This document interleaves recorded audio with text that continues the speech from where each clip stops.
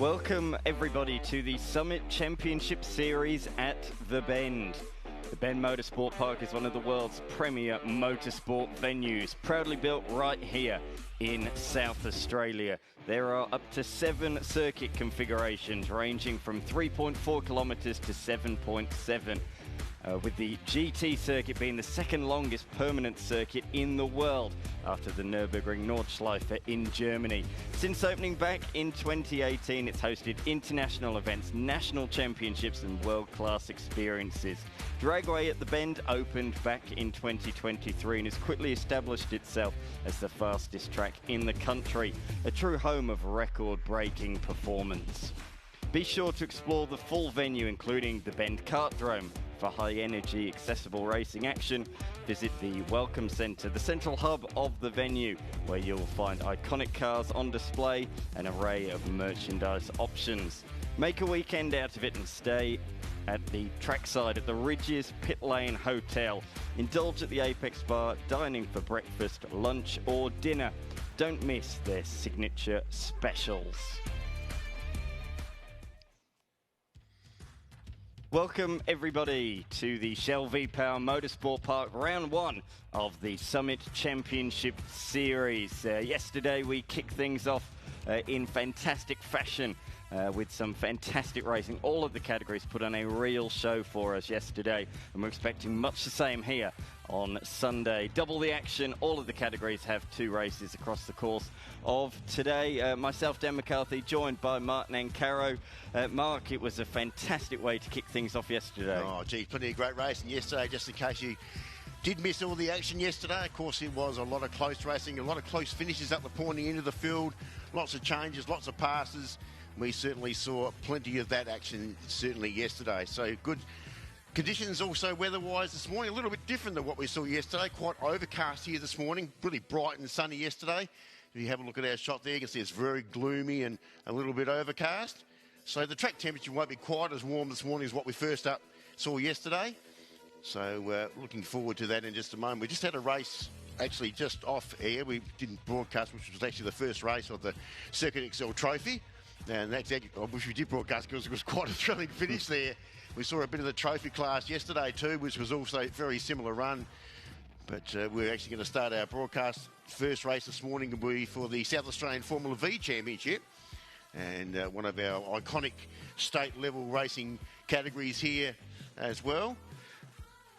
And that was also pretty thrilling as well. Yesterday we saw plenty of changes up the front of the field. And we're certainly looking forward to Formula V to kick off our live stream broadcast here on the Bend TV. Absolutely. Yeah, V's, as you say, put on a great show yesterday. It was Matthew Bilek who prevailed, and we can see him just heading out there at the front of the queue. He took the victory, but he had to do it the hard way. It was a really hard-fought battle up the pointy end of the field. Quite a few different leaders over the course of the race. So we'll see today if Bilek takes off into the distance or if the others can go with him. As well, we've got 1600s and the smaller class 1200cc machines as well. And that was a real thriller between Baxter Midwinter and East. And in the end, Baxter Midwinter took it by just a couple of tenths of a second. It really was a bit of a drag race to the line. So looking forward to seeing battle resume in the 1200cc class as well, Mark. They've always had some great battles, the 1200s. We always tend to look at the 1600s at the front of the field, but we didn't see a lot of it on the broadcast yesterday. But that was went right down to the line between those two, and we saw a little bit of that last season as well with the 1200s. It's always closely contested. And we have a look at how they're going to line up here. Obviously, Matt Bilek in the Stinger chassis will be here on pole position. Former New South Welshman Adam Henderson, who led the race for a little while yesterday until Bilek got past him. So he's a new entry into this year's series. And certainly looking forward to getting back out there again. So they're the front two.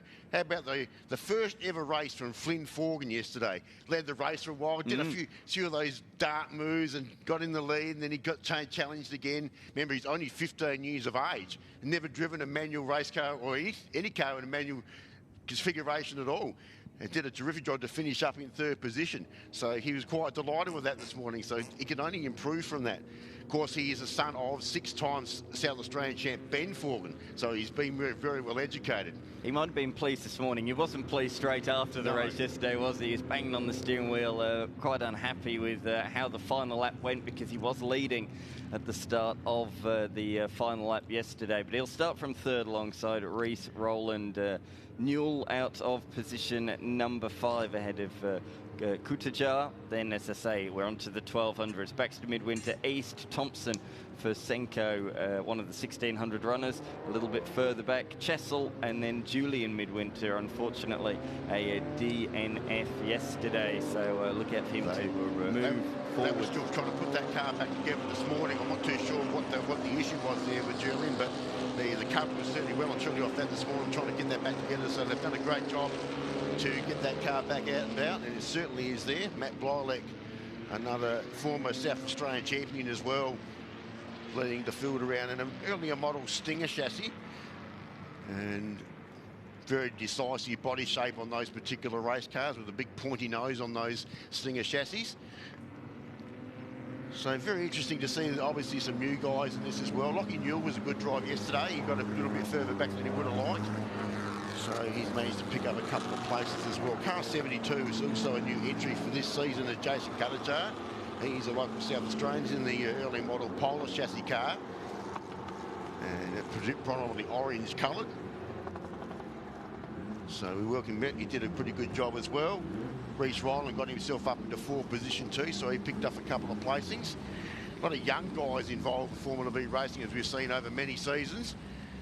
Reese is certainly one of those, and he's been progressing over the last couple of state series. There's a couple of about 1,200 cars at the back of the field. Frank Chessel in the Elfin Crusader, a South Australian built race car there, built right here in Adelaide.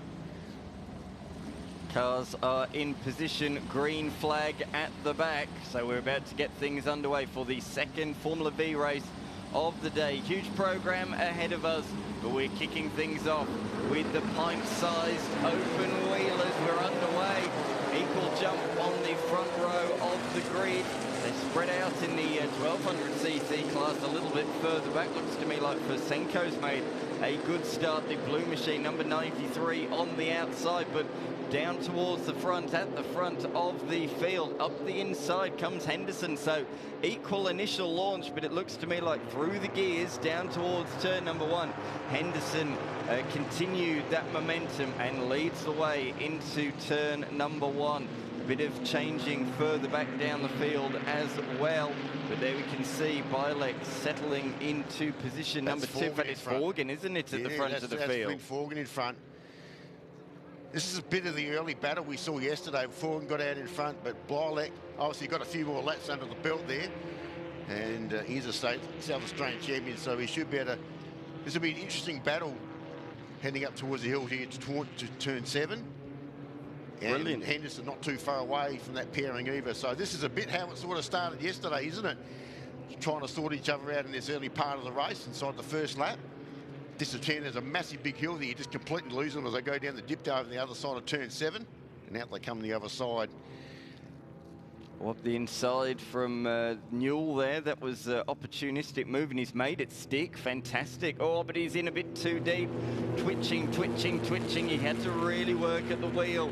Catch it a couple of times through Crofty Corner, and he's going to lose all the momentum on the exit as a result. So through once more goes Henderson, and challenge for the lead as well around the outside at turn number 13. I don't think I've ever seen a move made there around the outside. That was unbelievable. Through goes Blylek into the race lead with a truly unique manoeuvre. It's a very brave move down that section of the track, but now gets a nice little break too from that once he gets past Forgan. So the Stinger chassis heads down towards the penultimate corner, and you already see the gap that he's got in front of Forgan. He's going to have to drive a little bit defensively because he's got Adam Henderson behind him, and he's looking in the mirrors too, because I think Lockie Newell's not too far away from him either. And so those places a bit further down will be sorted out in a moment. You can already see the brake of Blylek is pinched. Look at Reese Rowland. He's looking for a pass too. He's right on the tail of Newell there, all on the inside. You can see the orange 26. The image Rhodes' entry, trying to get himself up to get that next position. And we'll just lose him out the shot there just momentarily. This is Henderson now on the inside of Forgan. Not too many passing opportunities there. In fact, good drive there from Forgan. He's managed to shut the door on his face there, make sure he gives him no opportunity whatsoever. Bielek, though, has bolted. He's taken the race lead and he has run away with it. He's only been in the lead for, well, less than half a lap, and he's already pulled a significant margin, which is exactly what he wanted to do. He made a mistake early on in yesterday's race, fell down through the pack and had to really make his way back through the field, which he eventually did. And there's a bit of a challenge there from Adam Henderson around the outside. But Flynn Forgan in the CRA building machine closed the door there. It's one of those corners, isn't it? If you hang yourself on the outside, you do leave yourself vulnerable to a potential squeeze off the circuit. Henderson has left a little bit of room, but not enough to stay around the outside, not without getting his nose chopped off anyway. Flynn around Crofty corner. Henderson's got a better run, but turn number 13, surely we're not going to see two moves there consecutively in 2 laps. No, we're not. Henderson has not got enough momentum there, but he's going to challenge into turn 14 or potentially into the fishbowl. So Forgan goes defensive into 14, and it opens the door up for a potential cutback. He has a look, Henderson, but nowhere near close enough there, but he's getting closer and closer, just trying to judge his run, get good momentum to potentially make a move at the next corner. That's one of the things with Formula V's. It's all about momentum, so you have to think a few corners ahead. If you break your momentum by doing a half-hearted move, you're going to leave yourself vulnerable to those behind, which is the likes of Lockie Newell, who is sitting right there, right behind these two. As he comes around the final corner, it's going to be Slipstream City down towards turn number 1. I don't think Forgan really executed that final corner, and already Henderson is attacking. They're on opposite sides of the circuit. These small-sized Formula Vs really do highlight just how wide the Shell V-Power Motorsport Park circuit is, particularly down towards turn number 1. It funnels in a bit narrower through turns 2 and turn number 3, but it remains as it was. Forgan, Henderson and Newell in the fight for P2, but a lovely exit from Henderson, but nowhere to go with that. So still on the back of Forgan there, Henderson. And I think the next pair behind, I think Reece Roland might have put a pass down on Troy Forensko too. I just saw them at the back of the pack there coming down the straight, but let's have a look at the passing opportunity we're just talking about. Henderson, nice tight line up on the inside there of Forgan, and has done that quite comfortably. And tell you what, Lockie Newell there had a big look too. He got real close there to Forgan there on the exit there off turn 6. Just biding his time with these other two in front of him, but just driving a little bit defensively on each other. So just being nice and patient, just tucked in behind him there, Lockie Newell, in the Scorpion chassis. It's a very different make of chassis of race car as well, but so now he's under the pump there, Forgan. So Lockie Newell trying to get that momentum we were just talking about down to the next corner. Not really, we did see a pass here earlier, but maybe not this time around. So the idea here with Forgan, with Lockie Newell behind him, is trying to get, Newell will try to get himself in track position here. Oh, he goes a little bit wide there, trying to out-worry him. A much tighter apex there from Forgan that time round down through turn 14. He tried to worry the car ahead, didn't he? And ended up nearly worrying himself as he drifted out wide towards the grass, but he just about kept it on the black stuff. As Henderson is pulling a little bit of a margin. Is he going to be out of slipstream threat down towards turn number 1? It's going to be close anyway, as he flicks it through the final corner. I reckon he might be. Maybe he's going to use the pit wall to potentially try and help him break that toe. No, he elects not to.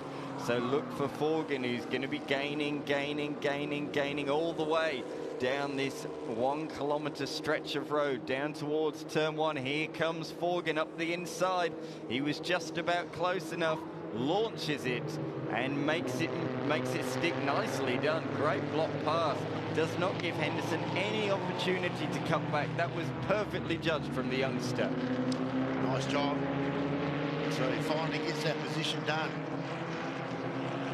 Positions 5 and 6 are interesting. I'm just watching that pair. They've been happening times too. That's Ryman and Ferenczko. Still tucked in behind. We can't see that on the camera, but they're in their own dice at the moment. But down to turn 6.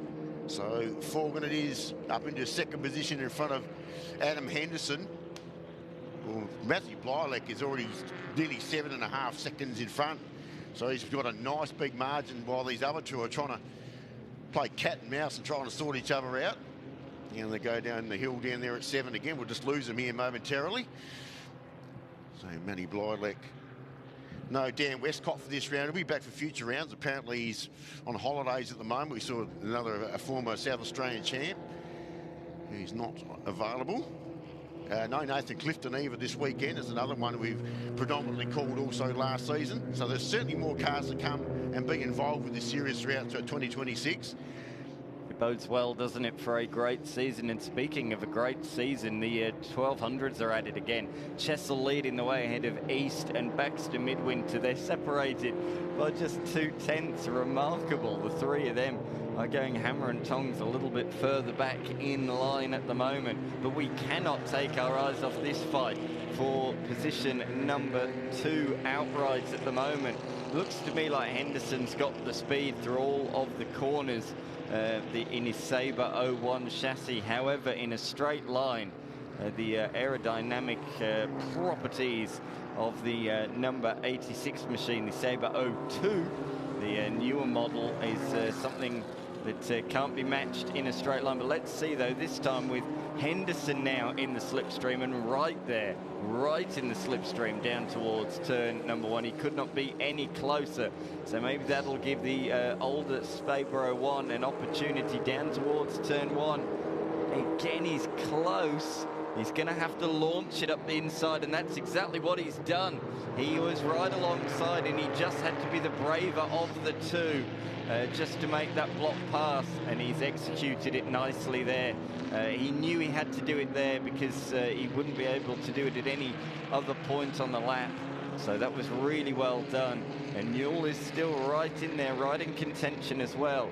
Troy Fosenko had an issue yesterday. He was battling in and amongst the 1200cc class cars. But today, clearly that car has been fixed. He's fighting comfortably inside the top 5, just ahead of Reece Rowland. It remains 0.2 of a second between Chesil, Hugh East and Baxter Midwinter in the fight for 1200cc honours. And I think I heard a spin there, or some tyres protesting in my ears. I'm not sure if you heard that, Mark. I certainly did hear that. Yeah, I'm not too sure who that was. As you just mentioned, the 1200 class, very closely contested. We're not looking at it at the moment, but that's what we would come to expect from that class. We're still looking at the 1600 class, obviously with Henderson up to second position in front of Flynn Forgan, but he's got a mirror full of Scorpion chassis behind him. That's Lockie Newell. He's been very patient there, Newell, hasn't he? He's just been peppering away, just waiting for his moment. Certainly much closer this time around to getting up that position in front of Forgan there. There's our race leader. So Matthew Blylek in a world of his own. In fact, that margin has come back a little bit, just 6 seconds between him and Forgan on that previous lap. So he's got not too much to worry about at the moment as we get down to the last little bit of this motor race. Race 2 for the weekend here for Formula V. So Blylek now has a look at the main straight. Down he comes. There's his other pair. So still Henderson. So now Forgan's going to come under attack here for Newell, I think. I noticed that Forgan's very strong at a breakdown here at turn 1, which gives him a great passing opportunity, and that's exactly what he's done. Got himself in a nice position there and done that easily. Yeah. Even before under braking, before they've got to turn 1. It's got quite a straight line advantage, the number 86, and it's making Henderson really have to work for it.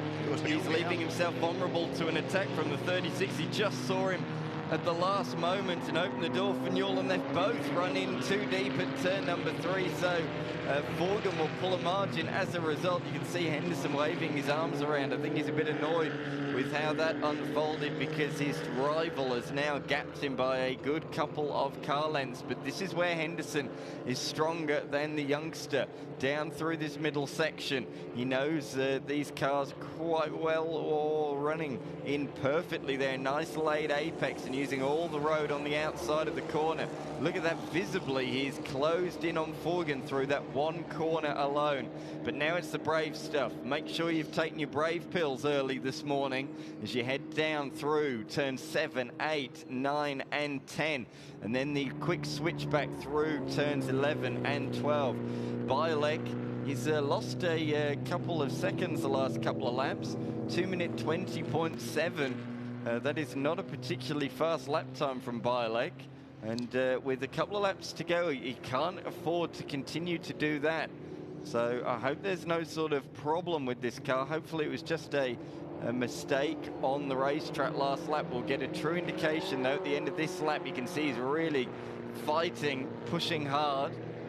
Seems to be going all right, that's for sure. Of course, all of these cars, Formula V the name, because of their VW motor that they have underneath, and that's the reason for the name. It was a 1200cc class to start with, but in more recent years, well, I say recent, it's been a long time now that they moved up to 1600s, but we still have the 2 divisions, which is really, really good to see. Yes, of course, when Formula V's race started, it was all 1200s, but of course that has progressed over the last few decades. Now, have a look behind here. There's Biolek. Don't go have a look in his mirror because there's challenges happening galore here. Now, look at Forgan trying to hold his race line as Henderson goes around the outside under brakes. Lockie Newell just tucked in behind, just trying to keep nice and patient there. And so Forgan, oh, now they're side by side out of turn 1 and towards turn 2. Well, Newell likes this area, doesn't he? Got out to the wrong side of Forgan, around the outside. Well, he went too wide there, he out-braked himself. So just tuck in behind Forgan again. So Henderson now goes up to 2nd position in front of Forgan. But now this is a big passing opportunity again as we get down the hairpin here at turn 6. Here he comes. And he's very good in this area here, Forgan. But not a lot of room to get through. Does he do it? Not quite. Didn't quite have enough exit speed there out of turn 6 as they climb up the hill again. So it's been a great battle between this pair. We saw a bit of this yesterday as well. So Lockie Newell just drops off that pair now. And we go back to the next pair, so I can't see them at the moment. It should be Troy Ferensko and Roland will be in at it for lap after lap. Back in 5th and 6th position.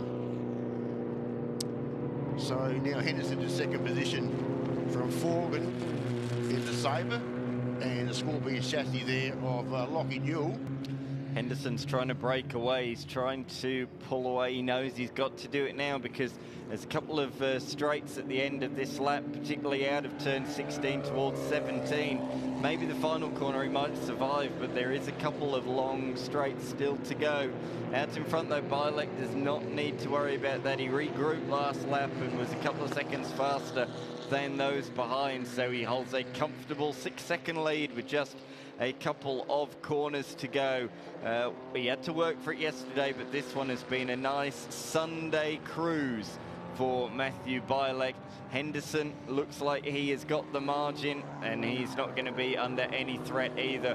But out in front, it's 2 from 2 for Matthew Biolek. He takes the 2nd race of the weekend. Henderson, despite the straight line disadvantage, he comes home in 2nd with a great pass on the final lap.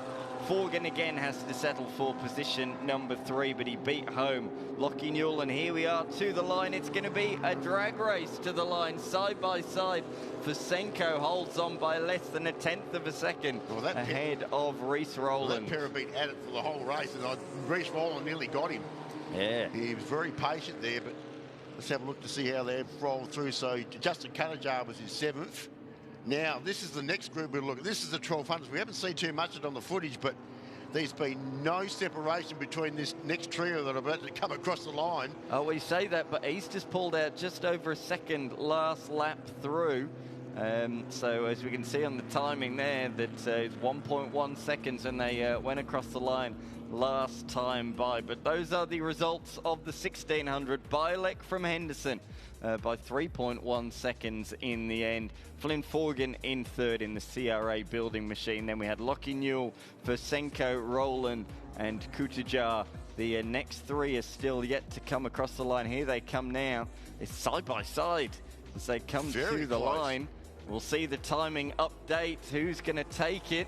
It's East. It is East by just a tenth of a second and a further 100 ahead of Chesil.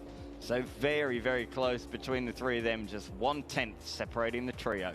And Baxter Midwinter finished fourth in that group, which is back a bit further than we would have liked. Let's have a look at the highlights. Plenty going on. There's this very good pass first up from Bielek around the outside. We saw that. A very unusual pass, but it was a very smart one.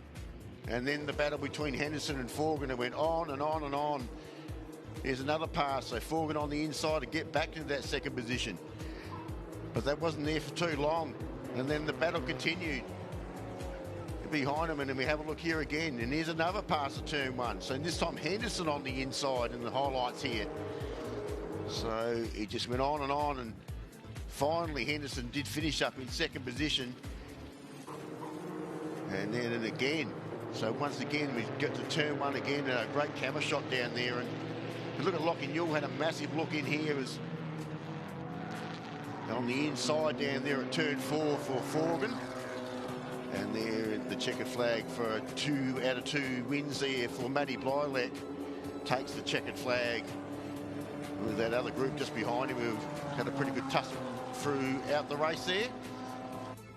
And they'll bring them back into pit lane. So a good way to start off our telecast there with Formula V this morning. And certainly with plenty happening during that particular race. So much action still to come across the course of the day. Up next we have the Circuit XL Masters. We've got Saloon cars and HQs. That was a real race yesterday. Fantastic action, followed by Mini Challenge, the Australian Prototype Series, and then Circuit XL Trophy. We do also have a couple of improved production races as well. So plenty of action to sink your teeth into over the course of today. Great to have the Australian Prototype Series here as part of the South Australian Motor Racing Series, of course, now known as the Summit Championship Series in season 2026. A big thank you to Burson Auto Parts there for sponsoring the highlights package. Plenty of highlights in that one. Although Matthew Bielek didn't get much of a look in that highlights package. He went off well into the distance. Certainly well and truly in his own world there. But certainly a lot of interest created there, certainly in the pack behind him. Lots of changes we just saw there in that highlights package there from the race 2 there for Formula V here for the weekend. We're about to go tin top racing very shortly for our Circuit XL Masters class. Obviously, we had the trophy class earlier on this morning, which wasn't on our telecast. But Masters, I've got a shout out to, we didn't mention it yesterday, it was actually Brian Smith's birthday yesterday, and it was a milestone birthday too. I won't mention his age because he was so we do wish him, he had a little bit of success yesterday, but didn't get it towards the pointy end. So we'll have a short break then. We'll come back there with our Masters class in just a few moments.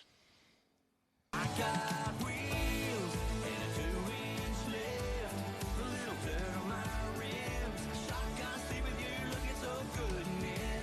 I got wheels. Give me one more beer, one more song, one more chance to play it all night long. One more dance, baby, one more kiss, I'm gonna wind up.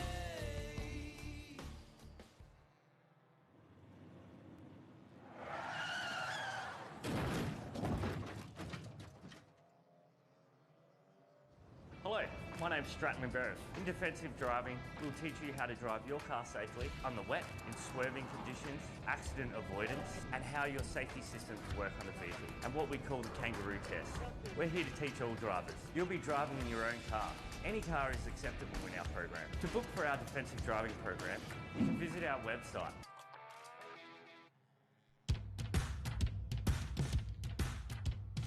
Welcome back to the Shell V-Power Motorsport Park. The XL Masters have just gone out onto the circuit on their warm-up lap before their second race of the weekend gets underway. It was a fantastic race yesterday in the Masters. We saw several drivers fighting at the front of the field, but in the end it was Vaughan Colwell, the reigning champion, who prevailed. And there he is on the screen, the number 86 of the Stone Group Engineering LC Automotive sponsored machine, although there's no stickers on the side of the car.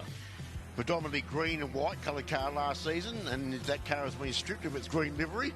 Trying to fool us commentators up here. Didn't know, falling up the front though. Geez, what a battle between him, the Queensland Ian McMahon yesterday. Lots of challenges there, and Colwell back out on top to kick off his 2026 Masters program nicely, and to take the first lot of points. And they will be the front two off the grid here at the moment for this race. Go back to Gav Faulkner, the Queenslander, so second of the Queenslanders there. So the two Queenslanders finished inside the top three in the 23 car. Then we go back to Kim Anderson. Now keep an eye on that car, because he started a long way back in the pack yesterday, made up oodles of places, trying to fight his way back through the field. And alongside of him, Brian Smith did the same thing as well. So you can see them there. So those two cars, Henderson and Smith, keep a close eye. They're going to be up near the pointy end of the field pretty quickly. Aaron Earlings, the Tasmanian, great to have him on board here this week. He did a great job. Troy Donaldson, the Stanford Mowers entry. Jordan Johnson was up in the pointy end of the field too early in the race, dropped back a few positions in the Handset Auto and Dyno entry. Sean Panney, which was another one that made up a few spaces. And Rob Zonetti, a good effort too, in the Joker Evolution crash repairs car there. Got himself inside the top 10. And so the top 10 is sorted and well and truly there at the moment. We're going to go back to Bet Boggiano in a new car this weekend. Kept an eye on the red and white coloured car. Darren Swain started from a long way back, picked up a few places for his first race meeting back for a little while. Didn't see him last season. Rob Limpert was next, the new competitor. Daniel Axford. Then we go back to the car of Matty Harris, Andrew Young in the Stooge Brothers Racing entry. Then Alan Hawkins, who started from the back of the pack yesterday, and picked up a couple of positions because obviously the non-finishes there at the back between Graham Hinks and Aaron Semler was another one that had issues yesterday.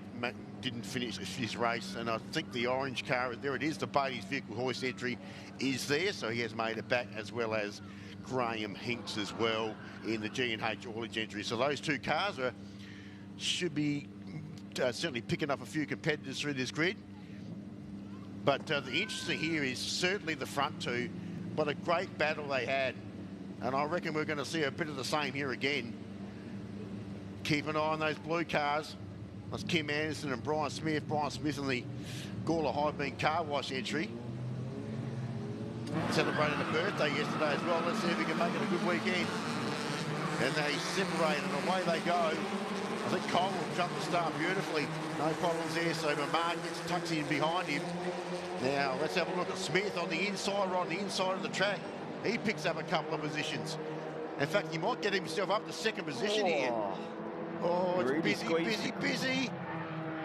Hanowich with an amazing start from 10th on the grid. He's up to position number 5 in the orange and yellow machine, and he might get another one as well as he goes up the inside of the Tasmanian Ellings. Nice move.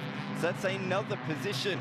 But Smith was ultra aggressive at turn number 1, wasn't he? He took the inside line and then moved back towards the traditional racing line and squeezed those on the outside over there as well. And they had no option but to relinquish the position. So a lot of change in the opening lap of this one, but Ellings fires back up the inside of Panowicz. There's a mistake at a lock-up. In fact, there's quite a lot of lock-ups down there into the hairpin. Beck Boggiano's a benefactor there. She's made up a place as a result of a couple of cars running wide in the 1-4-2 of Swain. Hung out to dry on the outside, wanted to keep his nose in, and he was forced off onto the grass. So very, very much action aplenty. They've been wanting to get back underway after just doing the one race yesterday, and they are really going at it early on in this one. But there's been a couple of huge gainers.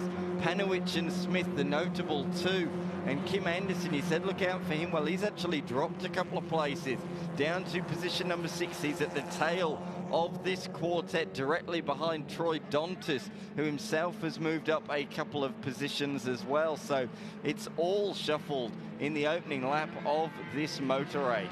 And there's the 4 we just mentioned there. So certainly Anderson got a little bit more work to do at the moment. As you mentioned there, what a start there from Sean Panowicz. He's one of the real veterans in this Masters class. And of course won the championship here last year. 2024. 24, thank you. Was actually born Kylewell last year. Just get those years around the right way. They all merge into one, don't they? Yeah, particularly, quick, doesn't it? particularly when you've been calling as long as you have. Okay, so let's have a look at this pack we're looking at the moment. That's the Attaboy entry. So that's Kim Anderson. Now he's got Aaron Ellings looking for a challenge on the inside there of Sean Panowicz, just in the back shot there. The Tasmanian, who skipped the Tasmanian Championship this weekend down at Symmons Plains to be here. And on the inside of Panowicz, no one's given an inch there. Look at that, the 43 and the 39. And so Panowicz does yield there. So Anderson's still intact. In fact, he's got in front of Troy Dontis. You can see the Stanford Mowers entry. So he has picked up another position. Kylewell now just getting a little handy break up the front, but this is the Tyres and Moore entry of Aaron Ellings. He's got plenty of challenges. So we've still got Panowicz, Anderson now got that little bit of a gap now as he's looking for a pass down here at turn 6, maybe on Sean Panowicz. Let's get away from Troy Dontis down there towards turn 6. Just behind them you can see Jordan Johnson. And the Hampstead Auto and Dyno entry. And the next group, these little battle packs that develop in these groups. And we can certainly see that at the moment. Disappear down off the crest there, down at turn 7. It's very decisive hill. That's a big drop off there if you stand on top of the hill and look down. Certainly doesn't show up on the camera shot, but certainly if you stand on top of that corner and look down, it's a big drop off. Here's our race leader at car 86, Vaughan Kylewell, well, current South Australian Masters champion. Brand new livery for this year. We've kind of used to seeing the last couple of seasons with all those light green colours, but certainly did fool us a little bit yesterday. I'm sure he'll have a livery for the next round, I reckon. I'm sure he will. He's a great driver, and he always prides himself on a good-looking racing car, which is what we've seen over the last few years. He also prides himself on pulling out big margins early in motor races, which is what he's doing at the moment. He's pulled a 1.5 second lead already. Those two behind of Smith and Faulkner are very much nose to tail at the moment. As we see the number 86 leading the way there, they are Smith and Faulkner nose to tail out of turn number 17. 18 corners on this 4.95 kilometre layout. We're using a few layouts in the Summit Championship Series this year. Of course, Summit Racing Equipment, the new sponsor of the series this year. Fantastic to have them jump on board, and we're getting these fantastic images down towards turn number 1. That was extremely willing. So Anderson just giving the reminder there to Brian Smith, just to wake him up a little bit. He's right on his hammer there. I'm pretty sure there was a little bit of contact. So that's actually Faulkner, my apologies, the 23 car. Similar coloured cars. There's been some drama as well. Yesterday's runner-up McMahon is in the lane out of this race, at least for the foreseeable future. What a shame. He's did so well yesterday did the driver of the number 50, the MXM Motorsport JP Sports car, the Queenslander, come all the way here, finished second yesterday, but his race number 2 appears to have come to an abrupt end. So looking at the second and third cars there, obviously between Smith and Faulkner, the other Queenslander in the field. It's not the first time Gav's been here. He's done this journey before.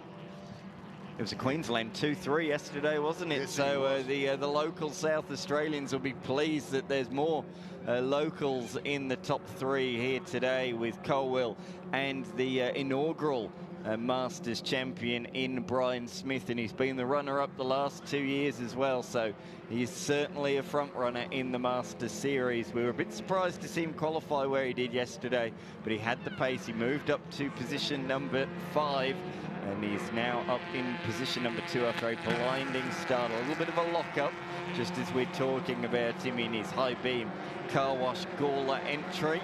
But down towards turn number 17. Is Faulkner close enough for a move on this occasion? I don't think so, as they get on the brakes and down through the gears, the manual gears in Hyundai XLs. There is Brian Smith. A happy birthday, to say, to him for yesterday.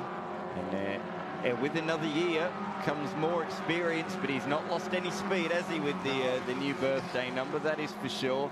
Oh, a couple of people, that was Troy Dontis getting a little bit sideways around the final corner. You don't want to do that in these front-wheel drive machines. Down towards turn 1, Smith's looking in the mirrors, and decides to go defensive down into turn 1.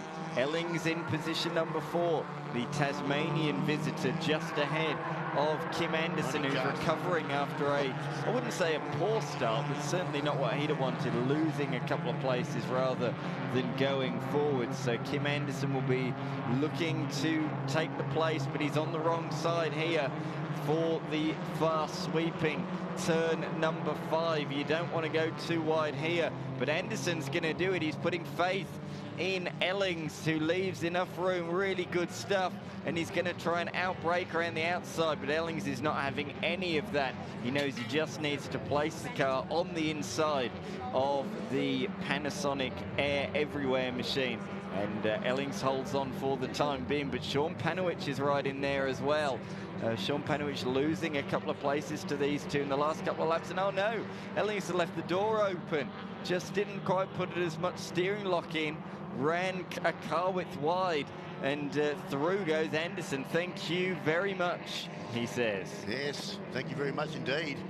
And he certainly made that pass stick beautifully. See, Sean Panowich has been very patient there. He's just waiting for the pounce there at the moment on Ellings now. And another one that's gaining just behind that, looked like the Jordan Johnson car behind him too. He's made up a bit of ground too. Just looking for that black car. There it is. So let's keep an eye. He's coming into that pack as well. So Kim Anderson here in the Panasonic entry, or Air Everywhere entry, we should say, which of course is his own business. Vaughan Colwell, as you do. Vaughan Colwell continues to extend the margin. Last time by, fastest lap of the race, now out to over 3 seconds ahead of Smith and Faulkner, who remain nose to tail. And then this is the fight for position number 4. So it's now Anderson from Ellings. Panowich is just behind. He's just dropped back a little bit and might come under pressure from Johnston, who on this lap has overtaken Troy Dontis. In fact, where has Troy Dontis gone? Coming in the lane. There's some problem for the South Australian. Troy Dontis is going to bring that car into the lane and effectively out of any real chance of some good points in this one. What a shame. I did pick up a little earlier that he just was losing a little bit of time on that previous lap too as well, so he's dropped back through the field. Well, Aaron Ellings is having nothing to do. He's trying to get back into position here for Kim Anderson. We can see them in the camera shot at the moment. So that's currently 4th and 5th position. And they're still at it. So no change there at the moment. The tyres are more entry, still trying to throw out the challenge. This is where he come a little bit unstuck before through this section up the top of turn 7. Down to 6 they come. A little bit of a brake lock there, lift of the back wheel. It's iconic, isn't it, with Yeah. Hyundai Excel Racing, the cocking of the rear, the unloaded rear wheel. We see that around all of these tight hairpins on this track, but it does help rotate. Oh, a bit of smoke there. That was a brake lock-up. I think that was Ellings. He got a little bit late on the brake pedal there. Surely not. They don't brake there, though, do they, Mike? It's flat out. I thought that was in the gear change for Anderson, which is why he lost the position. I just don't think it quite went into gear right, and that was the puff of smoke. We'll keep a bit more of an eye on that. Let's have a look at this. This will tell us. Now, where did Oh, it was. It was Ellings. Was it? It's a bit hard to tell from that angle. It was a brake, though. It was a brake application from Anderson, so you might be right. So very strange there. They don't normally apply the brake over the brow of that hill. So as soon as Ellings has gone through, he's back on the defence, though. Anderson, the faster of the two, and just when I thought he was going to start breaking away, he's lost the place exactly one lap after claiming that fourth position. Out in front, though, with 7 minutes still on the clock, Vaughan Colwell leads by quite a margin. Smith remains in second ahead of Faulkner in this Excel Masters race number 2, with thanks to Top Lift Hoists, the sponsor of not only the Masters Series but also the Trophy Series here in South Australia this They year. struck up a big sponsorship deal in the off-season. Tough Lift to be on board of the South Australian XL Series. And we do thank them for that because it was a big deal. So we were good to have them on board. You can see the Tough Lift banners on all the windscreens here. Oh, gee. Ellings there trying to out-worry Kim Anderson on the inside. What he was trying... Better race line there, and he'll just get himself up and get up to fourth position. So good pass there. What he was trying to do was force Anderson to the inside of the circuit, take a real compromise line. He'd have shot back to the racing line and potentially performed an undercut on the exit of the corner, but Anderson wasn't having any of that down towards turn one. He might have moved maybe a car width across the road, but no more than that. And by the time they got to the braking zone, it was he that was moving Ellings back to the traditional racing line. Oh, Anderson, though, in a bit deep there, and Ellings, a huge snap of oversteer on the exit of the corner, and he's dropped off the track. Oh, there's contact. Oh, I think there was, just on the rejoin. Panowich and Ellings have come together there. No, Ellings lost the rear mid-corner and dropped off the road. It was whether there was contact coming back on the track with Johnston. I think he just went over a big bit of dirt or something that lifted the car into the air, but that was an unforced error there by Ellings. Just lost the rear, had to steer into the slide, and as a result fell off the circuit. Johnston was just right up behind him there, so I don't know if we'll get a replay of that, but it was certainly a very interesting moment. So here's the fight for position number 2. Faulkner has moved ahead of Smith on this lap. Oh, sorry, last lap. And there we see the cocking of the wheel that we were talking about under high load in corners, tight corners.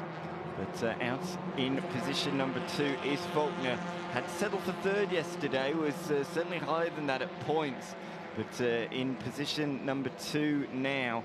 Oh, there's a massive brake lock up there from Brian Smith.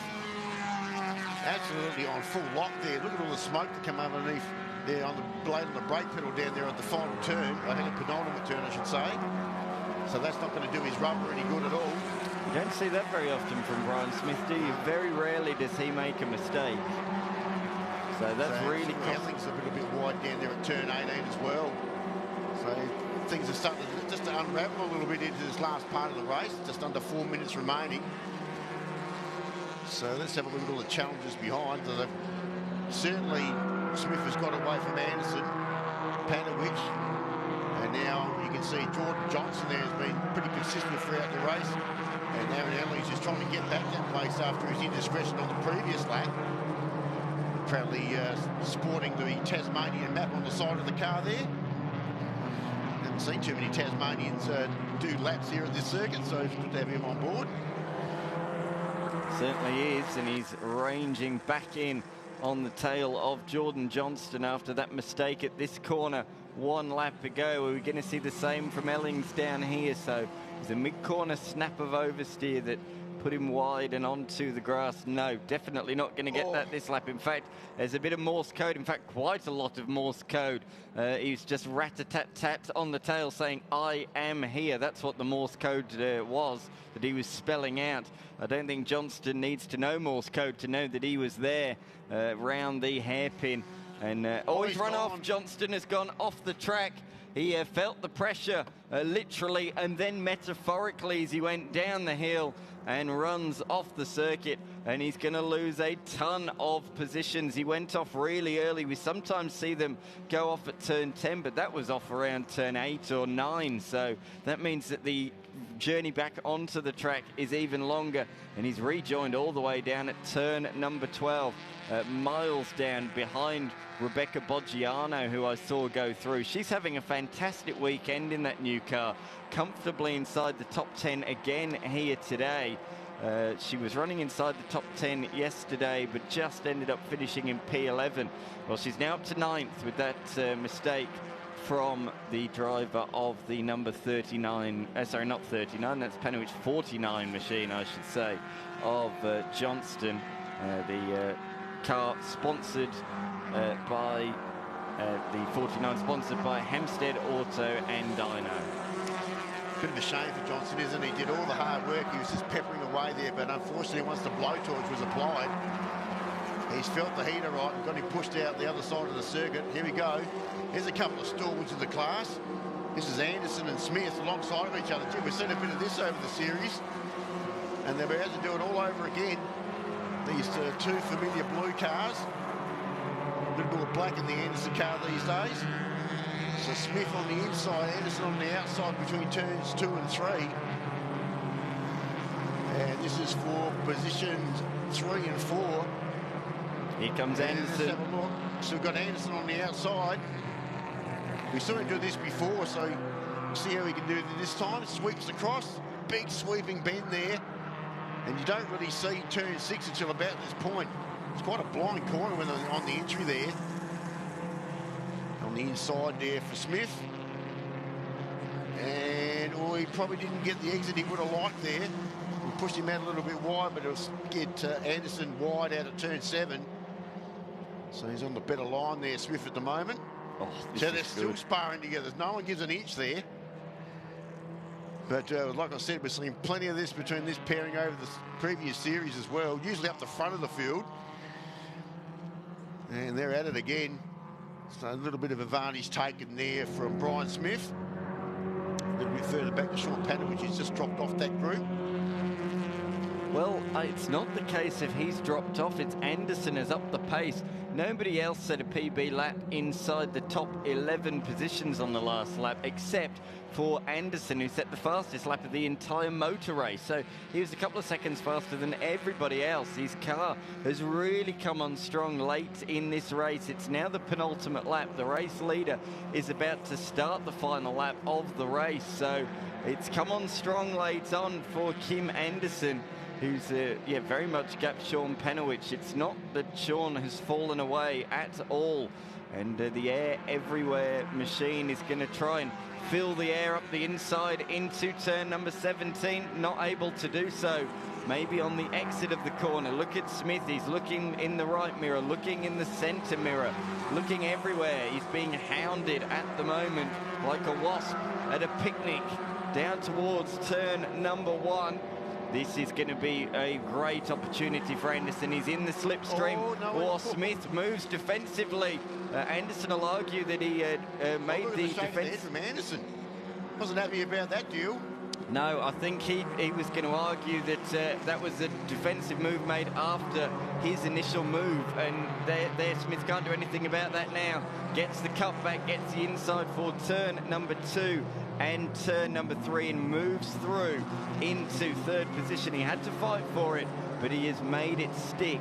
Just coming back to that point down at turn 1, I think, Anderson will argue there that he made the move to the inside and Smith moved in response rather than making the defensive move first, which is a no-no, which I think you said you saw him shake the head. Yeah, he wasn't happy about the pass, but anyway, he's got himself up into 2nd position, as we mentioned, has got plenty of pace. He's already recorded the fastest overall lap of the race, so now he should be able to just skip away from Brian here for some reason. He's talking about skipping away, no worries about Vaughan Caldwell. He's in a league of his own, 6 seconds. In fact, 5.1 seconds here on that previous lap. And Caldwell in a world of his own, the current South Australian Circuit XL Masters champion. And he certainly opened his account up nicely here so far. So this will be for the checkered flag. And it looks like second race victory coming up here for the weekend here for Vaughan Caldwell. And a little bit more of a margin this time around than what we saw yesterday. Nice little bit of wheel lift there down to turn 14. We've seen plenty of that throughout the race. I'm interested to watch this afternoon's race with a couple of real hard charges from the very back of the field. Troy Dontis and Ian McMahon, who did not finish this race, unfortunately. But it is going to be another win for Vaughan Caldwell. 2 from 2 to start off the 2026 Tough Lift Hoist Masters South Australian Series. He comes around the final corner and he's going to do it comfortably. He takes race 2 of the weekend. Faulkner, the Queenslander, comes home in position number 2. He's moved up 1 place from race 1. He'll hope to do that even more later on. Ellings all crossed up out of the final corner in position number 6, just behind Sean Panowich, but that was a hairy little lose there for a moment. We're side by side. Can Beck Boggiano pinch another position at the line, side by side with Zoanetti? Not quite. She misses out by just 1/100th of a second. Winner there, Aaron Semler, also started from the back of the grid there. Got himself up into 7th position, so that's a super drive in the Bailey's vehicle hoist entry. And we mentioned Jordan Johnson finished just inside the top 10 in 10th position. Graham Hicks also made up a few positions in that race. Back to Rod Limpert, the debutant. Dan Axford, Darren Swain back to 14th. And just waiting for the orange-livered Chrysler-inspired car to come through of Andrew Young. Is that your favourite livery this weekend? It's a great livery, isn't it? It is fantastic. There's certainly I really like this weekend in improved production, the Leighton House livery that we've got. That's one of my favourites, but great to see a couple of new liveries to start off 2026. There's the Magpie over there, scrummages for a few worms. Let's have a look at how they finished up. So it will be Vaughan Caldwell, Gav Faulkner, Kim Anderson, Brian Smith, Sean Panowich, Aaron Ellings, which you saw Aaron Semler up to 7th position. Rob Zoanetti in the Evolution Crash Repairs entry. Beck Boggiano in 9th position. Terrific job in the SM Fabrications entry. Jordan Johnson, who was fighting up in mid-pack there before the 5th, back to 10th after his indiscretion off track there a few laps ago. And that's where he's finished up. Let's look at the highlights. Geez, there's plenty of highlights here. Have a look at this lot. And have a look at Brian Smith's start. We saw that terrific start from the back of the pack to get him out to second early. Lots of brake smoke down there at turn 6 for the first time. There was everyone just fighting for position. And then no worries about Vaughan Caldwell, who's in a world of his own. But behind him, this was all going on. The 2 blue cars there, that was the Faulkner and Smith clash. Just on the exit there at turn 6. Nice little pass there. And it was still on him. Matt, look at the big brake lock up there from Smith in the final turn there. That's a big moment. This is the moment. Check this out. Let's have a look at this. No, this was a lap later when he's hounding the back of Johnston, trying to make his way past. He couldn't do so. Out in front, though, Caldwell, despite the slide out the final corner, comfortably took race number 2 of the Tough Lift Hoist SA XL Masters Championship ahead of Faulkner and Kim Anderson. With thanks to Burson Auto Parts there, we can see the Hyundai Corse car is just heading out onto the track to make sure that the track is clear before we move on to the Saloon cars and Holden HQs. Cannot wait for this one. It was a fantastic race in the HQs yesterday, but also the Saloon cars. There's late race drama in the Saloons yesterday. Deegan Preen really dominated proceedings. He led by over 6 seconds until late on when his tyre let go. But while these cars are coming into the lane and while the course car is out on the circuit, we're going to take a quick break. We'll be back shortly.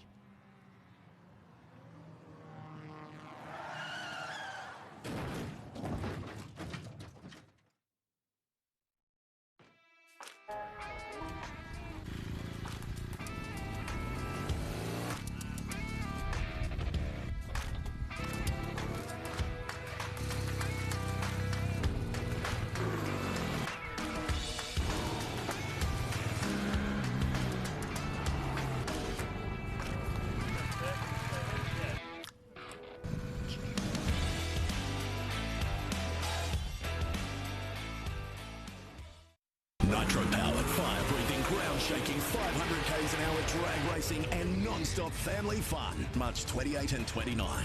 2 days. Full nitro. Full send. Tickets at thebend.com.au. Forward to the drag racing that's going to take place here over the next couple of months, including next weekend. So much to see and do here at the Shell V-Power Motorsport Park, just outside of the little country town of Tailem Bend in South Australia. We're around about an hour southeast of Adelaide, just down the Princess Highway on the way towards Melbourne. So it's only around about a 7-hour drive from the Melbourne CBD. So if you live the Ballarat side, which quite a few Victorian competitors do, it's really not that much of a drive, just 6 hours. So you can leave the track like we do here today, finish at 3:30 and be back home by 9:30, and that's if you're the last category of the day. So it really does open up great opportunities for the Victorian contingency. As we have a look at the grid, Scott Dornan in the action line markings. Holden Commodore will lead the way from pole position ahead of multiple-time state series winner in Wayne King. Sean Jamieson and King had a great duel yesterday, so look for Jamieson to try and return serve this morning. David Lyons comes out of 5th ahead of Blair Davies, Tim McNamara, Sean Berger. Robert Sinclair had a couple of spins yesterday. He'll come out of 8th ahead of the dominant force yesterday in the Fox Roofing Falcon, Deegan Preen. He'll be looking for redemption. He'll be coming from the back of the Saloon car field in position number 9. We do also have the HQs as well at the tail of the field. Bradley took the win. It was a fantastic fight all race long between Smith and Linscott and himself. Towards the end, they dropped Linscott, and Bradley prevailed ahead of Smith with a final lap move. So Bradley ahead of Smith, Linscott in 3rd, Anderson 4th ahead of Whitehair Hill, and Crouch in what was an action-packed HQ race. But there is the Falcon at the tail of the Saloons, and then here we have the good old-fashioned HQ Holdens that have been racing in this country for many, many decades. Not only one of the longest running one-make series in the country, but also around the world, I would think now. HQs, they've been around for oh so many decades in this part of the world. If you love your good old-fashioned Aussie motorsport, then these are 2 categories that you'll absolutely fall in love with as they come to the grid to kick this race off.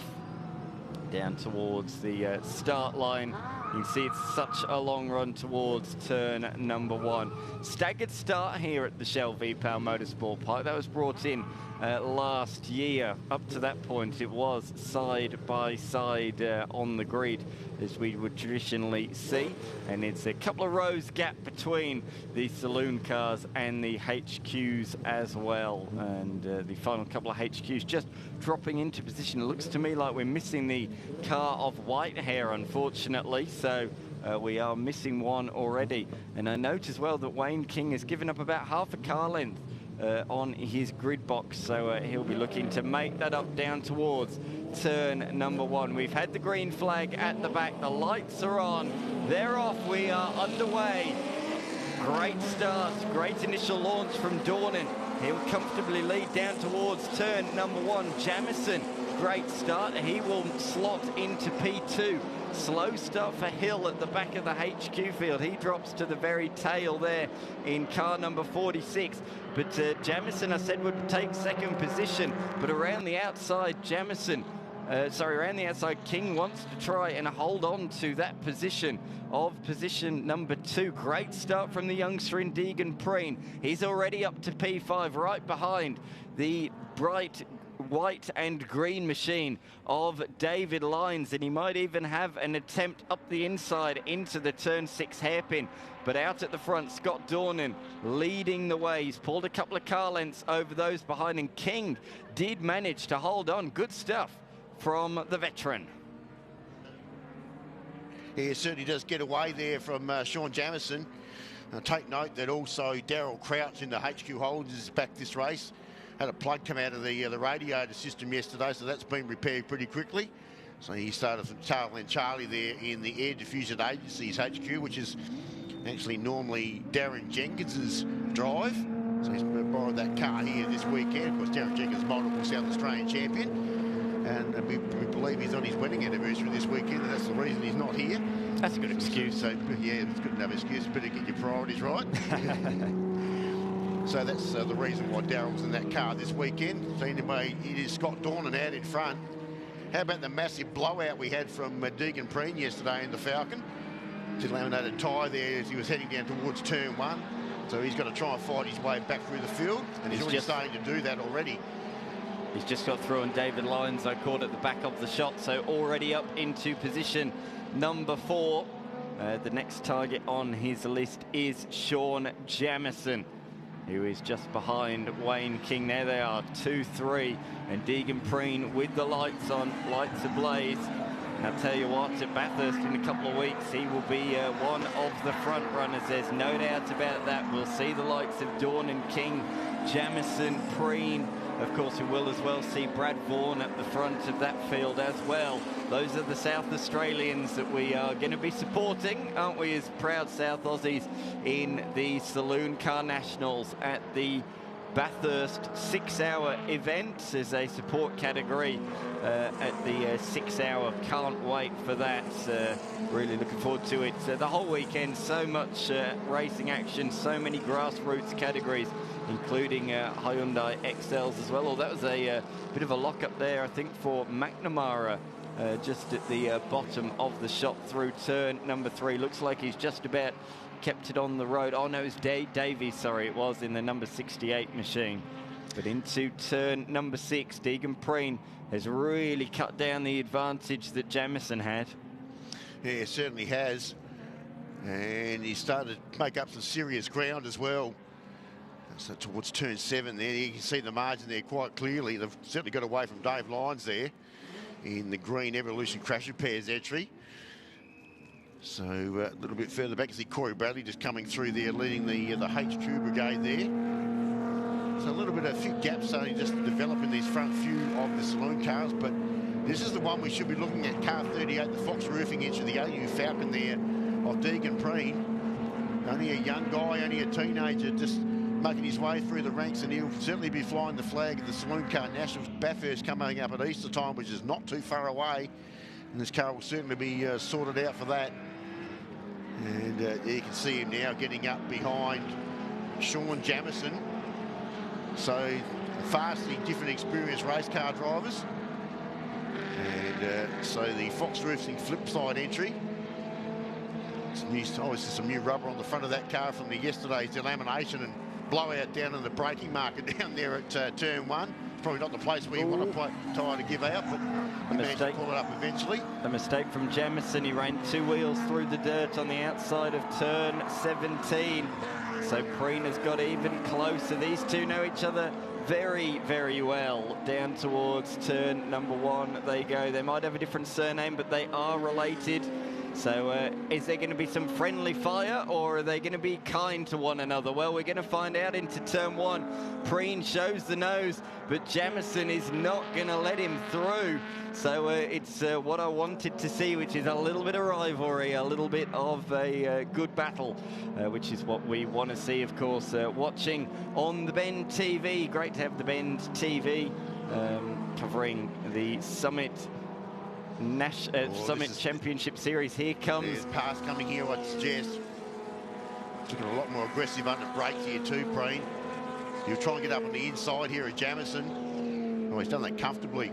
Yeah. Very easy, but can he pull it up? He's gone in hot, and he has gone in hot. And unfortunately, if you go in that hot, that's what's going to happen. You're going to end up on the outer side of the track there. So all that good work that he did down to turn 6 has all come unglued, and now we'll have to do it all over again. It's got a bit of work. Certainly got plenty of pace in that Fox Roofing AU Falcon. So we'll see how that dispires. Tim McNamara behind Dave Lyons there in the Heinrich Performance entry. No doubt that'll be a well-prepared race car as well. It's good to see Tim having another shot at this season. There's our HQ leader, Corey Bradley, in the Race Fabrication Services entry. Won the HQ race yesterday. Lee Smith did lead for 3 laps, and the overtake procedure took place, and that was the race all over for Bradley. So he got away from Lee Smith. I didn't recognise Lee this morning. He's actually shaved the goatee beard off. He looks like a younger man, Lee. He'd be glad that he hears that on the replay. But he was certainly very pacey yesterday. Certainly was. So the other guy that comes back, Matt Linscott, as we mentioned there, coming back, is certainly a driver from the series a few years back. In fact, he hasn't had a drive or a steer in a HQ Holden for 3 years. And that was just a random meeting in that series. But it certainly was very much a regular going back a few years ago. He's had hard to believe that Matt's only 32 years of age. It feels like he's been around forever, but he's certainly come back. He's obviously been busy doing other things. He's had family in between, and I think you'd believe he's also just built a new house. So there's certainly a new few budget things that have gone out the window there.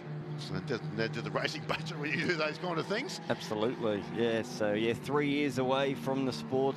Grew up doing karting and moved into HQ racing and fell in love with it. Made his debut at Malalar back in 2013 and has done a lot of racing in HQ since. And as we say, only in the last couple of years has he stepped away in recent times. But he's coming under pressure from Crouch at the moment. As they come across the line, they are nose to tail, not a hair's width between them. Down towards turn number 1, he goes to the full inside line, the defensive line down here. But that's a bit dirtier. You can't brake quite as late on the inside. You got more of an angle, and you're on the dirty side of the road. And as a result, more confident on the brakes. The 48 machine nicely swoops around the outside, just left a car width on the inside. That was really well judged there from Crouch, who moves up into 3rd position in the HQ class. Yeah, Daryl Crouch not a consistent competitor in the series. He's obviously borrowed the car from Darren Jenkins just this weekend, so that car's seen plenty of checker flags over its time.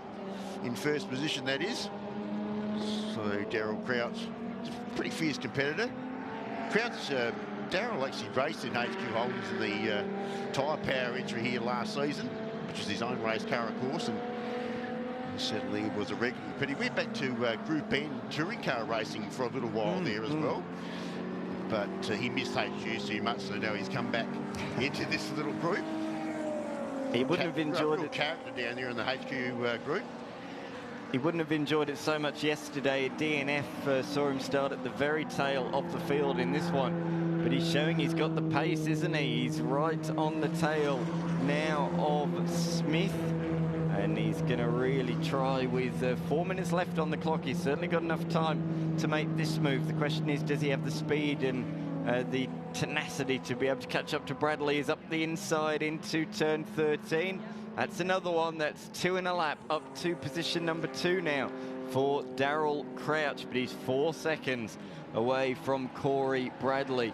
His last lap was exactly the same, a couple of tenths faster than the race leader, but now he's in clear air. What can he do 4 minutes to go, 4 seconds the margin.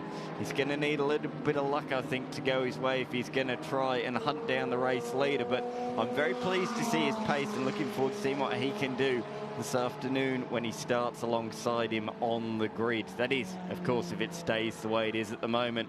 We saw yesterday in the Saloon cars, it's not over until it is over. And we're not going to try and curse anybody here today. At the moment, Dornan leads by 2.1 seconds, but King has been matching him the last couple of laps. He's not letting Dornan pull away and really pull out a significant margin. He's keeping Dornan honest, and it means that if Dornan makes any sort of mistake, any lock-up, anything like that, Wayne King is right there to pounce and pick up the pieces, which is exactly where Scott Dornan was yesterday. I note that since we last saw the Saloon cars, Deegan Preen has moved through on Sean Jamieson, so he is now the top from that family into position number 3. So he is now setting his sights on Wayne King. Let's see what sort of lap times these guys are all doing around the final corner for Scott Dornan. He comes across the line, a 2 minute 14 flat, 2 minutes 13.9 for King, a 2 minute 13.4 for Deegan Preen, which is very good, half a second faster. However, he is over 3 seconds behind Wayne King, and with just under 2 minutes to go, I think this may just about be the penultimate lap of the race. That's not going to be enough. He needs another 5 or 6 laps if he's going to keep going at that rate to catch up to Wayne King. So it's been a fantastic charge, but I think if he wants to move up any further positions, he's going to need bad luck from those two ahead of him. But it really does whet the appetite for a fantastic race later on this afternoon for the Saloon cars and HQ Holdens, which will be at 1:55 local time. Following this, we got the Mini Challenge, the Australian Prototype Series, and then Circuit XL Trophy. The next 3 categories on the Summit Championship Series, Bill. Looking forward to getting into those. Yeah, we certainly are. This is our race leader, Scott Dornan. Just put a lap down on the HQ there of John Hill, with the tail end Charlie of that group. So as I mentioned, this could be the penultimate lap. It just drops the wheel out on the curb there. Wayne King just circulate a little bit quicker, as you mentioned there in that previous lap, but he's going to run out of laps.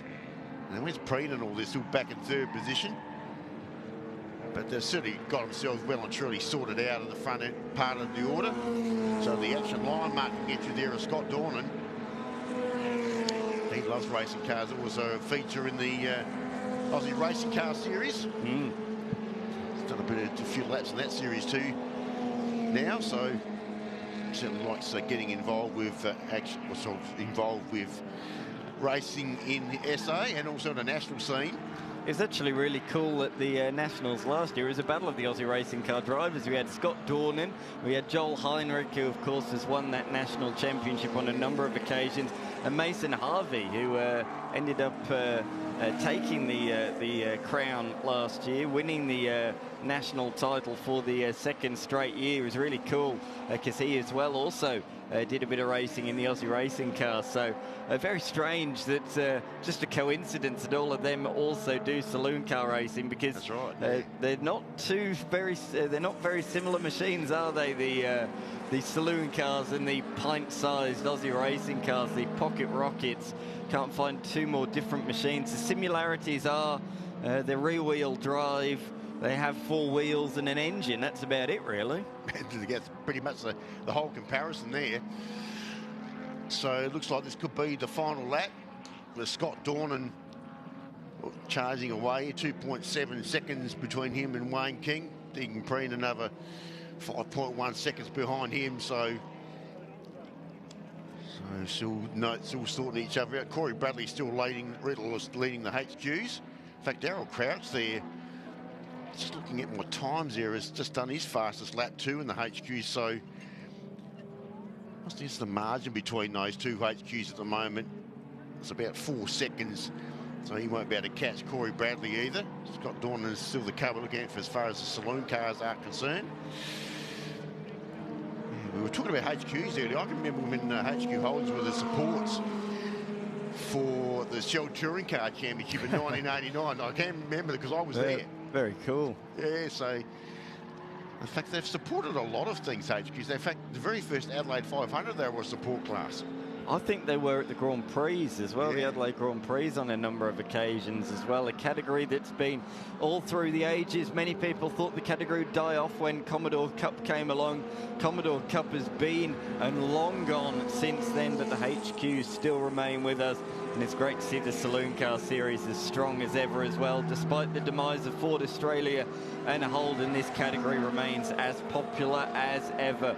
Around the final corner, checkered flag at the ready for Scott Dornan, who takes the win. It's going to be a drag race for P2. Who's going to be first of the fours? Is it going to be King? Is it going to be Preen? It's King by less than 1/10 of a second. The margin officially was 0.08 of a second. I didn't think Preen was going to come anywhere near that. He really came on with some flying laps late on in that race, and King, I think, made a mistake. He lost 3 seconds on that final lap alone. So very tight between the two of them. As we turn our attention to the fight in HQs, I note as well that McNamara got through on David Lyons as well on the final lap in the Saloon cars. But in the HQs, this man remains at the front. Bradley leading the way. Crouch is now in position number 2 and just set his PB lap of the race. Yeah, he's there. He's actually made quite a significant amount of ground too. So there's certainly plenty of pace in that air diffusers agency entry. But he's going to run out of time, unfortunately. Remember, he come from the back of the field of the HQs after virtually not starting off the grid yesterday. They blew a plug in the radiator system yesterday. That was the reason why he didn't start. So it was just a minor spare part. It wasn't a big deal, but so it was an easy fix. But here's Corey Bradley looking for his second win for the weekend. Been around in HQ driving circles for quite some time. And still sporting the number 80, which he's always had in his racing career. And race fabrication services issue. Where's Crouch? Can't quite see him there. There he is. In the borrowed Darren Jenkins car here this weekend. So Corey Bradley, you might call him almost a HQ veteran these days. He's certainly been around that long. Certainly, the guy's not all that old, but certainly has been around in these circles for quite some time, and he'll take to the win here. Just one corner to go. Big look in the mirrors to see where Crouchy is. He's certainly closed in, hasn't he? But it's a little bit too little, too late. A bit like Deegan Preen. 1 or 2 more laps, and it might have been a different story. But across the line, the margin in the end, just 3/10 of, sorry, not 3/10 of a second, sorry, 8/10 of a second between the duo, and across the line as well for Smith and Linscott. Those two separated by just 2/10 of a second. So there's some really close finishes there in both the Saloons and in the HQs as well. And Peter Anderson just following them through in the 88 stickered car. The Northern Territorian there, and I think the rest have all been lapped. Certainly Tony White here and John Hill have gone a lap down in the HQ class. So this is our final results there with Scott Dornan there on top from Wayne King, Deegan Preen. This is going to be an interesting race. The next race you did mention there, Dan. So then we go back to Sean Jamieson, Tim McNamara, Dave Lyons back there in the Evolution Crash Repairs entry, Blair Davies in the Rob Sinclair Equipment Finance entry, one of the 2 cars in the field. Sean Berger picked up a couple of positions in the Track Theory Commodore there, and then back to Rob Sinclair. And, of course, the first of the HQs we just mentioned there in Corey Bradley. Got his own business on board there. Corey Bradley, cabinet maker, because he is a cabinet maker by trade. And let's have a look at these highlights. So the winner here, obviously, Scott Dornan, nice clean start. And he just skipped away to McNamara there in the Honda Performance entry just over the curb. So it was most of the overtaking was in the later part of the race. There was the pass on Sean Jamieson there from Deegan Preen, but unfortunately he went in too hot and found himself on the other side of the track on the exit there of that turn. And then Corey Bradley marched on his way and just skipped away, but he had a hard charging Darryl Crouch behind him. And there's certainly no threats there for Scott Dornan. He clearly won that race, but Here's the battle between Lee Smith and Daryl Crouch, and this is where the pass all took place. And there was a big moment there from Lee Smith. I didn't catch that one a little bit earlier. All crossed up there at turn 18. And it's a lap down there for Tony White here as he gets past. Now, just Scott Durnan gets past him there at the moment. And then there's the battle towards the end between the other two of course, Wayne King and Declan Preen. And there's the battle for the HQ. There's the two lead cars and the hard-charging Daryl Crouch there in second position. Just ran out of laps, really. He probably would have been a bit close, another couple of laps down. But that was the race, and that's where you see all finished there for our second race of our combined Saloon Cars and HQ Holdings South Australian Championships there. That was a really, really good race once again. The highlights were certainly long there. There was a lot of them throughout that race. But in the Saloon, Scott Dornan taking the victory by just over 5 seconds in the end. And up next we have the mini challenge and the sports sedans. We've only got the one sports sedan here this weekend, Martin and Caro, but it was a great battle between the front-running mini challenge car and the sports sedan yesterday. Yeah, there was Mark Harris there, the only sports sedan in the field, but certainly as an outright victory goes, it certainly in fact got up in the last couple of turns and took the outright victory. So it was quite a close finish there towards the end. Unfortunately, not too many sports sedans here for round one, but we will be looking for the future there for some more sports sedans, which is a category that I've certainly cut my teeth on, and I've seen a lot of sports sedan racing over decades, but certainly has changed quite considerably. The mini challenge, of course, also very strong here this weekend with some newcomers on board, as we saw. So certainly looking forward to that race coming up very next. So we'll be looking forward to that. Yesterday, Turner led the mini challenge for much of the race in the open class. Got 3 classes within mini challenge, and he did lead the way for much of it. However, there was some sort of mechanical issue midway through the race. ECU problem in that electronic problem in that car, so I think we did pick that out yesterday. Unfortunately for son Steve, he's dropped a cylinder in that car, so his weekend is well and truly over. But it's been unfortunate fact that car was put on the back of the trailer nice and early yesterday. So we're going to come back with that in just a moment, and while we sort out our next group, we'll have a little bit of a short break.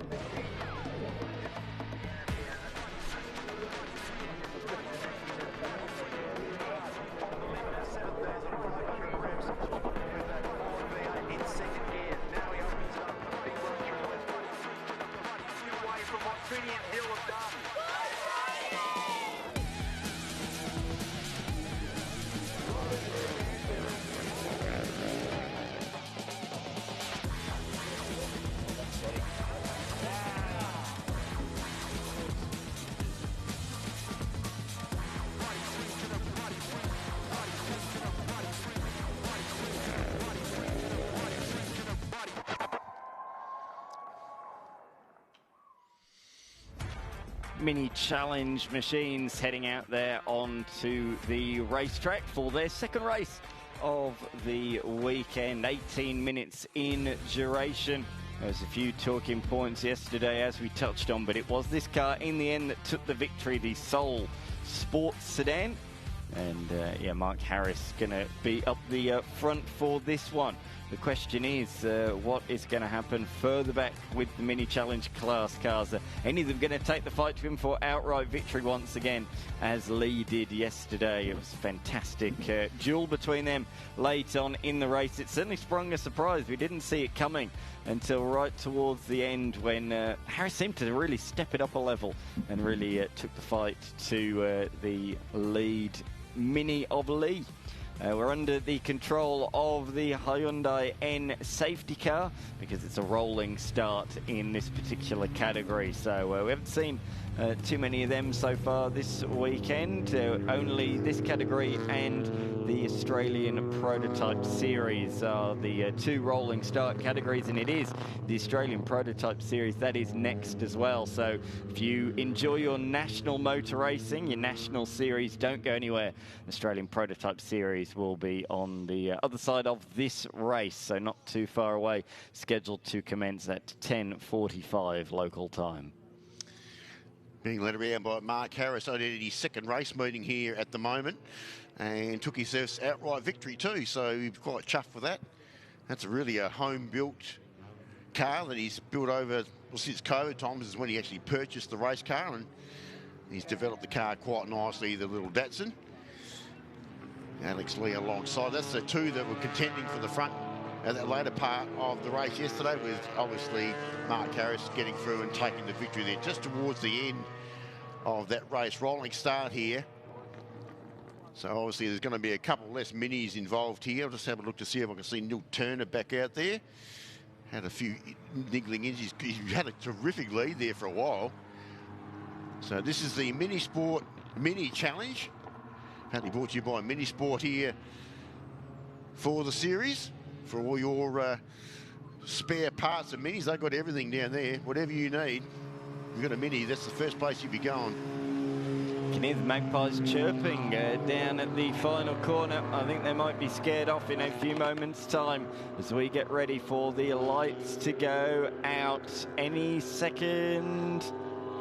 And it was a long hold, a long hold down towards turn number one. I thought they'd have gone out by now, and they now have done. That was a really long hold. Good to see Neil Turner back in the field too, so he'll be charging up towards the front. He's, of course, in the outright class, so they're in the more modified class. In fact, I think Neil is the only one left, no Steve Turner. So the three classes that are involved here with our Mini Sport Mini Challenge. Car 19 goes for that Steve O'Malley. The South Australian driver is actually based in Queensland, actually lives in Queensland these days. And there is that Pizza Capers car we mentioned yesterday, and he's in the outright class for Neil Turner. So whatever the electronic problem was yesterday has been sorted. And they're up and away. And he's already got Alex Lee in his sights. But our lead car is the only sports sedan in the field there with Mark Harris in the Datsun. Nice little aerofoil package on the rear of that car, and they climb up towards turn 7. Real budget affair, that sports sedan. He's done a terrific job. It's been home built and certainly shows that it's got plenty of pace and plenty of competitiveness, certainly around the minis. But they're going to be on his tail very shortly, I would have thought. And there they are.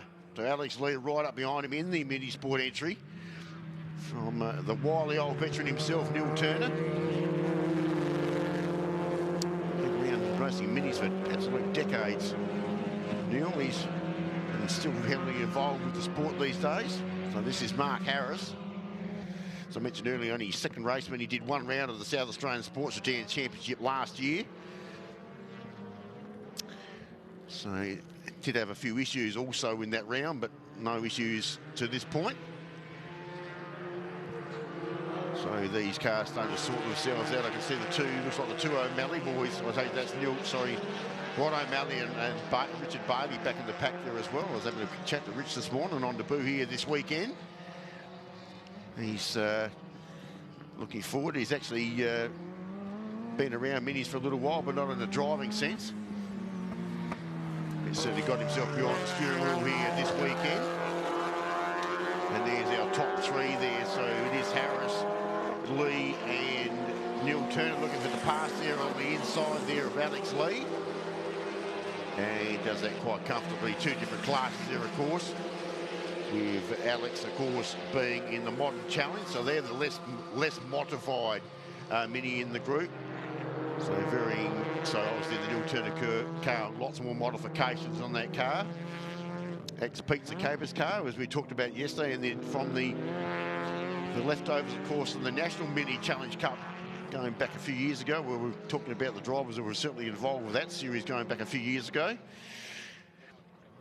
But that's one of those cars that were involved, and Neil now has Mark Harris in his sights, and he'll get past him very comfortably here, I would have thought. Under brakes, and they're around turn 60 goes, and up the hill they go. So Neil back in front,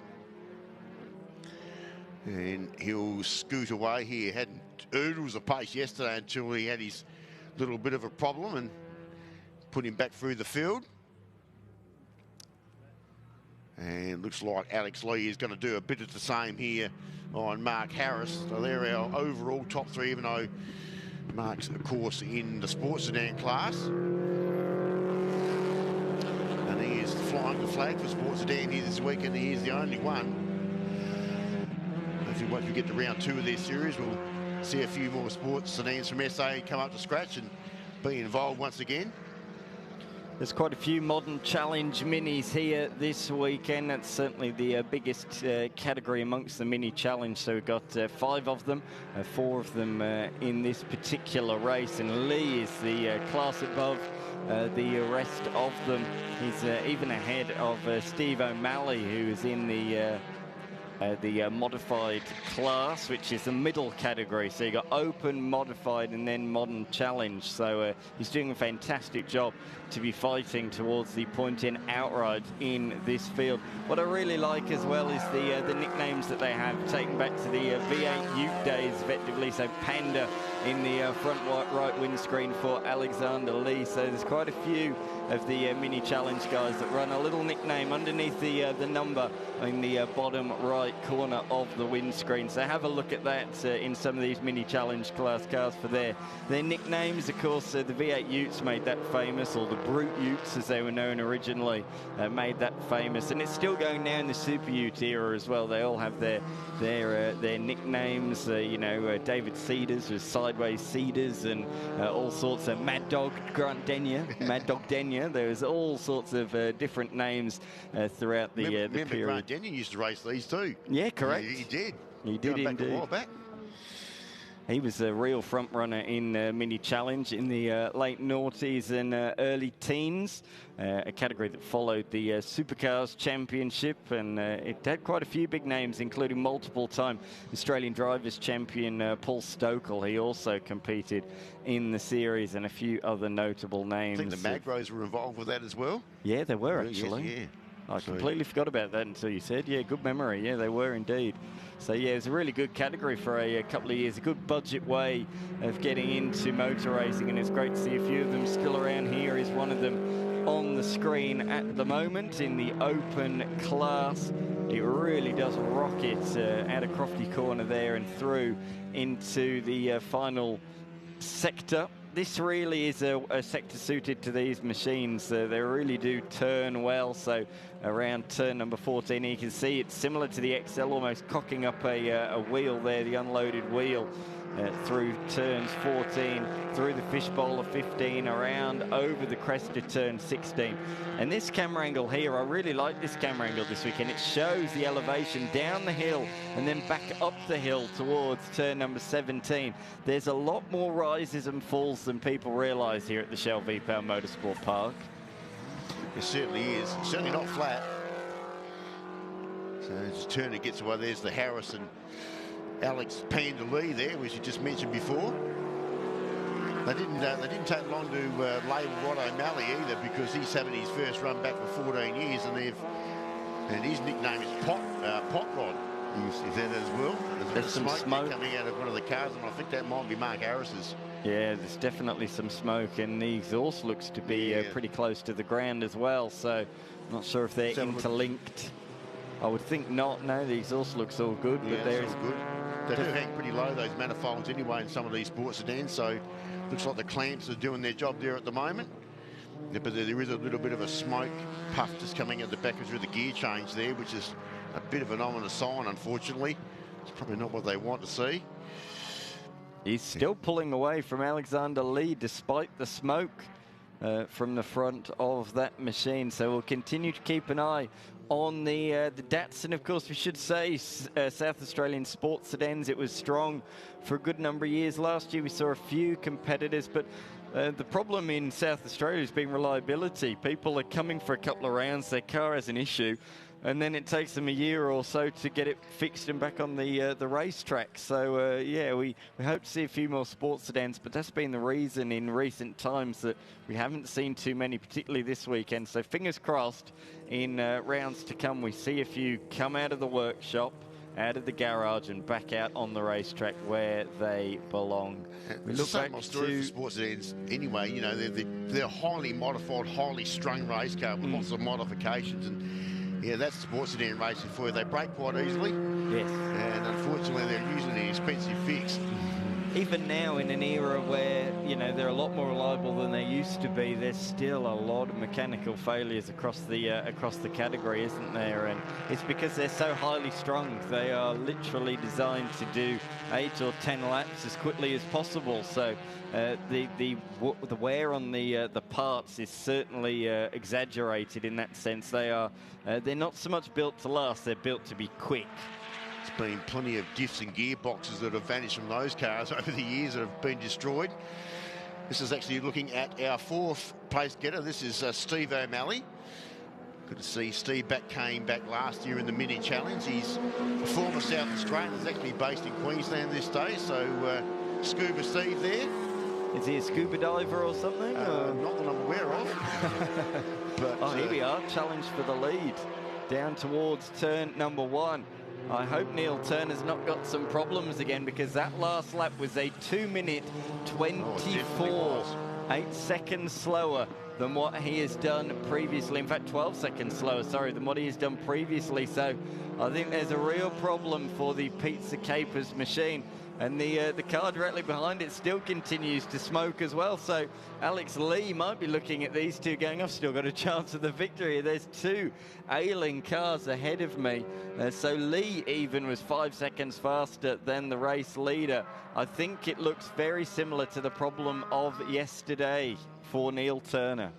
Yeah, it certainly has dropped off the pace there. I just noticed that on my timing screen as well.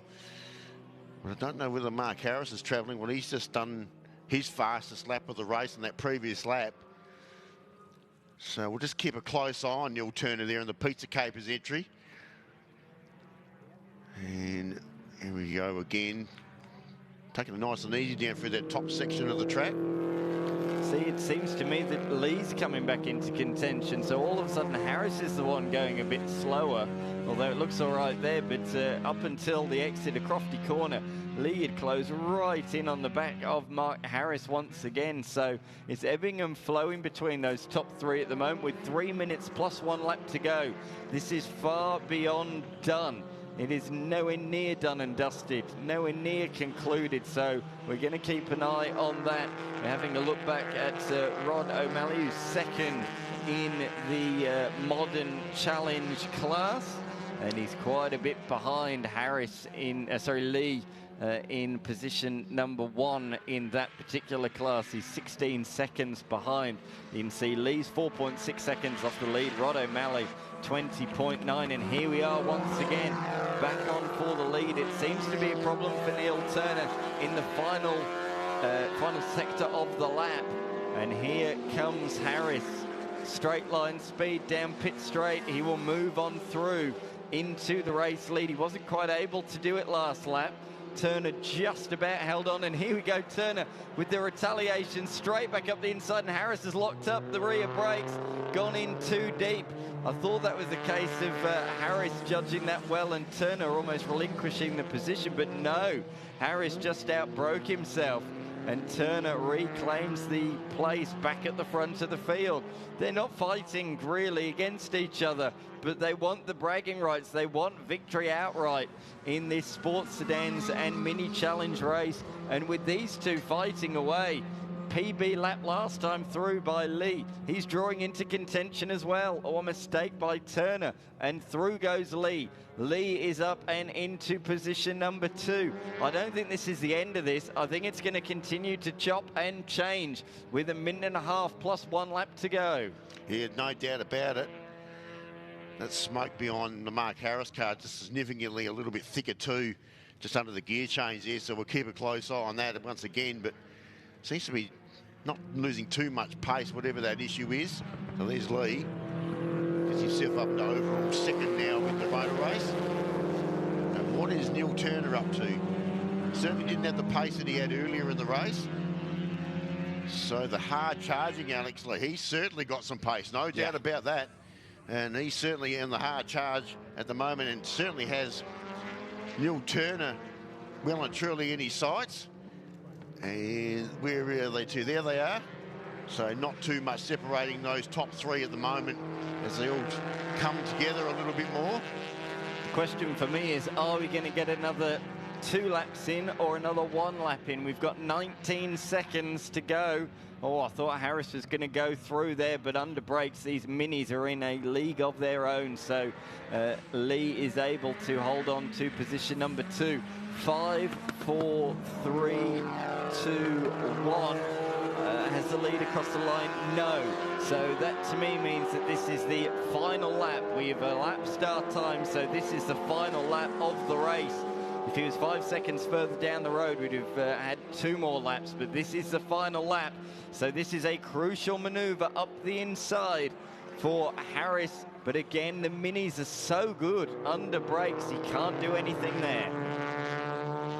So they certainly are closing up inside the final lap. Should be an interesting final lap. Can Neil Turner hang on here? He obviously doesn't have the pace he had in the earlier part of the race. So at the climb they go up towards turn 5 sweeper. It's quite blind through there. You come down through that section and you don't really see turn 6 until you're virtually on top of it.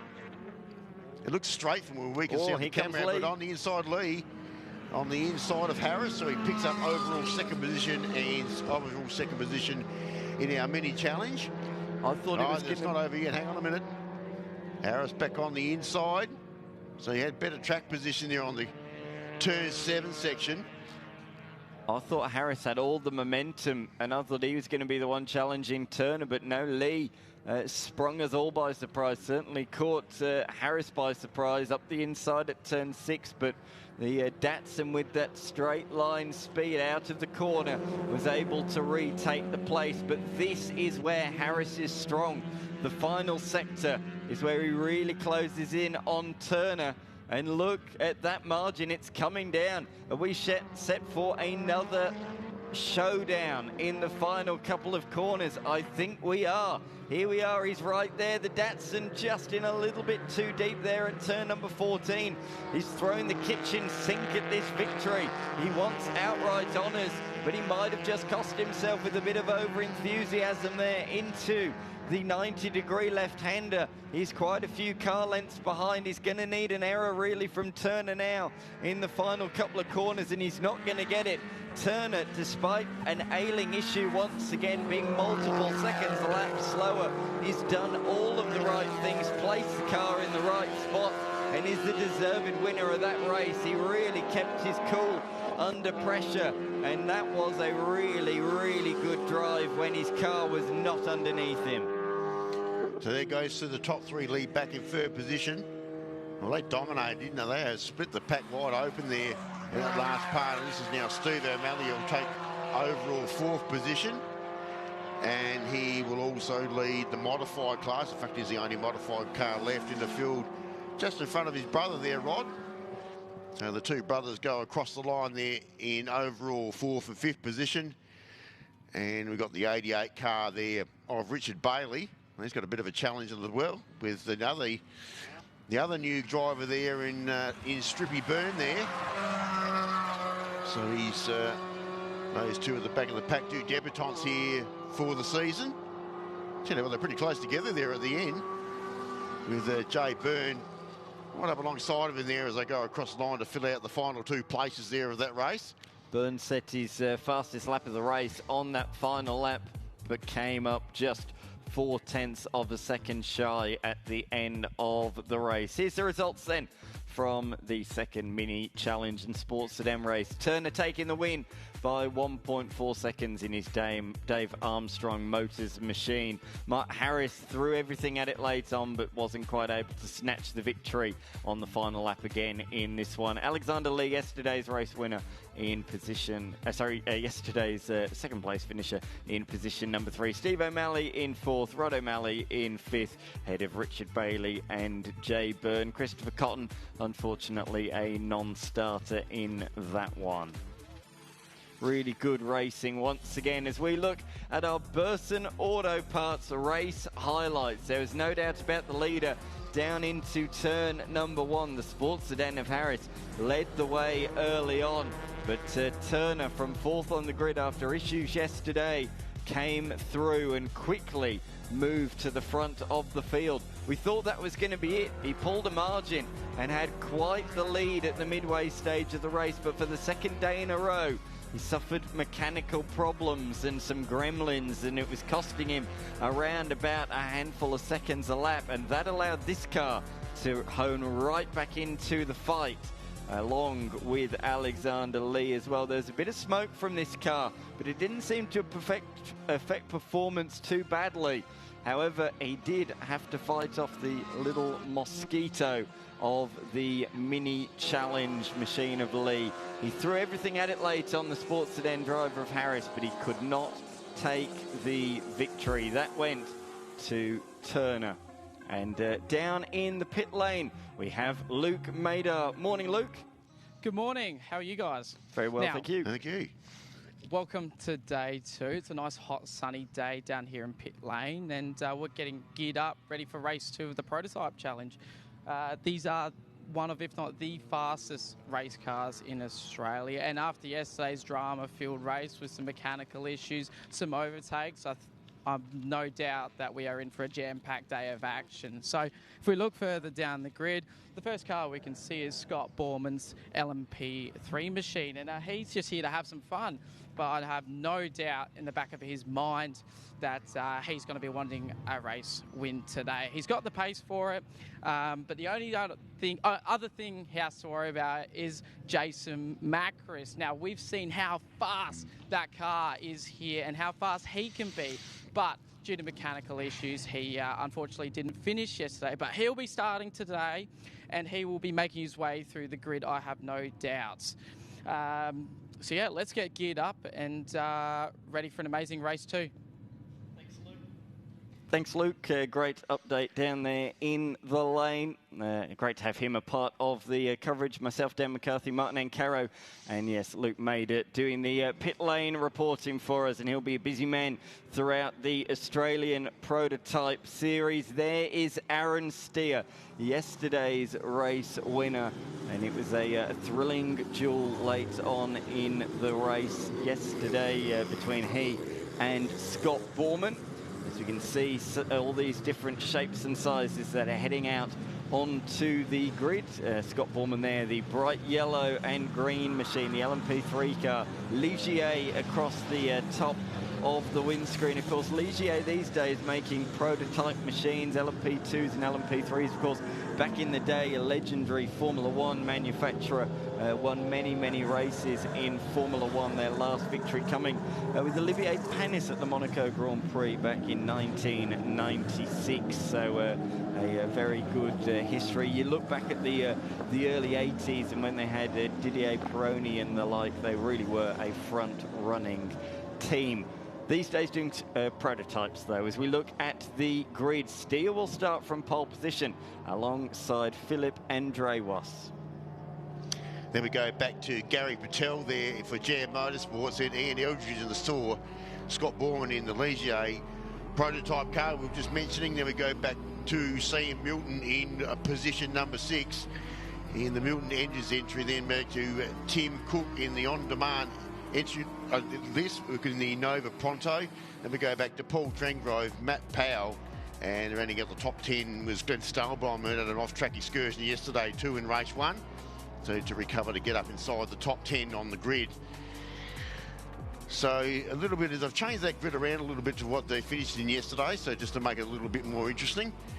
The only change is the car of Scott Borman, and I'm looking on the official results, and it remains officially Scott Borman in position number 2. So everybody else is in formation as they finished yesterday, but unbeknownst to us, Scott Borman will start this one from position number 5. But as I say, officially on the timing system, it still says there's no post-race penalty or anything. So unless that's come in the last couple of minutes, I believe he's still finished. Oh, drama! Our pole sitter, Aaron Steer, has come to a stop on the outlap, and he's getting out of the car. He's brought that car to a stop on the infield on the shorter layout, the West Circuit, so that is well out of harm's way. But the Jam Motorsport driver, that is not how he wanted his Sunday to start. He gets out of the car. He angrily takes his gloves off.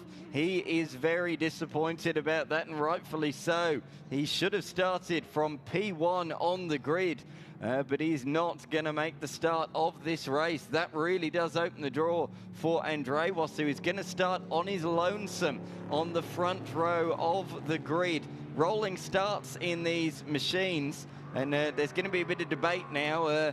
Patel's going to be wanting to start alongside him on the front row of the grid. I don't think he'll be allowed to. He should start, I would think, behind, because if he starts alongside, he'll have the inside line towards turn 1. And that's going to be an advantage. Yeah, this is going to be debated, I think. I don't believe Patel should be starting alongside the number 23 machine. He should be on the row back. I don't know if that's your read as well, Martin. Yeah, exactly right. I think you've nailed it. Dronos should be left on the front of the grid by himself. Looks like we're going to get a start here. Obviously, the Aaron Steer car is out of harm's way. And we're away. So Phil and Dronos off the front of the grid. Let's have a look at where Borman starts from too. He followed Gary Patel through, got through pretty cleanly there off the start. So it is Andronis in front, but look at Borman on the inside in the Ligier. He'll get up and take the lead by the looks of things. Oh, got a little bit too tight there. I don't like that at all. There wasn't any contact. That was a mistake of his own doing. Andreas locked the rear brakes and speared off at turn number 1, so he falls nearly to the back of the field. I did note that Macris and Lauke, 2 of the front runners in last year's series, were not at the tail of the queue at the start of the race. They were left dawdling, and they're going to have their work cut out. They're just about caught the back of the train now, but they have not made light work of this. As a result, they would have been hoping to make up multiple places on the run to turn 1. That's not happened. They're going to have to do it the hard way now from the back of the field. They're all spread out. They're going to have to go through one at a time. But Scott Borman in the Borman Tough entry leads the way ahead, not of the number 23 of Andreas, who speared off the road, but of the Patel entry, I believe it is, in position number 2. But it's a great start from Scott Borman. He may have started this one from P5, but he made light work of the field down the inside in towards turn number 1.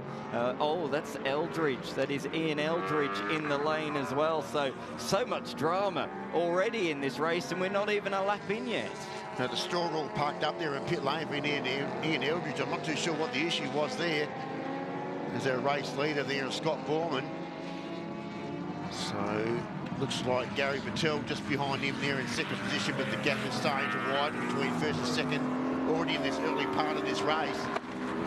And they head down the long main straight here, and there they are, all tucked in behind. Phil Andronis back there in third position. Or is it not? I don't think it's the other car. That might be Sam Milton, is it? Or is it Tim Cook? They've all got silver colours. In fact, I think it's Cook. It's Borman from Patel, Trengove, Cook, Milton, Macris and Lauke are up to 6th and 7th respectively, as we look on the screen at the number 44 of Jason Macris, who won the series in 2024.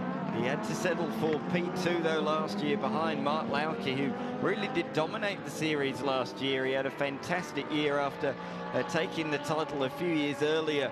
Lauke had to settle for the minor positions for a few years, but he had a fantastic year in 2025 and taking the title by a couple of 100 points nearly in the end. It was a great season for Mark Lauke, but yesterday did not get off to a good start for either of them, both of them retiring from yesterday's race.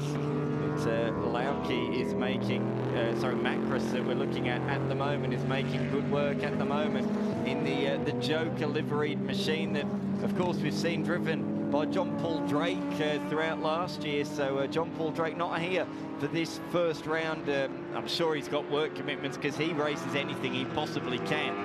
You cannot stop the man from driving a racing car. There's been times over the past state series rounds where he's been in 3 different categories, so I'm sure that John Paul Drake will be back in this series in the not too distant future. But Matt Chris instead is in the Joker inspired liveried machine, the very, very modern Wolf with the halo and all the recent mod cons you can have. Here we go up the inside. There is another position just like that. Look at the speed difference in a straight line. That's the difference between some of these tiny engine 1 litre machines and compare that to a big 5 litre V8 engine. But that's why we love this category. Every car has its strengths, every car has its weaknesses. Some are fast in a straight line, some are good under brakes and around the corners. Throw in the mix, you've got BOP on these cars as well to try and make them equal, and it really does create non-stop action from start to finish every single time they hit the racetrack. Borman continues to lead the way. His lead margin with that last lap out to 1.8 seconds, so he extended that by a further 1.3 seconds on lap number 2. Paul Trengove has dropped back a little bit further, but the man on a mission at the moment is Matt Chris in position number 4. Make that 3 now. He's just posted the fastest race lap as well to this point. So he is the man we're looking for to come out of the pack there, car 44 up into 4th position. Mark Lauke will be looking to get past Tim Cook as well. They're back a little bit further there, the 2 that started from the back of the pack. Is our race leader there, Scott Borman. So he would know that Jason Macris will be lurking behind him somewhere pretty shortly. This is just under 150.47 on that previous lap, so he certainly is lapping a lot quicker than our race leader at the moment. In fact, that's Paul Trentgrove that he's got in his sights at the moment.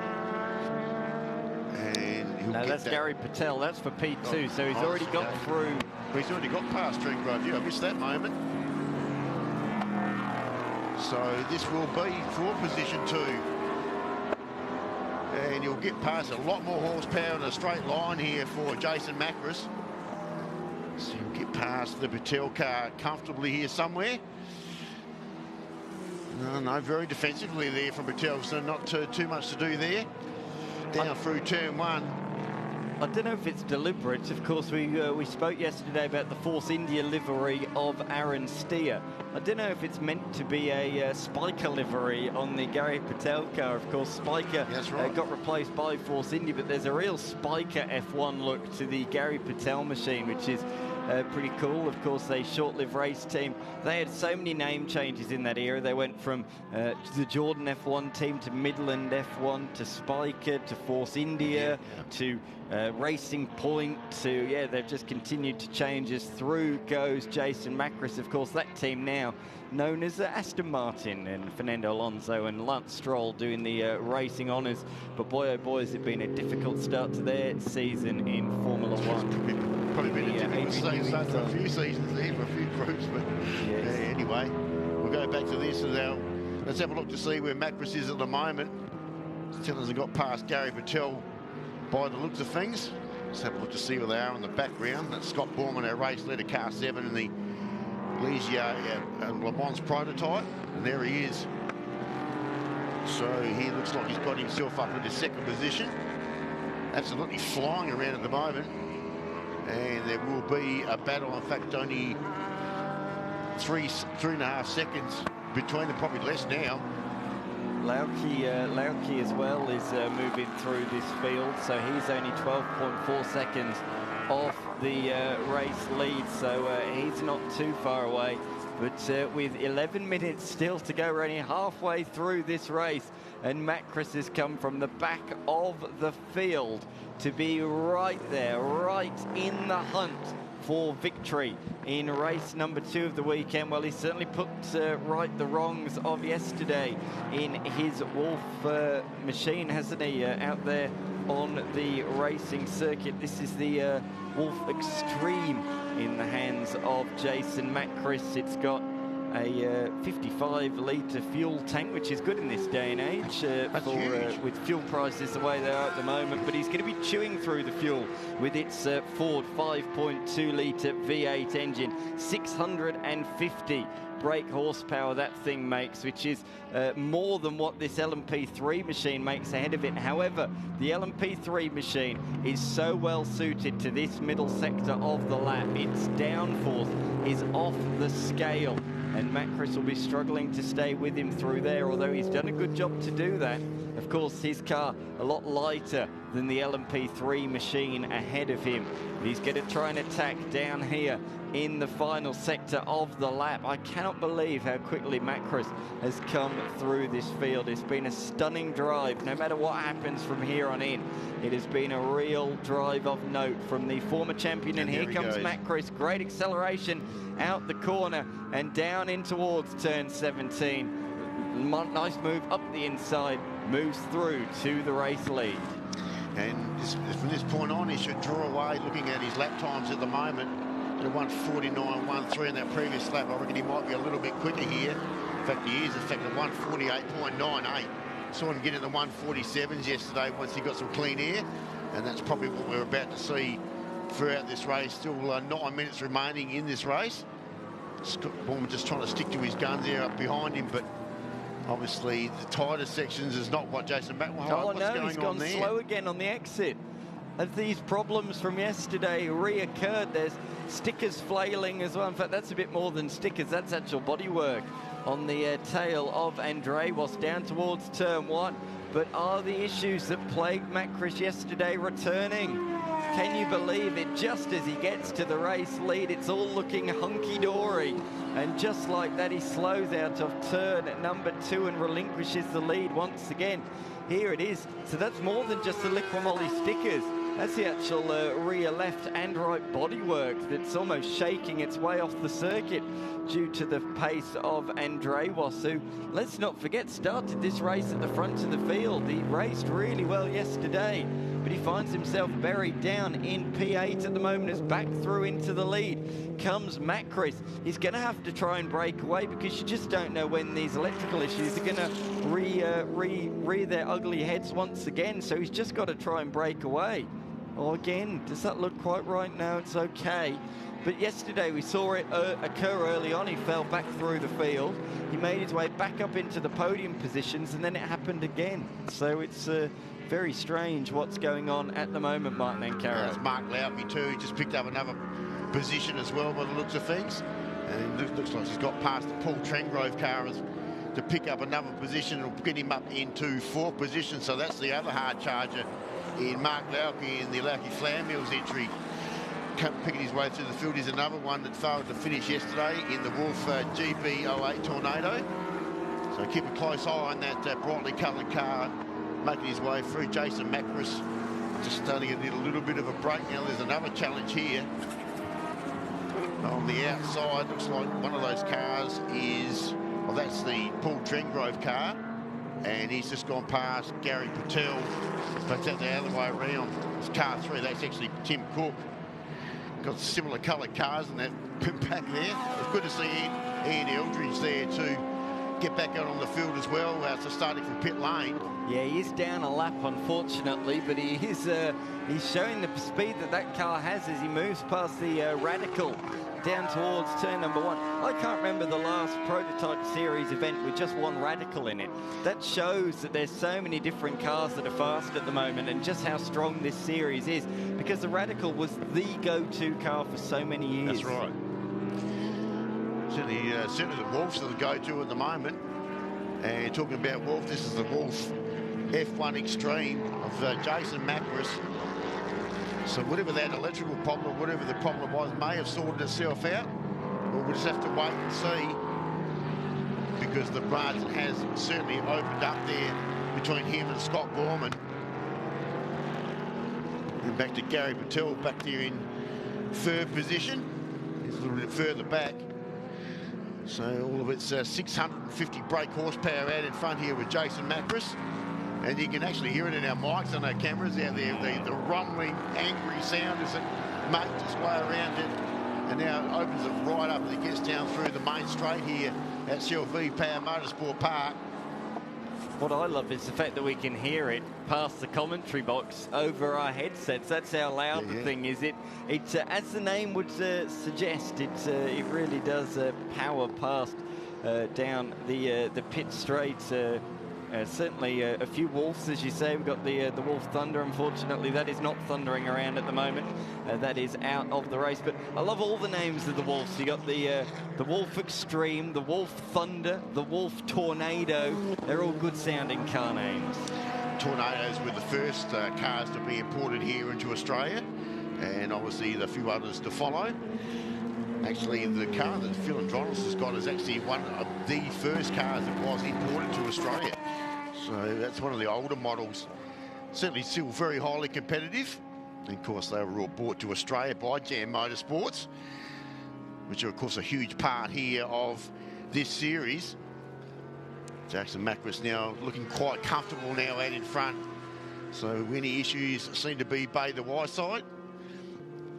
And so back to Scott Borman, we can see on the camera there at the moment in the Ligier Le Mans prototype.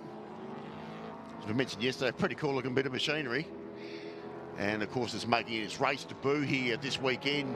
It's a fairly recent purchase from Scott Borman. Scott's been known to dabble in a bit of Lamborghini racing too. And a bit of different styles of racing. To say that he doesn't like cheap cars might be an understatement. Anyway, so this is Macris. If you're enjoying the you action, can clearly see the gap now between him and Scott Borman. In fact, they're literally down on the opposite ends of the straight at the moment. fastest lap of the race last time through for Macris, 1:48.1, but they're closing in for position number 2. Gary Patel, PB lap, there he is in the Spiker livery, as I'm calling it.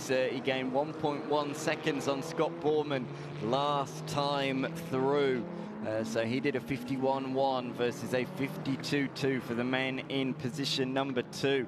Really enjoying the action here as part of the Summit Championship Series. Hope you're enjoying the action on The Bend TV on YouTube. For the very first time. Of course, they'll be a part of the Summit Championship Series across the course of the year. They got a couple more rounds with us later on in the year. They do go away to the Sydney Motorsport Park venue May 30 and 31, and then Phillip Island on August 15 and 16. But they'll be back on the West Circuit when we're using the shorter West layout from September 11 to 12. And then when we conclude the Summit Championship Series at the end of the year at Malala Motorsport Park, they'll be with us again November 20 and 21. So Jam Motorsport, which field a large bulk of these cars, they're located literally behind us in the paddock area at the Shell V-Power Motorsport Park. So it's logical to have a large portion of the rounds here in South Australia. And why not have it with the State Series when we get such good coverage as part of the Summit Championship Series, and with sponsors jumping on board like Summit Racing Equipment. It just shows how much eyes are on this series these days. It's really going in the right direction. South Australian racing is really in a bit of a purple patch at the moment. Yeah, it certainly is, and certainly a lot of improvements have been done, certainly in the off-season. Jason Macris, I just heard him go rumbling past that commentary position here, and there's a good reason for that. He just posted another fastest lap. So he's eased back down into the 147s there, 147.9. We saw a bit of that yesterday as well. There's Mark Lauke on the track at the moment, currently in 4th position. He hit some debris there that was on the inside of turn number 3. Tried to avoid it at the last minute and couldn't. So Lauke did hit that. I think it was deflected away by the front splitter, so I don't think he'll have any puncture from that, which is good news. Here's a replay of it. It's just on the inside of the corner on the curve. Oh, there it is, just a little bit of carbon fibre that's been left behind just on the inside curve. Probably not too much harm done there. Yeah, absolutely. So that's no harm and play on, says the referee. Lauke in recent laps has moved himself into the top 4, well ahead now of Tim Cook and Paul Trengove, who has slipped down to 6th position now despite setting a PB lap last time. He can't match any of those ahead of him. Notably in the fight for P2, Scott Borman responded. He saw that Patel was catching him at around a second a lap, and he responded emphatically last lap.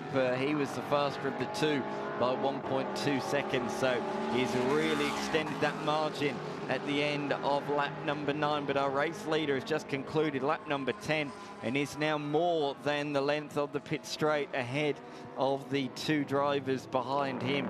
It's been a phenomenal performance from the very tail of the field. He's been going purple consecutively, lap after lap after lap recently, as purple as his halo out of turn number 3. Patel has just dropped down timing behind Mark Lauke. Is there some sort of issue for Gary Patel? Yeah, he's continuing to fall down timing, so maybe some timing glitch, or is there an issue from the man who's really stayed out of trouble this weekend and been the quiet achiever so far in the race that we saw yesterday? He finished a very quiet, achieving position number 4 and was sitting comfortably in 3rd as well in this one. And he continues to fall down timing. There, he's just crossed the line now in position number 6. So I think he's had an off-track excursion. I would hope so. He lost 20 seconds on that lap alone. So Gary Patel falls down to P6. Jason Macris just did a 1:45.05 in that previous lap, so that is the overall fastest lap actually for the races in the prototype so far this weekend. So he's absolutely flying at the moment, and you can see the margin there heading towards 16 seconds between him and Scott Borman. Scott Borman actually did a 1:49.64 also on his 9th race lap, so he found a little bit of pace there a couple of laps back, but getting towards the end of this race as time elapses here, this will be the final lap.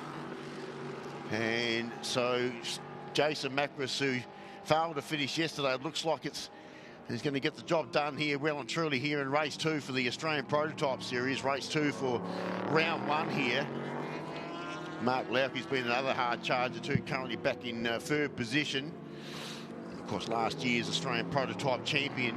Who'd have said that those two started from the very back and end up finishing in 1st and 3rd respectively? And to be honest, I'm not ruling out Lauke from potentially stealing position number 2. Oh, now it's 8 seconds now. Yeah, the margin's pretty wide there. They certainly will run out of time. Jeez, how distinctive is that car sound? You can certainly hear it through our mics. So this is Borman now in 2nd position. In fact, he's 20 seconds behind. So that margin between him and the race leader is certainly lengthened, and now it's become really a dominant performance here from Jason Macris. How good as it would be, a lot more horsepower in that race car than any other race car that's on this field. How good does that sound though? Absolutely fantastic from Crofty Corner. You could really hear the bellow of the 5.2 litre V8 as he comes out of the fishbowl. Just a couple of corners to go. He does have a little bit of lap traffic ahead of him. I think that's Yilas in the number 33 machine just ahead, but it shouldn't cause any significant problem for him as he heads towards the final corner. Through he goes and around the final corner, and the run to the line. Slalom to the line. He really enjoyed that one. Thoroughly deserved victory from the back of the field to P1, and did so comfortably as well. 20 seconds back to this man in position number 2, Scott Borman. Another fantastic performance for this brand new machine. It's a 2nd runners-up position in as many races for the brand new Ligier LSP 325 P2, and then another back of the grid performance. Mark Lauke, the reigning champion, gets some points on the board for the first time in his title defense, coming home in position number 3. The next car we expect to see is Tim Cook, and it is ahead of Gary Patel, who's managed to get 1 position back on the final lap of the race. Not sure what happened to Patel on the penultimate lap. but he did get back through on Trengove, but not able to make his way back into the top 3. Has to settle for position number 5 in the end. Philandronis, our original pole sitter, will be coming through in 7th position. Bit adventurous at the first turn, so it's knocked him back a few positions. He goes across the line in that 7th position in front of Sam Milton. Second generation racer then the Queenslander Glenn Stalbaum. And we've just got Matt Powell, the only radical out there in the field, as we called earlier, to come through there and round out the top 10.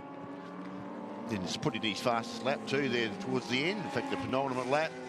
There, Michael Yarlis, of course, on debut here this weekend in the Furman. And of course, we go back to Ian Eldridge, who's a lap down. It started from pit lane. So this is the official result. So it is Jason Macris to take the victory. 23.3 seconds in the end. Massive margin from Scott Borman. Then we go back to Mark Lauke. Tim Cook did a pretty good job in the end to get in front of Gary Patel. Paul Trengove. Philandronis, as I mentioned, back there in 7th position. Then back to Sam Milton, Glenn Stalbaum, and the rounding of the top 10 is the radical there of Matt Powell.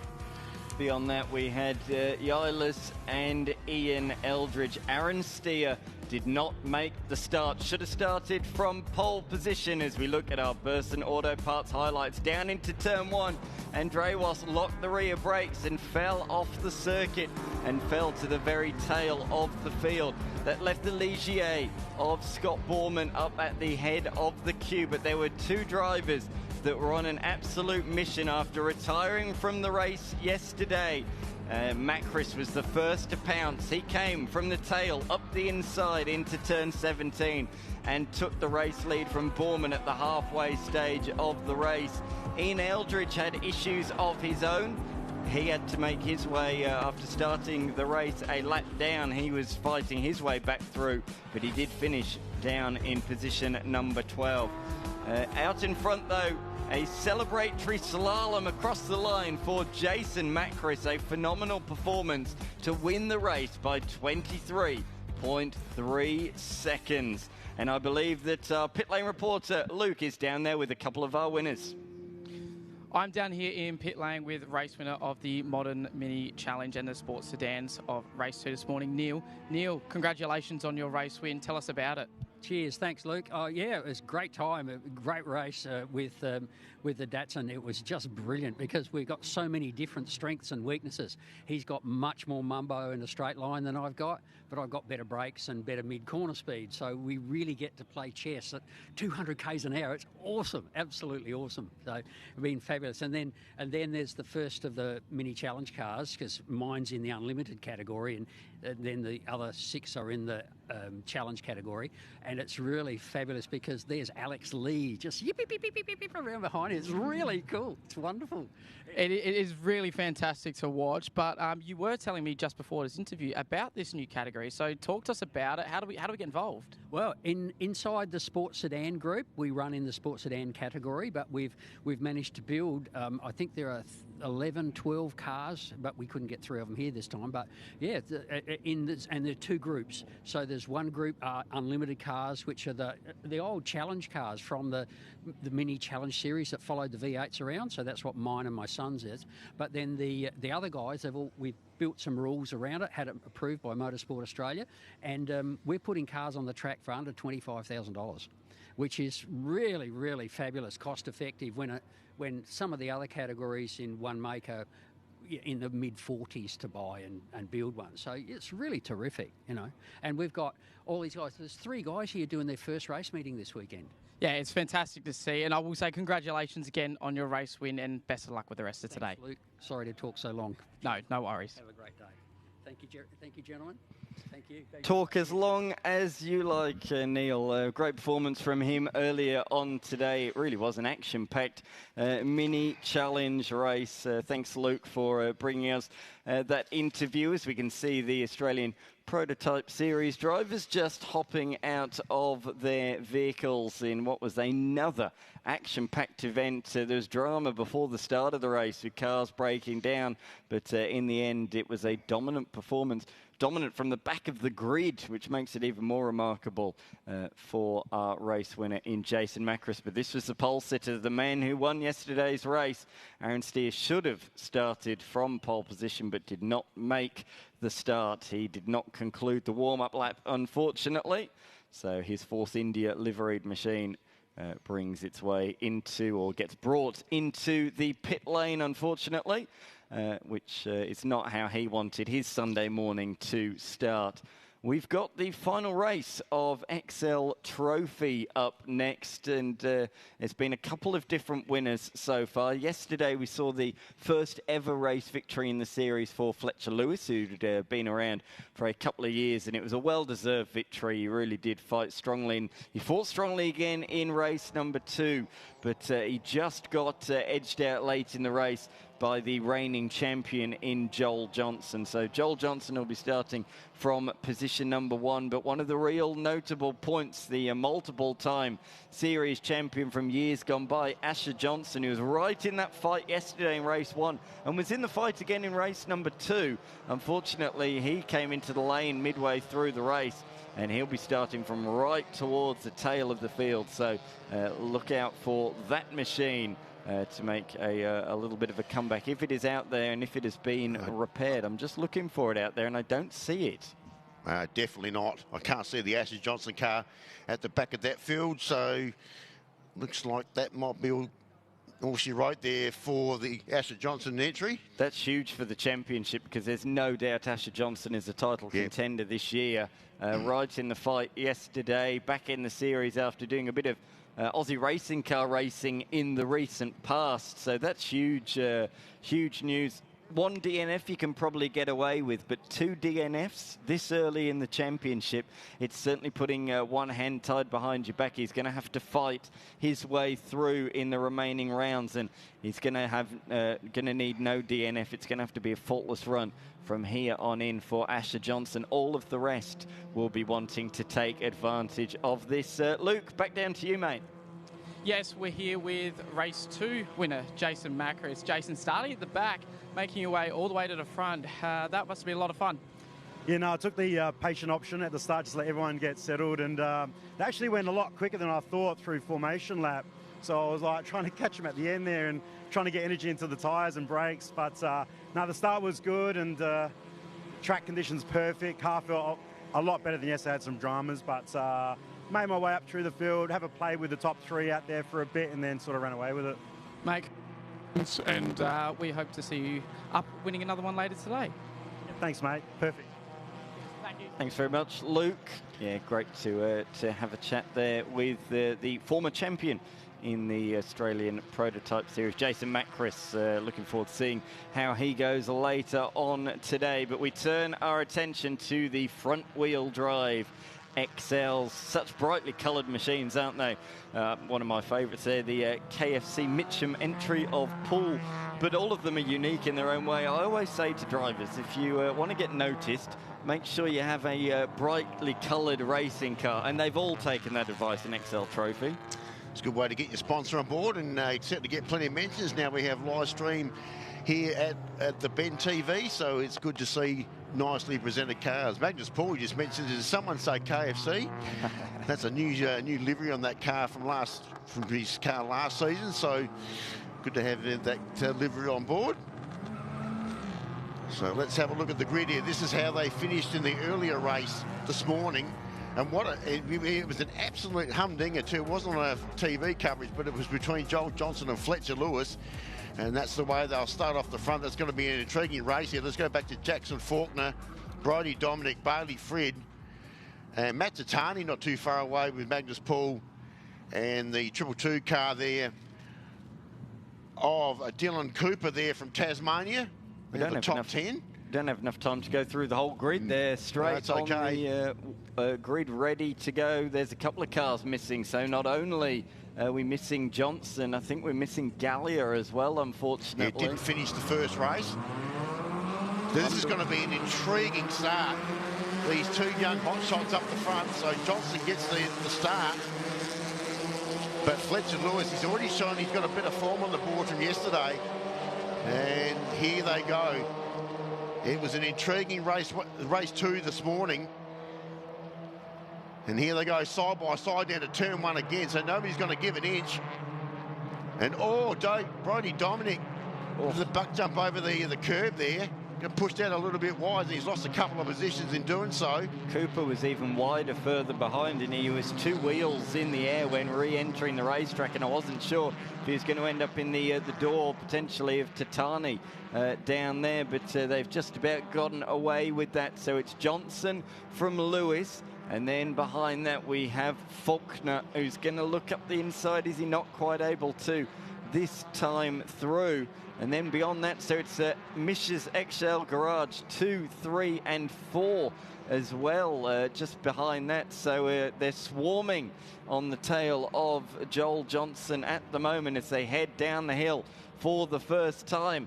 It's not really an overtaking opportunity down here in XLs. You just got to try and stay with that car through the never-ending sequence of right-handers before they flick back to the left of turn 11 and through Crofty Corner. So Johnson has just pulled out a couple of car lengths advantage, but it's on between second and third position as they head up the hill towards turn number 13 for the first time. Really cool corner, this one, styled on the final corner of Oran Park back in the day. The blind left-hander, this one turns right. You can't see the exit of the corner when you turn in. The top 3 remain as they were at the start, but it doesn't really tell the true story of the start of the race, because Fletcher Lewis certainly had a good crack early on in this one. There is Joel Johnson in the Autobahn entry, leading the way. Of course, Autobahn has been well established in Australian motorsport for a good number of years. Of course, they sponsored Craig Lowndes for a period and Paul Dumbrell back in the day as well. But they've been a loyal supporter of Joel Johnson over the years as well as they come across the line. It's Johnson, Lewis and Faulkner. Bailey Freed up to position number 4, but he's under attack from Brody Dominic down towards turn number 1. And speaking of under attack, a big defensive move from Johnson down into the first corner. He went all the way to the inside of the circuit, not allowing any move from Fletcher Lewis, who's going to try and line him up into turn 3. So intriguing, isn't it? They go down the top part of the circuit. Joel's got a little bit of an underpowered car too this weekend. They've had a different motor in that race car, still competing pretty well, but doesn't have the power that he normally would have. So he's just trying to use his pure driving skill. But Fletcher Lewis, this is the dice they had the race this morning. It was very similar. And Jackson Faulkner, the Queenslander, just back there in third position, all nose to tail as they exit turn 6. But trust me, it's not over yet. There's going to be plenty of passing opportunities and dices here in a few moments. Tell you what, Brody Dominic is under attack. I think there's Brady Frid behind him. That's the other pair that are up for the challenge as well. So obviously Dominic trying to recover from his first corner moment. And down the crest they go at the back part of the circuit at turn 10. And all nose to tail. So nice pace of driving. In fact, Dominic in front of Bailey Frid there. So he's gone up into 4th position. Looks like the KSC car just behind them there in Magnus Pool. So they're our top few. In fact, their top 6 there. Matt Tatani just out of the top 6 there in car number 20. Nice bit of wheel lift there. So a bit of defensive driving. Interesting that last time they went through turn 1. Certainly Joel Johnson certainly knew what Fletcher Lewis was up to. So he knows he's exactly where he wants to point that car. So this is another passing opportunity as they head down towards turn 17, but he's not close enough. Certainly the interesting pointer here is down the bottom there at turn 1. And we probably might see something pretty similar here again, as Fletcher Lewis just tucks in behind to get a little bit of drafting done here. And here we go again. Now watch this.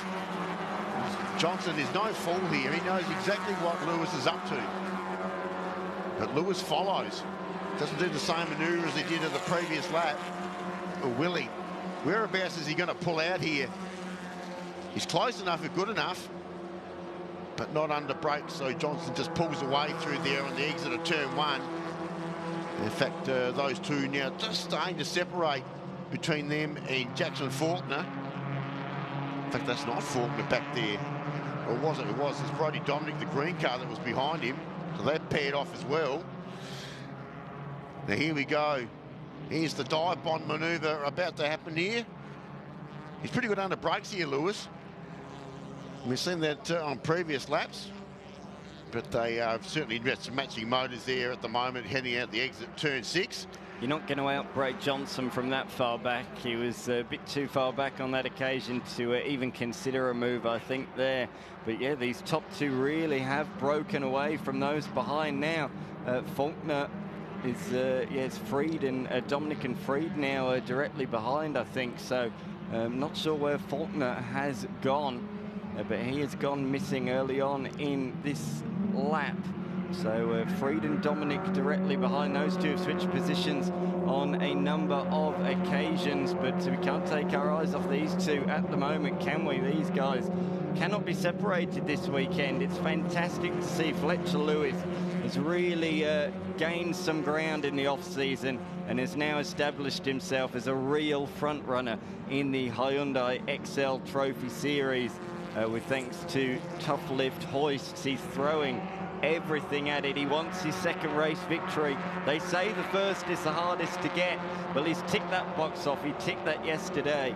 So now it's all about trying to take the second win. And if he does so, if he does take a race victory here and beats Joel Johnson, it'll be his first round victory as well. So yeah, lots of big tick box ticks potentially for him this weekend. As we look a little bit further back down the field, this is for position number 11 on the racetrack, being led by Redwood at the moment. Redwood just ahead of the number 7 machine as they come around the final corner. Yeah, Faulkner has dropped off the track somewhere on this lap and plummeting down timing, but down towards turn 1. Johnson goes defensive. The reigning champion he's not felt pressure like this in quite some time. Fletcher Lewis, certainly his biggest rival this season. We can already see it, can't we? And it shapes up for a tantalising prospect throughout the course of this year. Fletcher Lewis has got a nice run out of the corner through turn number 5. He's certainly closer this time to launch one up the inside at turn number 6. Is he going to have a crack? No, not quite close enough again. He does show the nose. He just turns into the corner a little bit earlier, but no way through there. But it's interesting. Joel Johnson in race number 1 of the weekend, he had an exhaust manifold issue which dropped the exhaust down, and he lost a bit of power. He's still maybe down a little bit of power, but either way, he's right in contention. Fletcher Lewis, he'd be fighting for wins whether Joel Johnson had a perfectly healthy engine or not. Fletcher Lewis has arrived in season 2026. Unfortunately, though, we did see on the side of the road Faulkner, who has not made the rest of this race, coming to a stop early on lap number 2, but he's got the car out of harm's way, and that means we can remain under green flag conditions. He certainly can, so it's a bit of a shame there for the Queenslander there.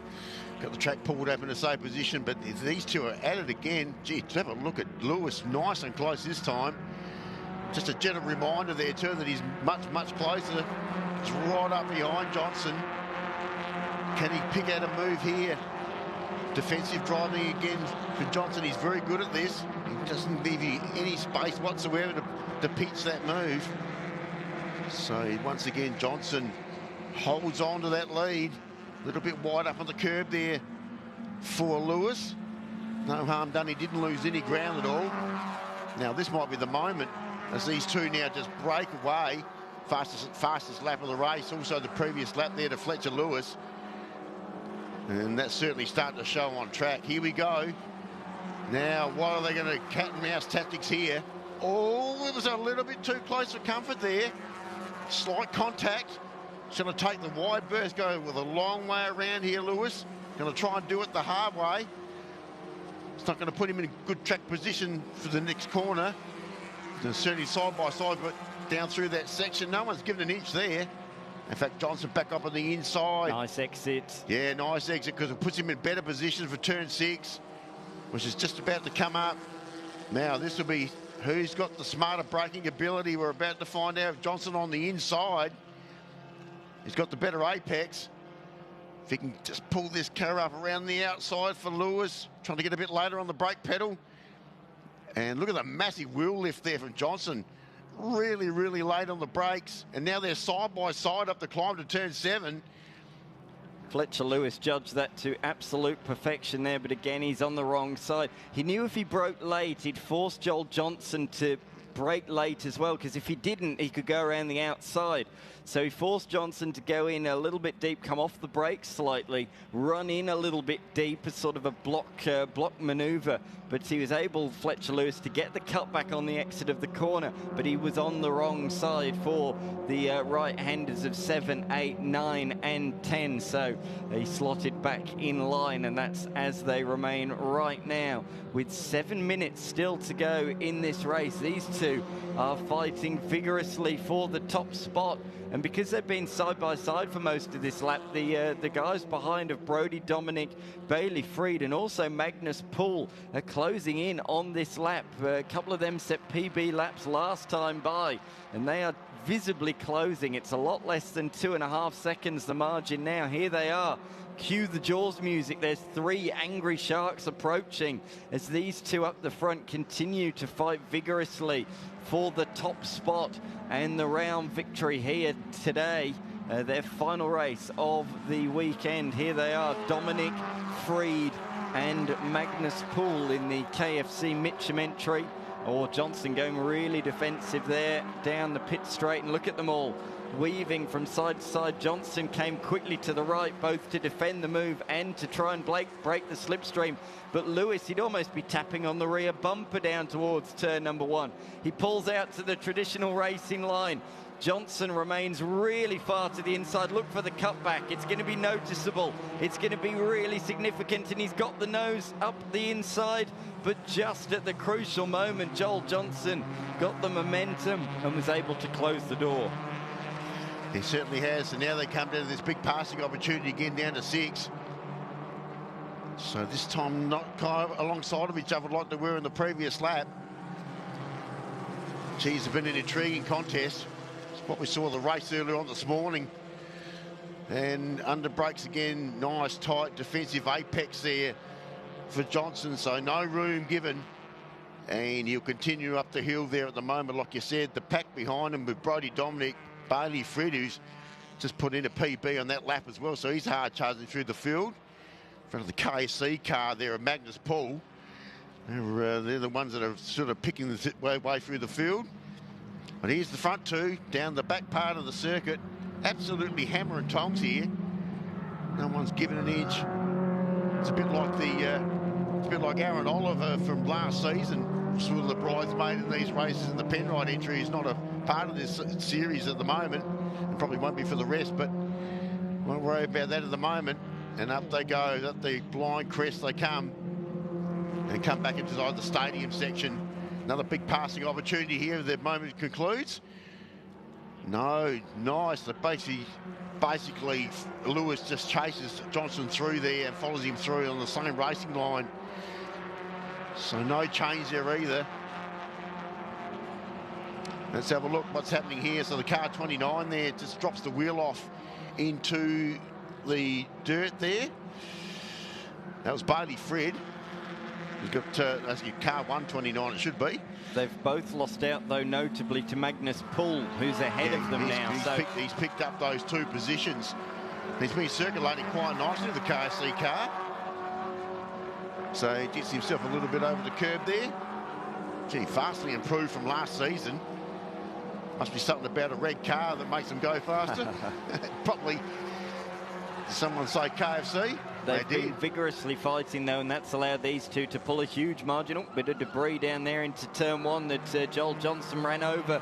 He ran in a bit too deep there, and again, you just think Lewis is alongside, but the left-hander allows Johnson to hold on, but side by side, Poole, Dominic and Freed, it remains as they were through turn number 1.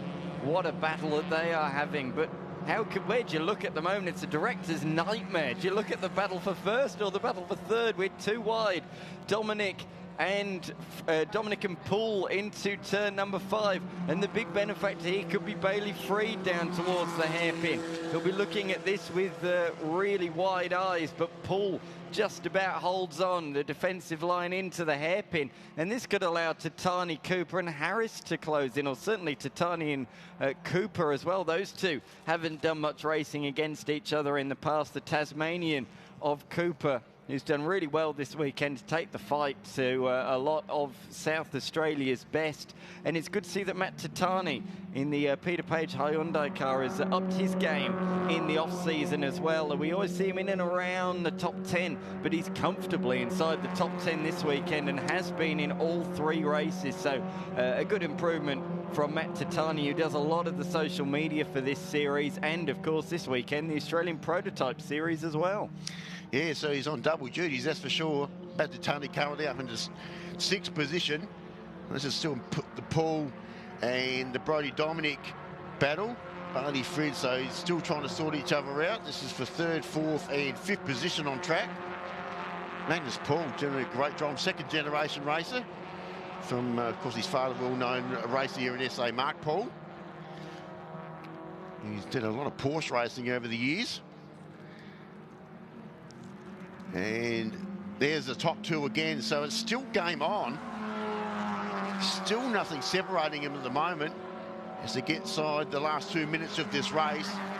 Yeah, this have a look at Lewis. He's all over the back of him again, of our race leader, trying to work out which way he goes. I bet he pulls out wide on the racing line. This is what he's been doing. Is he going to do the same thing again?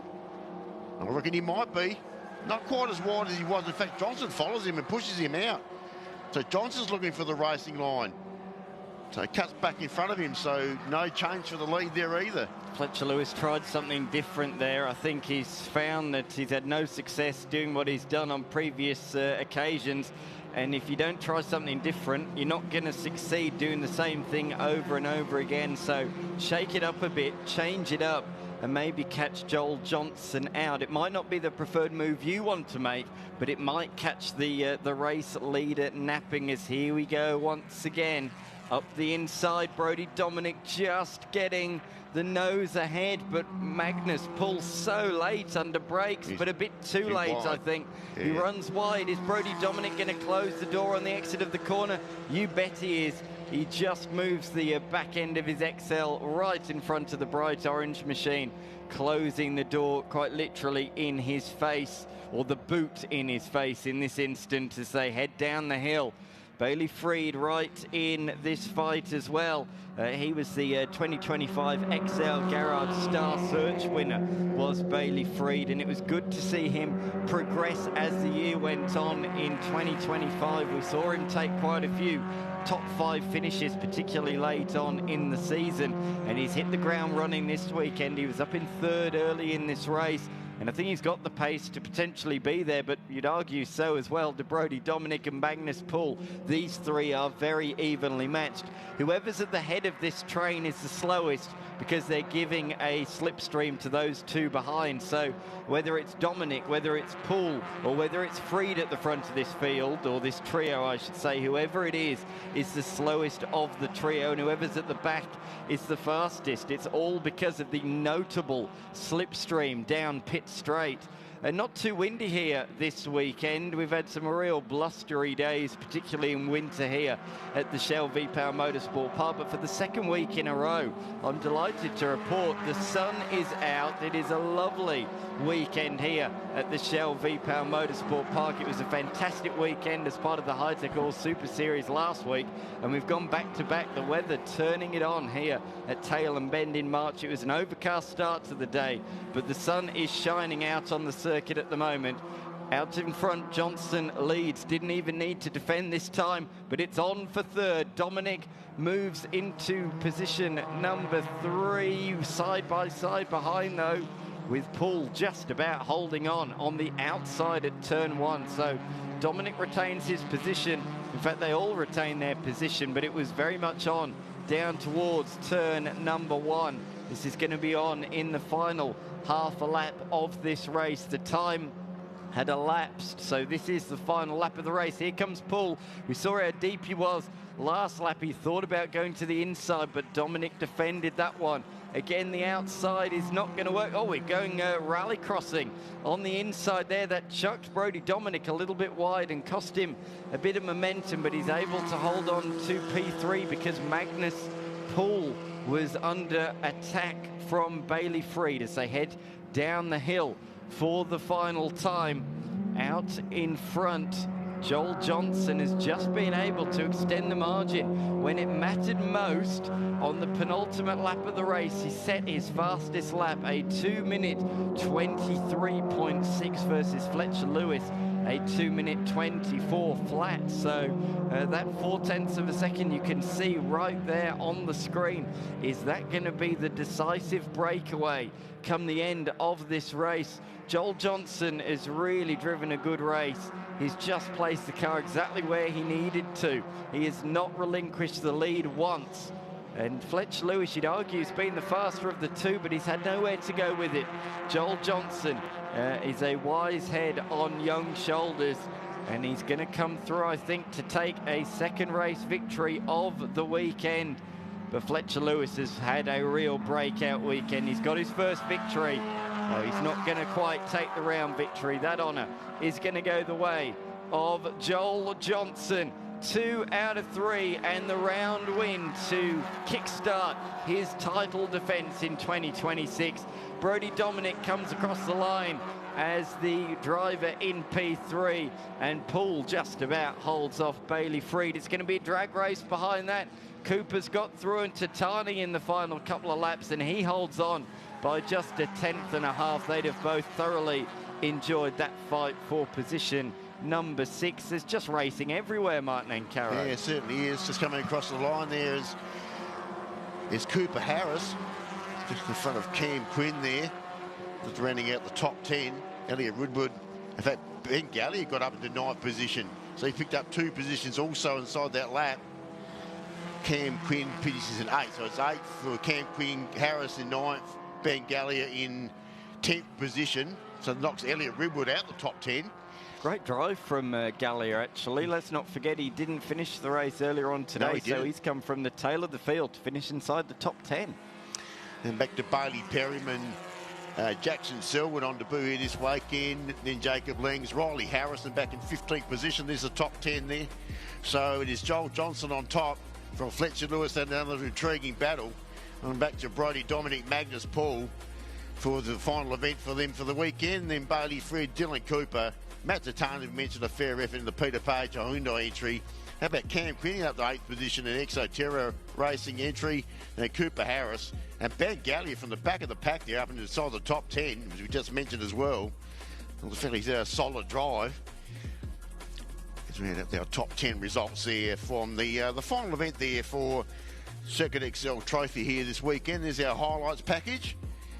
So down towards turn number 1, Joel Johnson led the way early on. There's a bit of off-track excursions further back, a couple of people going grass tracking, which cost them a couple of positions. But early on in this one, it was a tale of 2. Faulkner went with them initially, but he dropped out of the race on lap number 3, and it left this duo to really scrap it out. It was a fantastic duel from start to finish. You can see the 56 machine of Fletcher Lewis threw everything at it, but the Flu Racing machine, despite being a nose ahead here and there, could not make the pass stick. At every opportunity, Johnson had the right line and was able to retaliate back on the inside.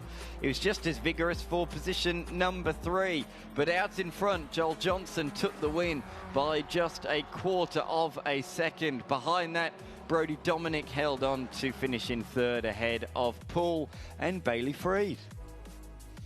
And that's the wrap there for their final race of the weekend for Circuit XL Trophy.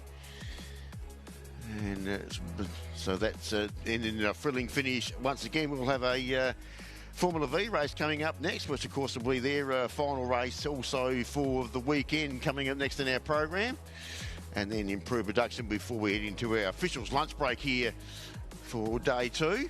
Yeah, a couple of real stalwart categories that have been around in South Australia for many, many decades, improved production, yeah, and before that, Formula V. We've still got some more races, though, after the lunch break. We've got XL Masters for the elder statesman of Hyundai XL Racing here in South Australia. And beyond that, Saloon Cars HQs, Sports Sedans Mini Challenge, and the Australian Prototype Series with improved production having a second race today as well. A big applause from the volunteer marshals and officials, and we do have to thank every single one of them. Come rain, hail or shine, they are here at the Shell V-Power Motorsport Park doing the magnificent work that they do. It's one of the nicer days that they've had here in years gone by. There have been some real nasty ones, but it's been a real nice weekend for them. If anything, they've got to be careful not to get sunburnt as we're heading up to a top today of over 30 degrees. An absolutely lovely day here in the town of Tailem Bend. Myself, Dan McCarthy, Martin Ancaro alongside of me. That was a really good race and another fantastic round for XL Trophy. Certainly was some very good close racing there through the trophy class here this weekend. And as once again, another thrilling finish as we've seen for all the races in that class. So they'll be back again for the next round, and we'll see how that occurs. Absolutely. It's good to see some names moving forward through the field this weekend. Some new names towards the point in a debut win for Fletcher Lewis. That's one that he will really note down in his books, one that he'll remember forever. And as well, some good performances from the likes of Matt Tatani as well, comfortably inside the top 10 in all three races there as well. Looking forward to getting into the Formula V action up next. Earlier on today, it was all about Matthew Bialek, who ended up waltzing off into the distance and leaving Henderson and Forgan and Newell, to be honest, the three cars scrapping for P2. Yeah, it certainly was, and they'll be our top two when these fees make their way out. In fact, those top three have been the dominant trio, certainly for the races so far in our Formula V Championship. And so let's see if young Flynn Forgan can finally hang on to one, but it certainly has been Matty Bialek's races so far. We can hear some engines starting up down below us here, so I suggest that our Formula Vs are making their way out, and there they are. So Vs make their way out. A long-standing state-based championship going on now for over 6 decades. Certainly cars have certainly changed a lot over that time. They're based on a small chassis with a Volkswagen engine. They run radial tyres, so they don't run semi-slicks. They're a full radial tyre on these cars, and they're really basic, put together, you know, open-wheeler racing car, and certainly a feeder category, I should say, for the younger up-and-coming drivers, as we've seen over many decades in this category. Matty Bialek, he's also a South Australian champion, so he knows how to win races. He's already won 2 of them here this weekend, and he'll lead. So we can see the Formula V machines. Just going to throw down to Luke. He's got someone to chat with down there. Yes, I'm here with Cameron Quinn, finished P8 in that last race. Cameron, talk us through. Apparently it was a bit of a bump and grind. Yeah, it was a good battle out there. We had our own little battle pack. I ended up being the windbreak for the first half of the race. But yeah, I was working with Cooper basically for the majority of the race. Got comms through the ears saying, hey, we got 2 minutes to go. You might want to do something. And then we made it happen. And boy, did he fight hard. But we got there. It was good fun. I'm really enjoying this. Nah, well, you look like you're enjoying it. It's sweaty work by the looks of it out there. How hard are you working physically? I am so sweaty. I'm actually like damp. So yeah, it's quite hot. It's warmed up heaps compared to this morning. Made the track feel heaps different as well. You know, when the track heats up, the car feels completely different. So did a few shock twiddles. Jacob Curry came in clutch right before the race. Just, hey, what do you think? Got there, made it happen. Mate, well done. You've been consistent all weekend, and we look to see you throughout the rest of the year. Thank you. Thank you. Thanks very much, Luke. Catching up with quite a few people down there in the lane. This is a category, of course, that he knows very well. He's stepped out of Formula Vs to join us on the broadcast. Of course, he's doing national motor racing in 86s this year is Luke, so great to have him as part of the coverage as we look at the grid for the final Formula V race of the weekend. So it'll be Matthew Bialek, the runaway winner from earlier on, out of P1. Adam Henderson got the better of the youngster Flynn Forgan on the final lap earlier on today. So that will be a battle resume in this one, I'm certain. Lockie Newell will start from fourth, ahead of Troy Fursenko, Reece Rowland. Then we have Justin Kutajar. Then first in the 1200s East, then Thompson Chessel and the two midwinters. Not sure if Julian has made this field again. We'll have a look in a moment, looking for the blue and white coloured car. And there it is, right at the back of the pack. So let's see how he's sorted his problems out. Son Baxter just in front of him there. So the two midwinters at the back of the pack of the 1200 class. It's a bit unusual for Baxter to be that far back in that class. He's usually at the pointy end. But good to see that Hugh East took out the 1200 class at the previous race. So this is the Formula V race here for the final race here for the weekend. And we line them all up. See the heat haze out there. Certainly things have certainly warmed up since the overcast conditions this morning. And so let's have a look to see how Henderson's been pretty good off the starts, but Bialek has been able to pick him up after a couple of laps. So just to try and get the midwinter cars, they're the last two at the back of the grid there in the correct position. And they'll be on their way. Green flag at the back of the grid. So our little Formula V's ready to be launched away, revs up, lights are out, and away we go. In fact, just that wide at the back of the pack of the 1200s is trying to pick out a couple of early ones. But Bialek has managed to get the start at this stage, so side by side between him and Henderson. A poor start though from Forgan. He's dropped well back. He is at the tail of the 1600 class. He's attacking on the outside down in towards turn number one, but out in front it's Bialek from Henderson, Newell in position number 3, Fursenko in 4th, and then I think it will be, and it is, in position number 5 that Forgan has recovered back to, but that's not the start he'd have wanted. He led into turn 1 from 3rd on the grid earlier on today. That thing's got a lot of straight line speed, but he's got some work to do in this one. Henderson on the attack early. He's looking to the inside, or is that more of a defence? It is more of a defence, because around the outside comes Newell. A great move, a little bit sideways mid-corner, but he has gained second position there. He was bold, he was brave, and the move was absolutely beautiful. Done a terrific job, gets him in good track position for turn 7 as well. Not too sure what happened to Flynn Forgan there off the start. He was very tardy, as he did pick out there, Dan, so we'll keep a close eye on that Red Sabre. See if he can make up a little bit of ground. There he is, just in front of Reece Rowland. So he's really missed out there quite badly. So there's Newell and Henderson, or Henderson just drops the wheel off the curb as well, as Matt Bialek now gets a nice little margin between him and Henderson as they disappear down the back part of the circuit. And it's really opened up a margin. But that's the kind of what we've seen in these races so far to date this weekend, and with Bialek just skipping away and the rest battling it out. It's usually 3 behind him, but there's no Forgan in this group. So it was just Lockie Newell and Adam Henderson. And then we go back, it looks like Troy Fursenko, because he doesn't have a big nose cone like the other cars do. And then Forgan, and then Reece Rowland. A couple of young names there. And the other, that's Justin Kutajar in the orange car just behind him. And huge lose. Nearly spun around there, the number 93. Sorry to interrupt you there, Fursenko. That was a huge slide out of turn number 17. How he kept that facing in the right direction, I don't know. He turned his Formula V into a drift machine. In the, yeah, Fursenko there in the little Spectra, little short-bodied chassis race car. Let's have a look at this. Oh, hello. Beautiful. I didn't know they had drift competition for Formula V. That's impressive. Just hung one right out there. Oh. Very impressive. That was a beautiful exit all the way through. Kept the slide going. 10 out of 10 from me. Nice effort. He's managed to, as you mentioned, straighten it up pretty quickly and get himself involved back with the race.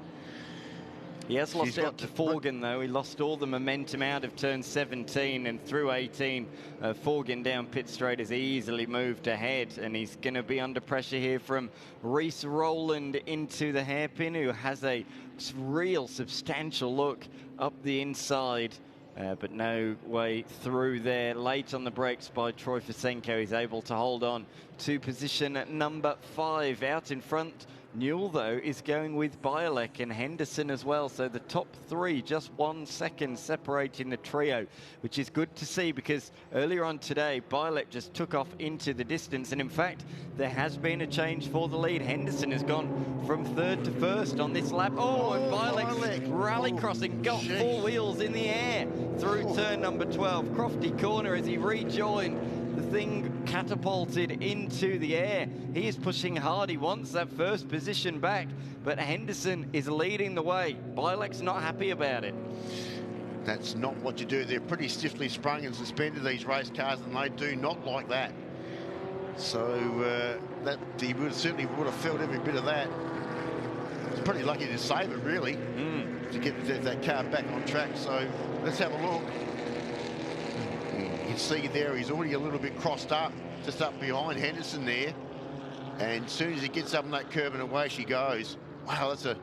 This is the next one here. Ooh, that's a wild ride. So no, it's not a lot of padding in those race seats. So I can tell you what, it's going to be a bit sore in the rear there. And that's not the car I'm referring to either. That's going to hurt. Down pit straight. Bialek's got a good run, though. He's not gone grass tracking out of the final corner, and he's going to force Henderson to go on the full defensive line down into turn number 1.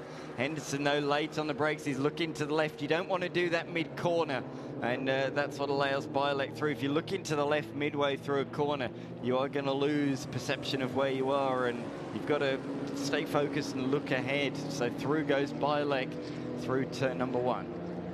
So he gets back to his normal leading position after his wild ride on the previous lap. Henderson's pretty strong, though. He doesn't mind this part of the track either, this sort of northern section. Pretty good under brakes as well. So he'll just stick to his guns behind Matt Bialek. He just drops the wheel on the inside apex there and keeps it nice and neat and tidy. Up the climb they go. So certainly Henderson's sticking to his guns. That's Reese Rowland. So it's Rowland in position number 5. I think he's either Justin Cutterjar. So actually the one that's missed out there is Ferensko, has dropped a position there in that group. So that's for 5th, 6th and 7th positions. Justin Cutterjar on debut in the South Australian Series here this weekend in car number 72.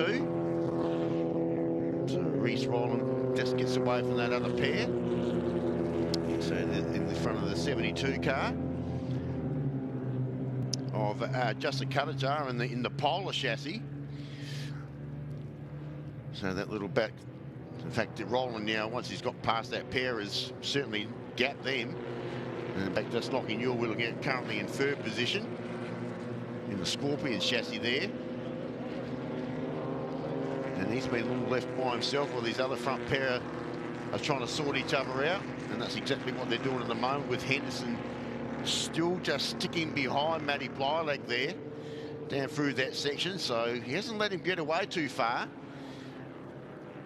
and he'll come through, and there they are locking horns down. In fact, a bit of drafting going there, and he's going to pull out, and it now becomes a Formula V drag race down to turn 1. In fact, Henderson there in a straight line, much more better pace.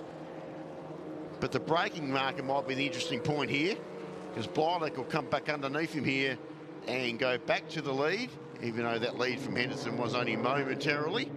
Or is it? Geez, side by side through that section. Do you look at Henderson? He's looking across to see where his counterpart is, trying to get himself a nice little bit of track position. Nice and swooping line. He does a good job. He gets himself, trying to tuck himself on the inside, but he's going to push himself on the outside here to the entry to turn 6. And let's see what he can do under brakes. He took a lovely sweeping line, and it's set up through 4 and 5 with all the extra exit speed and nice move up the inside to take the race lead. Adam Henderson is up at the front of the field. Bielek dominated race number 2, but he's going to have to fight really hard in the last 5 minutes if he wants to take a clean sweep of victories in round 1 of the South Australian Formula V Championship here as part of the Summit Championship Series. Through they go, through turn number 12. Lockie Newell isn't out of this either. If he can string a few laps together, he can really take the fight to these two. Somebody who's not stringing laps together, unfortunately, is Troy Fosenko, who made a really good start to this race, did a bit of drifting, but unfortunately his race has come to an early end. He fell back a couple of positions in the last couple of laps. Clearly some sort of mechanical issue for him, and he has brought that car into the lane. An update on the 1200cc class. It will be no surprise to anybody that the top 3 remain nose to tail. Chesil, Baxter Midwinter and Hugo East. 1, 2 and 3 in the 1200s. They are split by just 0.8 of a second. As per usual, nothing changes too much in the 1200 class. No. All nose to tail, even though we're looking at the 1600 class at the moment.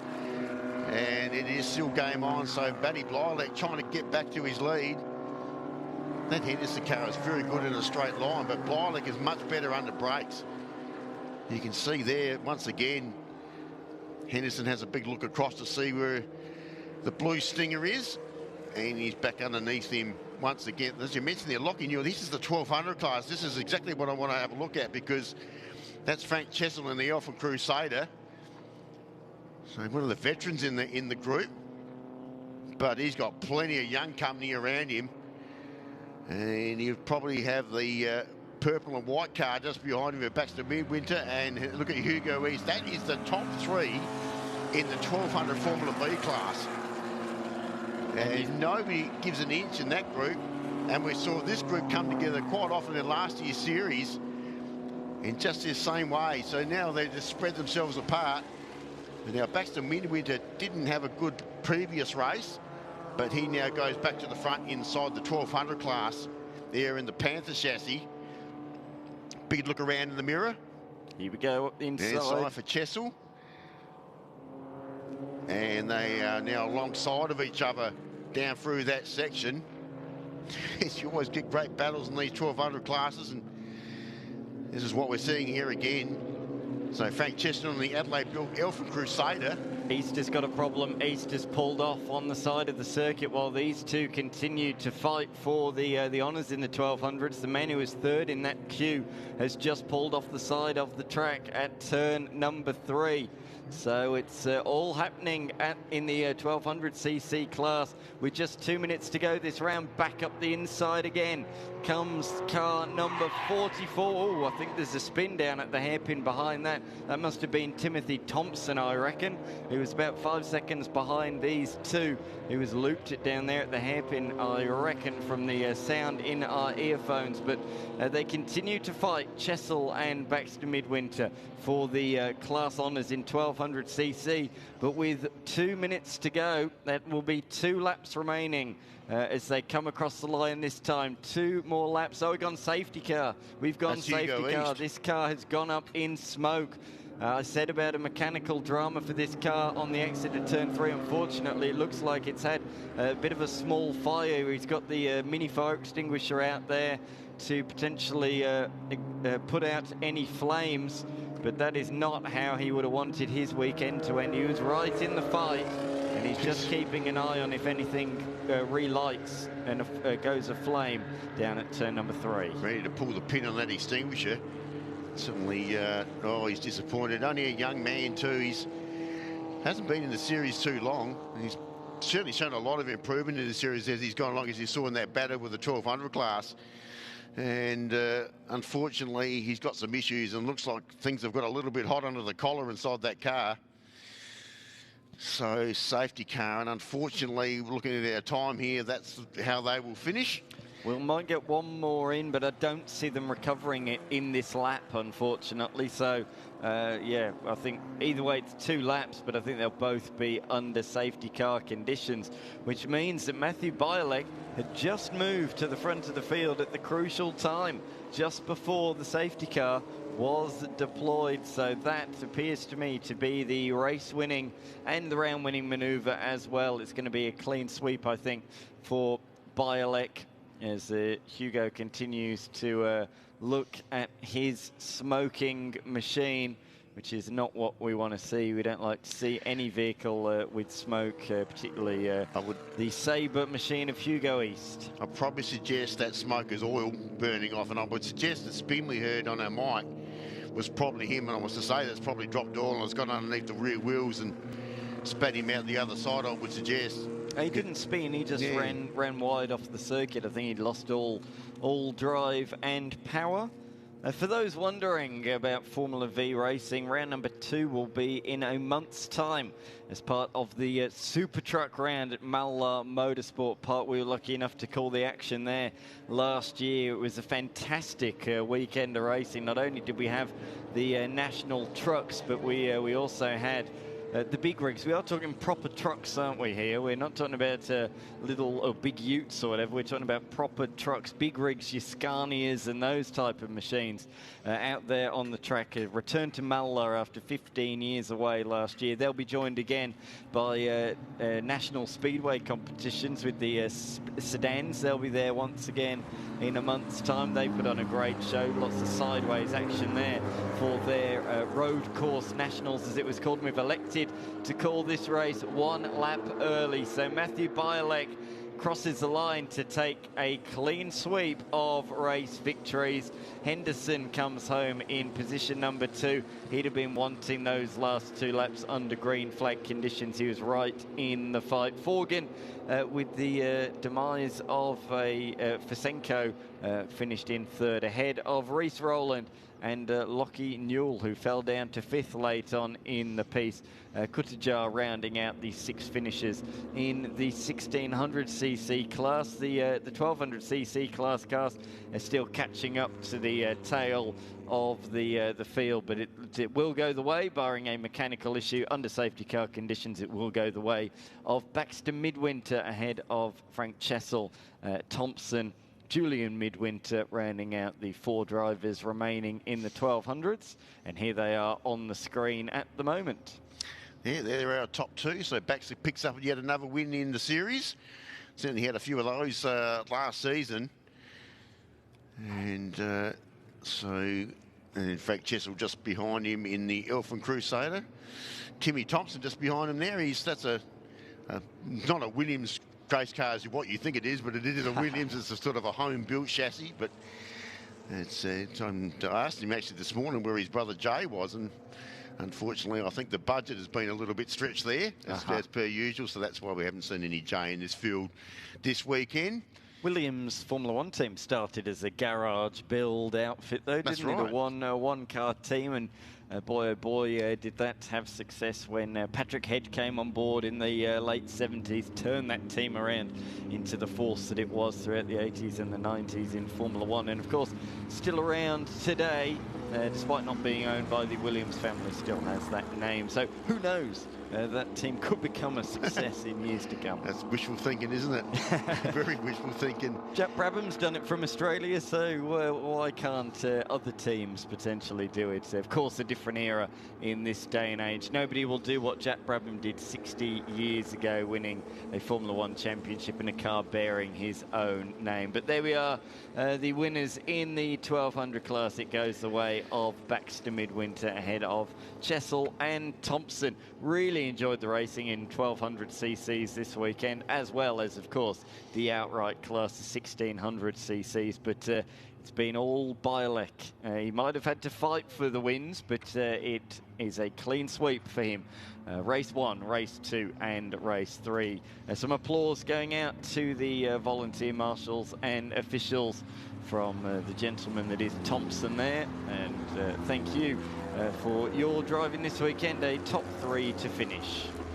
So this is the official results after finishing under safety car. So Matt Bialek from Adam Henderson, Flint Forgan with all thirds in all of his races. Then we go back to Reece Rowland, Lockie Newell, Jason Cuttajar with his best result for the weekend.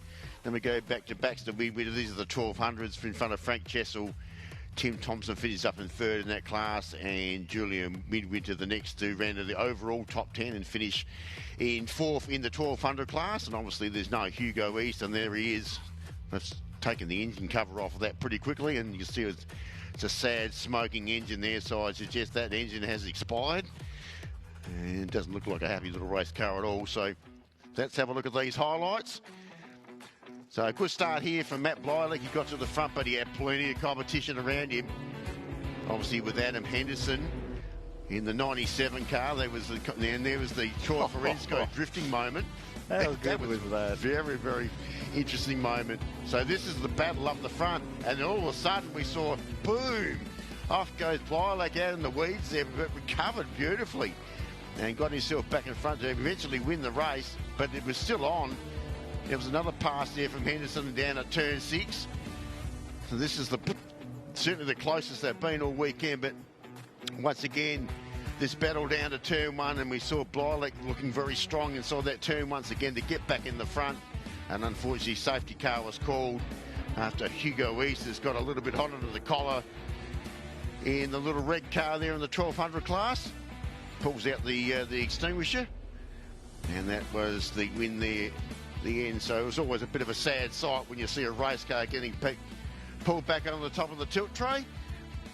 But that's the end of Hugo's weekend there. Probably not the way he would have liked to have finished it.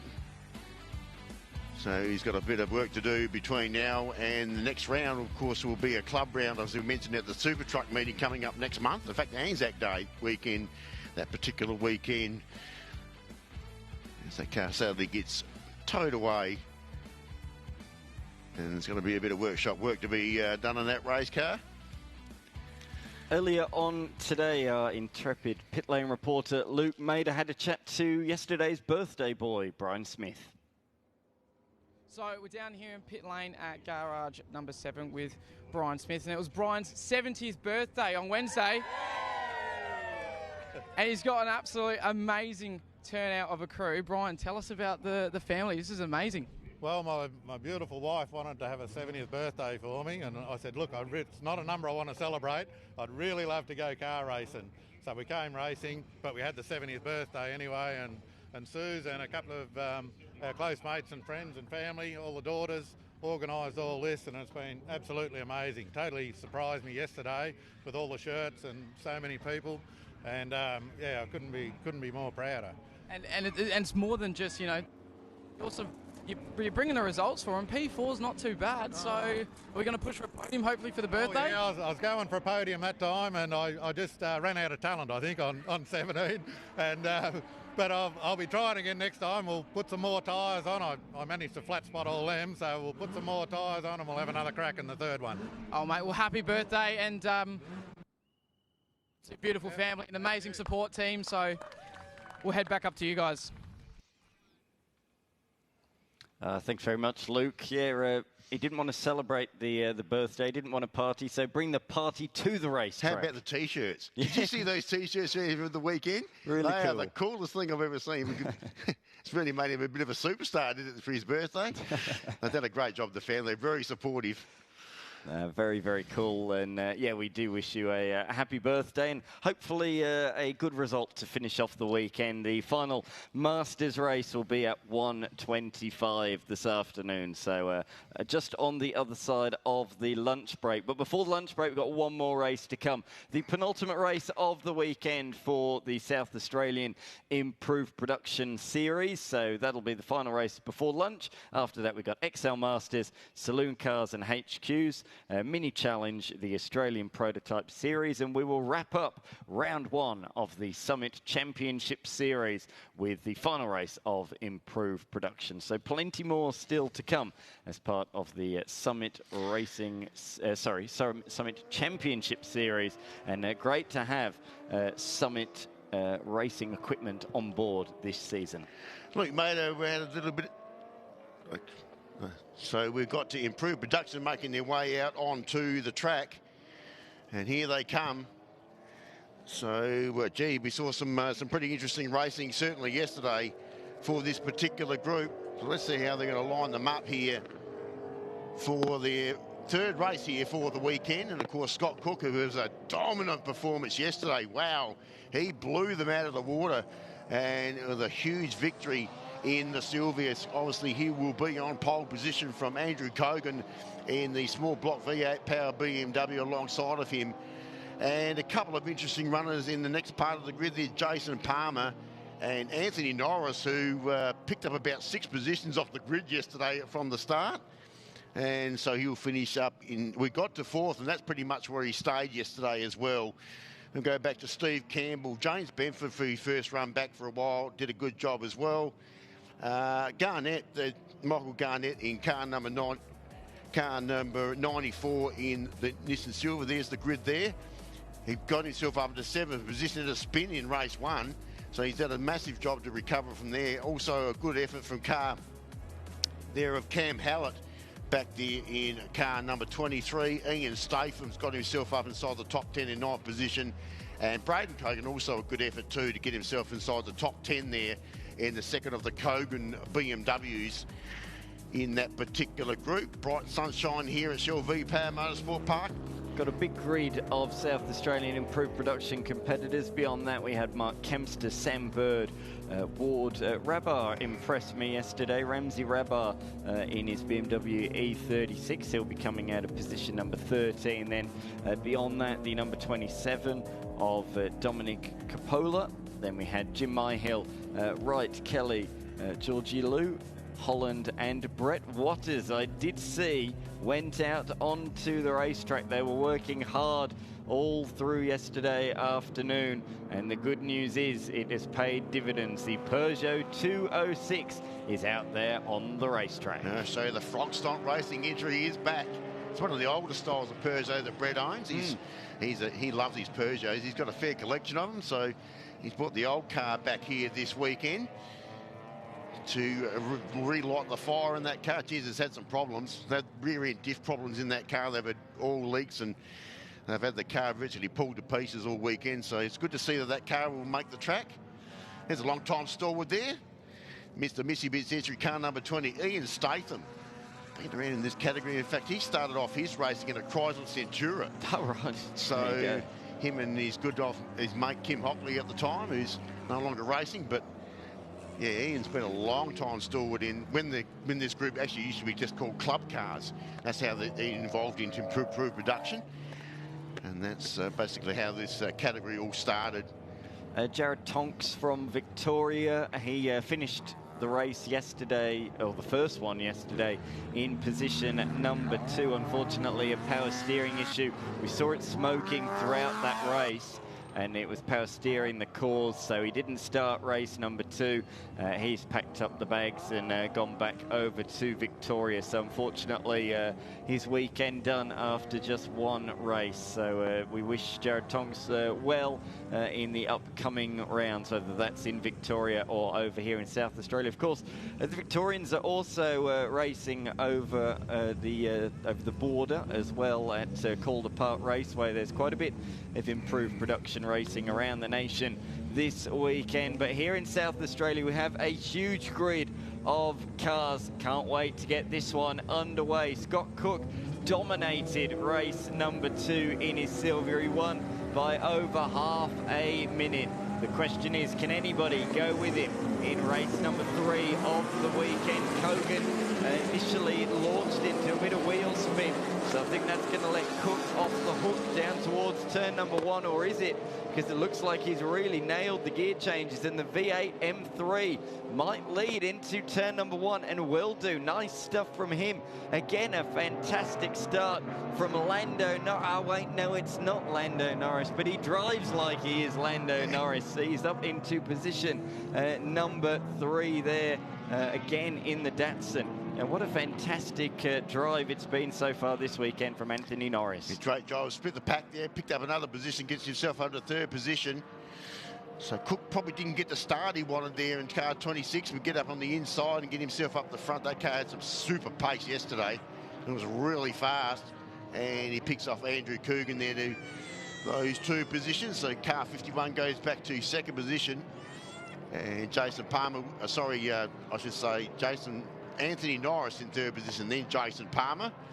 Benford's made a good start. He's moved ahead of Campbell. The BMW E36 being demoted back a position. In fact, Benford's ahead of Palmer and also Norris, because Norris has gone around. Norris has spun around on the back section of the circuit. He ran wide through turn number 10 and he tried to rejoin the track. And in the grass, the rear end has looped around on him. Just when we were saying what a fantastic job he's done all weekend, we've well and truly both slapped him with the commentator's curse, and he will now find himself right at the tail of the field. That's a shame. Hopefully he got back on that track safely. He's going to miss a lot of places there. So race leader at the moment there, Scott Cook. And this is what he did yesterday, just dominated this improved production race yesterday. And already starting to do that inside the first lap. So there's Benford up into third position in front of Jason Palmer. And it looks like Michael Garnett's picked up a couple of spots there as well. Obviously where's Norris finished up and all this? Oh, he's a long way back. He's lost a stack of positions there after all of his hard work. He's fallen right to the back. This is a great livery. The number 17 of Kelly going through in the Matt Kelly Motorsport BMW E36, but down towards turn number 1. Here is the other Kogan on the attack. Yesterday we spoke a lot about the number 51 of Andrew Kogan, who sits in P2, but a little bit further back, the next generation is coming through the field as well. Started just inside the top 10 and sits in position number 11, or was. He moved through on Sam Bird down into turn number 1. But up the front of the field by a margin of 2.3 seconds, it's that man again. Car number 26, the Impulse Boutique Nissan Silvia S13 of Scott Cook. Good to see in that previous screenshot the return of the Viking Motorsports entry there of Matt Wright to the Datsun 120Y, and that is not a normal 120Y. I can tell you if you've had a close look at it. Good to see him back. We haven't seen too much of him in recent times, so good to see that car back out in circulation. But talking about circulation, no problems here for Scott Cook. He's started to already creep away here, what we saw yesterday. James Bedford and Jason Palmer just behind him. So Palmer hasn't let Bedford get too far in front of him either, so they're just sticking together. Scott Cook knows how to win a South Australian Championship as well. Done it all before. Didn't see, in fact, only did one round in last year's series, but his record here is very good, and we've already seen that already this weekend. In fact, the Silvias in general go very well here, and there's the second of the Silvias there in James Bedford, who's been off the scene for some time in the Pump X entry. He's done a great job of the presentation of that car too. It certainly does stand out on track. A former Circuit XL driver back a few seasons back. Kogan's gone missing. Kogan has gone missing. Not sure where he's disappeared to, but he's not out there on the racetrack. It is daylight between first and second with no blue BMW M3 in the middle. The next BMW is that one on the screen there of Jason Palmer, the reigning champion, sits as the best from the German manufacturer. So it's a Nissan Silvia 1-2 now, ahead of Palmer. Garnett's up to fourth. Campbell has stayed out of trouble all weekend and sits inside the top 5. Beyond that, we got Statham, Hallett, Kempster in the Mitsubishi, and Kogan's come in the pits. Yeah, so that car is not on the track anywhere and come into the pits, not parked up anywhere. James Benford there. What a handsome man he is in that profile picture. It's probably the worst one you could possibly put out, but anyway. He's got himself up in a second position. Look at Scott Cook. He's just done a 2:05.2 on that previous lap. Absolutely flying out there at the moment. So Palmer's still back in third position. How about Michael Garnett on debut? Got himself up into fourth position on track at this very moment. And of course, that's another one of the Silvias. So I told you they do run pretty strong here. And that's certainly what he is doing at the moment. That's predominantly white and the striped Sylvia at the MS Jason Palmer, the immaculately presented BMW E30, one of the earlier model BMWs in the field. Got a few later models, but that's certainly the oldest of them. Sounds absolutely fantastic, this car. Gee, It these really E30s does. have done a lot of racing, and not only here in Australia, but certainly worldwide, and it's in some pretty famous colours too, in the Warsteiner colours. They were certainly made famous in European touring cars. Did you like Jason Palmer's picture better than I didn't Paul see it. Benford? Maybe you were very cruel to, I may say, He's Martin Ankara. He's the actual president of the Improved Production Association of South Australia. Really nice guy. You probably couldn't find a more approachable person in the pits, Jason. And just like his car is immaculately presented, it's a really pretty little race car. And if you have a look underneath that bonnet, with all this carbon top, and it's all nice and neat and tidy, and not a thing wrong with that car. There's the Garnett car on the booth this weekend. He's done a great job. Just And ahead he's of got the Campbell. later model BMW E36 there of Steve Campbell. He's, as we mentioned yesterday, pretty better known to rally circles here in SA, but done the last couple of seasons here in improved production racing here in the South Australian Championship. Been pretty competitive too. You've certainly seen him being up amongst the top few on regular occasions, certainly last season. Despite missing round one last year, he finished fifth in the championship. So, you know, if he'd have done that first round, I think he'd have likely at least leapfrogged one or two competitors. Looking at what he finished on and how close he was to those ahead, he may well have finished second in the championship. He and Palmer were ultra consistent all year long. And that's what earned them the spots that they got. As I say, may well have been even better for Stephen Campbell if he attended the opening round of the season. But we'll never know because he did miss the opening round. I think the opening round for these guys was at Malloral. That was a big slide for Garnett there. And Campbell moved to the inside of the road to avoid any potential contact down there. As a hairy slide for the driver there that we're looking at on the screen, number 94, another Nissan Silvia. So it's three in the top four. It's Nissan versus BMW. It's a bit like touring cars in the 80s, but they certainly weren't Nissan Silvias, and it's not quite the right BMWs either. But yeah, but it's BMW versus Nissan like it was in the late 80s. So those two cars currently in fourth and fifth position. Mistake wide again. There for Garnett. He's hooked one out wide there, and that's given Steve Campbell a massive look in. In fact, you get past him there on the last corner there at turn 18.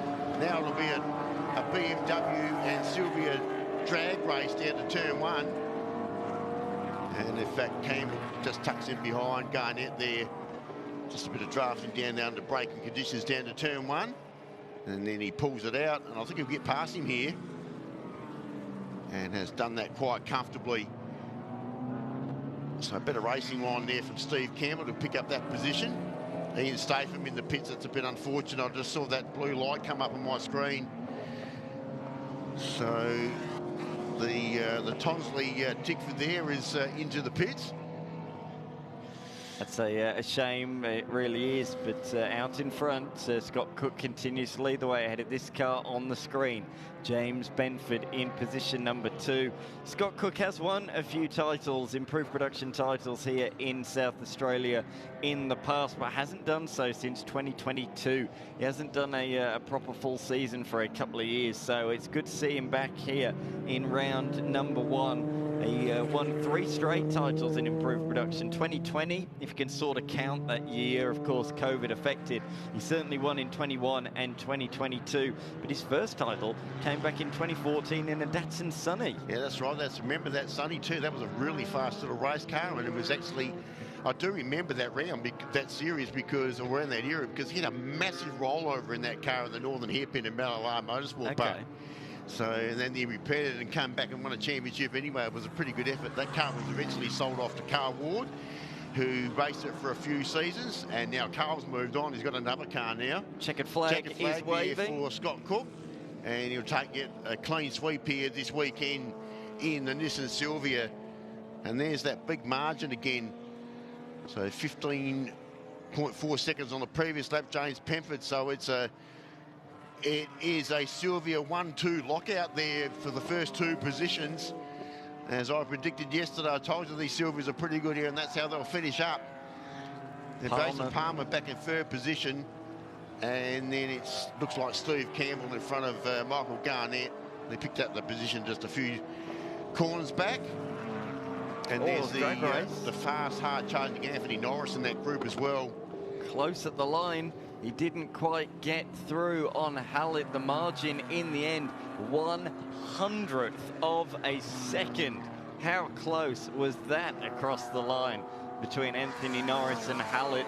Norris will be kicking himself. The error down at the bottom of the hill, spinning around in the grass, cost him very, very dearly. And that looked to me like Sam Bird was coming to a stop on pit straight. He was running very, very slowly. But there are the results from race number 3. Scott Cook taking the win. Not quite as dominant as yesterday, but still out in front, off in the distance. Head of James Benford, Jason Palmer in third. Stephen Campbell and Mark Garnett rounding out the top 5. Braden Cogan, nice performance from him. While his dad dropped by the wayside, he came home in 6th ahead of Cameron Hallett, Anthony Norris, Mark Kempster first of the Mitsubishi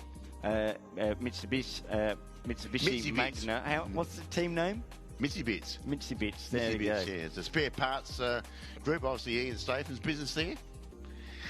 So, and then the last one there is the Leighton House livered Datsun there of Carl Ward. My favourite livery of the weekend. So that rounds out the top 10 there. And James Benford, what a return. Picks up second position there in that final race. And hopefully we'll see a bit more of him during the remainder of the series, in the Summit Racing Series. But one for the Sylvia fans there, a 1-2 lockout there in the final race. And those cars now are being brought back to pit lane because we're about to come into our officials lunch break here in just a moment or two. So let's have a look at a few highlights here and what's been going on. We saw a couple of interesting moments too. Nice smooth driving, of course, from Scott Cook again down there at turn 6. Just a little bit crossed up there on the exit. Managed to straighten it up okay, no problems at all. Jason Palmer, ever consistent once again. And gets himself up to finish up third in the race. But it was all this man in front. Scott Cook, once again, it's been a dominant performance. And then there was this interesting battle between Michael Garnett there and Steve Campbell. A little bit wide there for Garnett and gave Campbell a big look in there, and he picked up that position. And a nice little hanger there just towards the end of the race there for Scott Cook, trying to get back to its drifting routes, that car. And it takes the checkered flag. So through the many unscathed there for Scott Cook to claim a clean bag of points there for the South Australian Championship.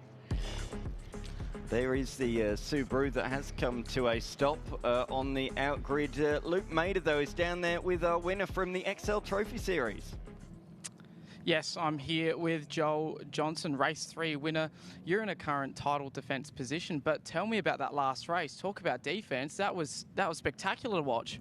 Yeah, look, it was a great race. It was really fun to race. Yeah, look, obviously we're in a position where we're defending the title, and the first race of the weekend was a little bit didn't go the way we wanted with the exhaust coming off, but you know, we made it there in the end, and race 2 and 3 we were able to get back to the front. And yeah, look, it was really fun defending at the end of the day, and we got great drivers like Fletcher coming through. So yeah, it was an honour to be able to, you know, show them a few things and yeah, just try a few things out there. Now, you mentioned Fletcher, and he's been in the series for a couple of years now, and we're already brewing up and seeing a bit of a rivalry. I'm sure you're looking forward to fighting that out this year. Yeah, look, I'm looking forward to it all. I'm looking forward to everyone who wants to, you know, come take the title. So, yeah, I just love the competition. I'm here for it. That's what I'm here to do. So, yeah, I'm looking forward to the rest of the year, and we'll see what happens. Yeah, awesome, mate. Love your attitude, and best of luck for the rest of the season. Appreciate it. Thank you. Thanks very much to Joel Johnson. Congratulations on the round victory. It's certainly going to be a hard-fought season, though, in 2026. While this Subaru gets brought into the lane, we're going into the officials' lunch break. We'll be back at 12:20 for Circuit. 1:20, I should say, for Circuit XL Masters, and plenty more after that. Saloon cars, HQs, sports sedans, mini challenge, the Australian Prototype Series, and improved production. So make sure you join us at 1:20 for more racing action at the Shell V-Power Motorsport Park.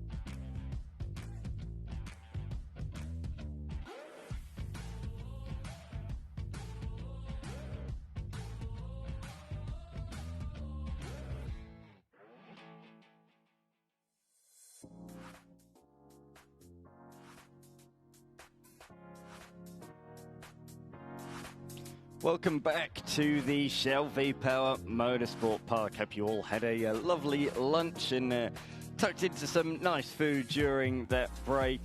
Mike Nancaro alongside myself, Dan McCarthy, to talk you through all of the afternoon's action. Still got plenty to sink our teeth into, kicking things off with the Circuit XL Masters, the XL category for the elder statesmen.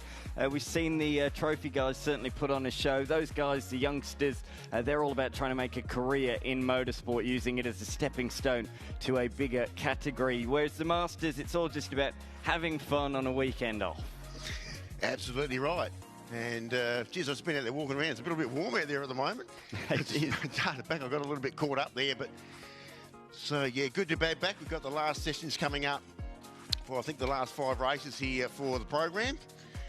As we just get into some of the sights you can see that are happening around the place.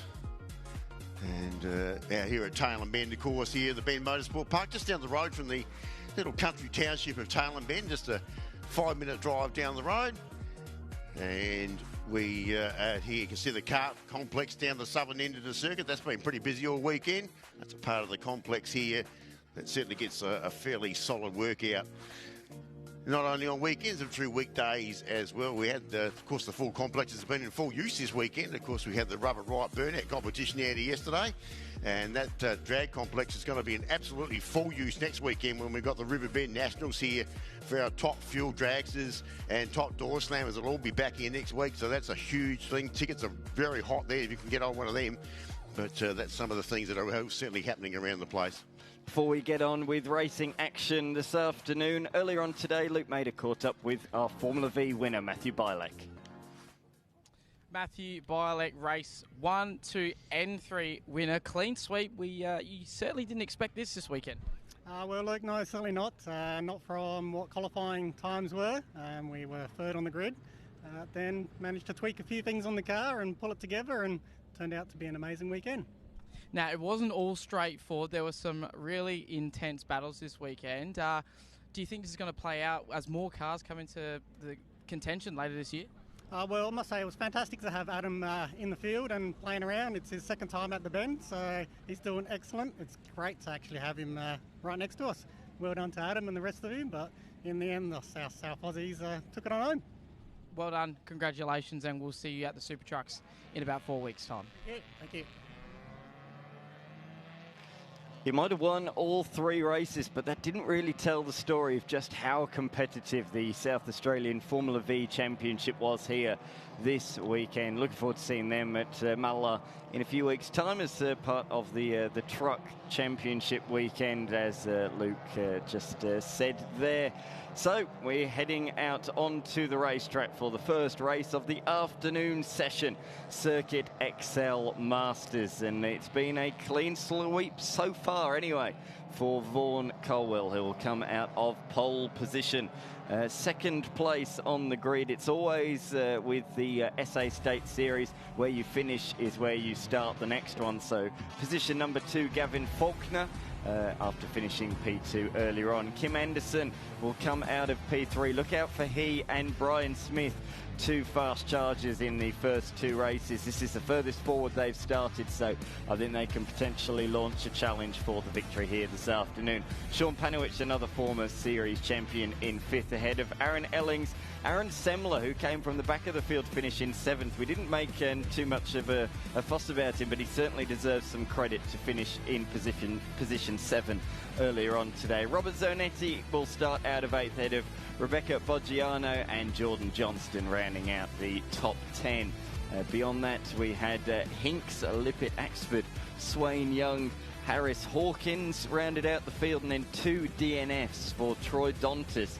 And one of our visitors who's done fantastic so far this weekend, or had done prior to that anyway, finished P2 in race number 1 before an unfortunate DNF. It's our Queensland visitor Ian McMahon in the MXM Motorsport and JP Sports sponsored machine. So hopefully they've got that car back out there. I didn't look towards the back of the train when they came out onto the racetrack. I tell you, that car's out there. That's Lippett in the number 55 machine. Robin Lippett's another of the Mish's XL Garage machines that, particularly in Trophy Series, have been right up the pointy end throughout the course of this weekend. And there's quite a contingency of them here in South Australian racing these days. That is for certain. There is Sean Panowich in the complete doors and windows machine. Always looks great, this car. Okay, those same colours for quite some time, Sean. He's won a couple of South Australian championships. In fact, he won the one last year here for the Masters. He's also an outright champion as well. Certainly a bit of a stalwart in the group. He's certainly been around for some time, right back to the early days of Circuit XL racing here in SA. Jordan Johnson just coming through. He had a bit of a moment too in the previous race, so he's got to do a little bit of recovery. And car 79 there, Graham Hinks, who had to fight his way through the field after doing a DNF on the previous race. So those cars towards the back of the pack at the moment. Certainly the winners so far this weekend, I think the progression of Beck Boggiano there certainly has been progressive. Yeah. And I think she's done a great job in the new car. And Aaron Sandler's another one in this group too that started from the rear of the field in the previous race. He did a DNF in the race before that. So he's made his way through the field as well as progressive as well. Of course, we talk about the Anderson-Smith combination. We've seen a bit of that as well. There's been a few that have gone through their races pretty nicely. Vaughan Caldwell on pole position again. Can somebody beat him? We're about to find out. At the tail of the field, pleased to report that Troy Dontis and McMahon have lined up. So look for the very tail of the field. They're not quite in line, so the P&H machine is going to have to move forward, not the B&H, don't get that confused. We don't want to advertise anything we shouldn't, but the two cars at the back of the grid are now in line, so we are set for a start. The final XL race of the weekend. It's the Masters, and it's a masterful start by Vaughan Colwell. A great camera shot to show the initial launch, and he will comfortably lead towards turn number 1. Anderson in position number 3 has the inside line on Faulkner and is drawn fully alongside and has the slipstream from Colwell down towards turn 1. Panowich is looking. He wants to try and move on through as well, but all of them to the inside line except for one. One driver stuck it around the outside in the first half dozen machines, and that was Faulkner, who's challenging for the lead, but he's gone a bit too deep, a bit too wide at turn number 3. He went the long way at 1, he went the even longer way at turn 3. He dribbles off the road and falls to position number 4. So Anderson up to position 2, Panowich in position number 3 as they head down towards the hairpin for the very first time. Faulkner keen to make up for the lost ground. Immediately back on the attack, up the inside of Panowich and back into P3. Yes, a good move there to get himself up back into P3. Now he'll be on the attack there. He's got Sean Panowich. Look at Aaron Ellings, the Tasmanian there just behind him in that play as well. So once again, Vaughan Caldwell to lead them out. But this time we've got Kim Anderson in second position. So he's going to be doing all the chasing at the moment. We've seen a bit of the Faulkner car behind that car as well, chasing, but he's just gone off the road. There he is, the 23 car of I Do Car Lines. And the tyres more into Aaron Ellings.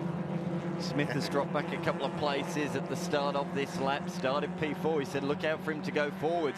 Well, the person he started on the same row of the grid, row number 2, as Anderson's gone forwards. He's gone backwards. We said look for them both. But one has gone in the wrong direction. So he finds himself behind Ellings, so right where he didn't want to be in P6, right in amongst that gnarly group in the middle of the XL pack. It's always wild and willing in the middle of a Hyundai XL race. But out in front, this man, he's not too familiar with being in the middle of the pack. He's the reigning champion in the Masters class, and he's leading the way early on in the final race of the weekend. Faulkner has lost back and fallen back behind Panowich midway through the lap, so he's going to have to reclaim third position once again as they come across the line to complete lap number 1. McMahon is moved up to position number 8. I said look for the guys at the back of the field. There he is, the white machine, just behind the green one, up in P8. And he's also dragged along with him Troy Dontas, who's moved up 8 positions himself. He's up the inside of Bet Boggiano into turn number 1. I said look out for them. They've made fantastic progress at the start of this race. And McMahon is certainly going to be in contention for a top 5 finish, or potentially even better, as you see them exit out of turn number 3. Here's a replay of some off-track excursions a bit further back. Yeah, it's Graham Hinks there. He's doing a bit of an excursion there, down there at turn 18. So the Hot Wheels Despite Livered car has gone a little bit wide down there. Going back to our race lead there of Vaughan Caldwell and Kim Anderson, who's had to really fight his way back through the field. He started well back from the qualifying yesterday, but now he's in the challenge for the lead here for their final race of the Circuit Excel Masters. And those two now are starting to dominate, but the black car in front, car 86 there, the Bordertown-based driver there of Vaughan Caldwell, he's certainly had a chance. They've got away from Sean Panowitz. They've got a nice little break between him, but he's got a huge group behind him as well. Gav Faulkner leading that group around. Aaron Ellings is also in that group as these top 2 make their way towards the back of the circuit. So it's Vaughan Caldwell in, of course, the Tough Lift sponsored series this year. Nice, it says a bit of a look around, but there's not too much to be worried about at the moment. But Anderson still on his tail. In fact, he's got a nice little buffer there. Pretty strong through that section of the track there, Caldwell. Just gives himself a nice little buffer between him and first and second. The top 2 really have pulled a margin over the chasing pack. Panowitz is trying to go with them in position number 3. And then it's pretty tight 4th and 5th at the moment as they head into the final section of the circuit. Around turn 17 and into turn 18. You just got to believe that the exit of the corner is where it was the last lap. It sounds bizarre, but you've got to have faith in what you're doing. Through into the corner, through the middle of it, and on the exit, you got to hope that you judged it correctly, as the top 2 have definitely pulled away. Again, running out wide. It was Hinks again that made the mistake out the final corner. 2 laps in a row. Here is the challenge for 3rd position. Panowitz was in P3, but not for long. These 2 have exchanged 3rd position at least 4 or 5 times already, and we're only 2 laps into this Masters race. The Tyres and More entry from Tasmania. He's come a long way, and he's making hay here in South Australia, up in position number 5 of Ellings. And Smith remains P6 at the moment. Ian McMahon hasn't made any further progress. Troy Dontas has got past Bet Boggiano. We saw that move down at turn 1, so he's now inside of the top 10. I'm looking for any other movers and shakers early on in this race. Daniel Axford. Well, there's a mover and shaker. I reckon that was Rob Zonetti out in the grass there. Let's have a look at that. I reckon that was the Joker car. I just saw him, McMahon, just make a pass at him just a couple of turns before. And there's your answer. And that is the 29 car that went exit stage right there, just on the entry there to turn 6. So I don't know whether he's done it himself or he's been pushed. I just caught the end of it. So he drops back a considerable amount of placings there. So Cole just does these the fastest lap of the race to this point, and now starts to draw away. You see that in the shot. That's an interesting shot, that camera shot over the back. You can see the contour of the road and how it drops off. It looks sort of flat, but none of this track is flat. Trust me. There's Sean Panowitz under attack there from Aaron Ellings, the Tasmanian there. He's been pretty competitive here this weekend for his first look at the track. And so they're the next 2 in line. The car we should be looking at, as we mentioned, is Ian McMahon. He's starting to pick a few off, and he should be up into about position 6 or 7. Should have Brian Smith in front of him. In fact, as I speak, he's just got to put a pass down on Brian Smith just in the background there. So Aaron Ellings will be his next target. Certainly where is that white car? There it is. So he has picked up another position, takes him up into 6th position. Remember, he started from the rear of the field. So certainly the car's got plenty of pace.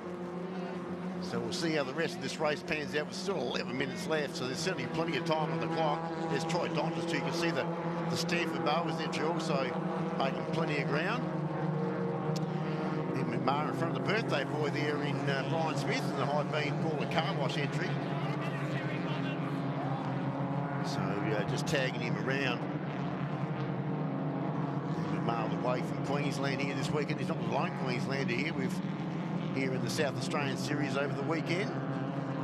So those two full fighting out position. In fact, McMahon now just starting to get away from Smith. Slightly quicker on that lap as well. So he'll be on the back of Aaron Ellings pretty soon in the next couple of laps. Trying to get another position in as they climb up there to turn number 7. Huge big drop off there. You get to this point and they just disappear down the hill. Faulkner's pulled away a bit from Panowicz in the last lap. He was a full second, 1.3 seconds, in fact, faster than the driver in the 39 machine, the complete doors and windows entry. So he's actually closed in about a second on Anderson in P3. So now Faulkner's got clear air and he's stopped fighting with Panowicz. He's trying to catch the top two, but Anderson himself cannot go with Vaughan Colwell. We saw there Brian Smith just running a little bit wide, 2 wheels through the grass on the exit of Crofty Corner, trying to maximise all the road on the exit of the corner and maybe using a little bit too much as we see them swing it into the stadium section. I see there's a little bit of a crowd that's formed underneath the shelter there. It is an absolute scorcher here at the Shell V-Power Motorsport Park. We're hitting just shy of 30 degrees, about 29 degrees today here at the Shell V-Power Motorsport Park. It's a lovely summer's day in autumn. I think that's the best way to describe it. And I can see that Panowicz is coming under pressure just ahead of this. Is that Panowicz? I think it was. In fact, I think he's fallen behind. No, it was Ellings just behind Panowicz. Yeah. I saw a bit of orange. It's the 2 orange machines fighting each other. And here comes McMahon, the Queenslander. He's certainly going to try and go out with a bang here in the final race of his long visit to South Australia. And up the inside, he's already lost the right mirror, Ellings, in this race. He's nearly losing the left one as they're going door to door down towards turn 1. Ellings got a bit crossed up just as he wanted to settle the car and turn into the corner.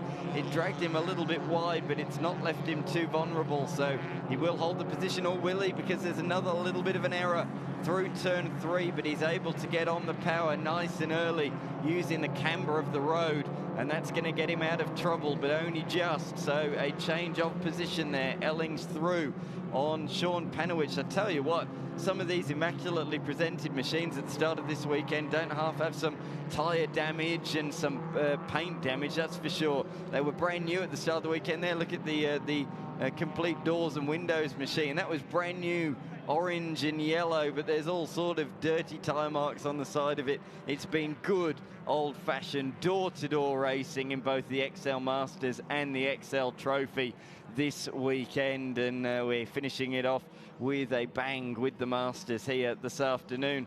For those tuning in for the first time that have never seen XL racing, well, this is effectively a grassroots way of getting into motorsport, very cost-effective in motorsport terms anyway. And in recent years, they've been divided, the over 40s in the Masters and then the Trophy guys for the young up-and-comers, because some of these guys just couldn't match it against the youngsters. But not only that, the way they race is very different. These guys are a bit more methodical, shall we say, whereas the youngsters really do have a big crack at the whip and certainly send some dive bombs, which upset the elder statesmen of the XL racing. And the fields are big enough that we can split them quite easily. So there's about 20 in both categories this weekend. This man, though, he'd certainly be up the front in the XL Trophy Series. He is a talent. It certainly is. Last year's South Australian winner in the Masters class, and he's really starting to dominate too. He's certainly got away from Kim Anderson a little bit, and there's the margin. So, geez, there's a scrimmage happening down about 4th and 5th position just off track. Let's have a look across the other side. So Ellings has got in front of Sean Panowicz, so that's another position change. just inside that lap, and there's the hard-charging Queenslander there, Emma from the back of the field. Geez, he could pick up 2 spots here. Let's see how he goes under brakes here on the inside in front of Ellings. Oh, it tightens up a little bit there. He had to back out a little bit there. So Ellings retains that position, but in the meanwhile, Emma gets himself up into 5th position. But for how long? He's certainly got the pace at the moment. He's on the right side of the track. For turn 6, that's where you want to be. I think he wanted to go for a move up the inside into turn 1 on Ellings as well, but when he's come from that far back and with the car in between them, I think he was a bit unsure of whether Aaron Ellings knew he was there, so he elected to pull out of it. I just saw this. Yeah, Dontis come into the lane. I was about to mention it on timing. Unfortunately, that is 2 DNFs out of 3. Troy Dontis, a man who finished the year in great form late last year and started this weekend inside the top 3 at the start of race 1. He did fall back, though, a little bit late on in the piece, unfortunately, but he still finished relatively well in P7. Race 2 a DNF, and race 3 looks to be the same story, unfortunately. Geez, these guys at the front have broken away, haven't they? They certainly have. So Cole, but this is where the interest lies. The Aaron Ellings now the hard-charging Emma looking for another pass. Now he's right up behind him, coming down to turn 13. Things get a little bit tight down there, and he's done it. That's as clean as a whistle down through there as he got him. He's gone the inside to the next corner from where he wants to be. So that's turn 4. No, he's locked the rears in the grass. Oh, gee. Heart in the mouth moment there, because when those little XLs dig in, they can tip over quite easily. He's managed to save that, but that's going to bring out a safety car. I would have thought.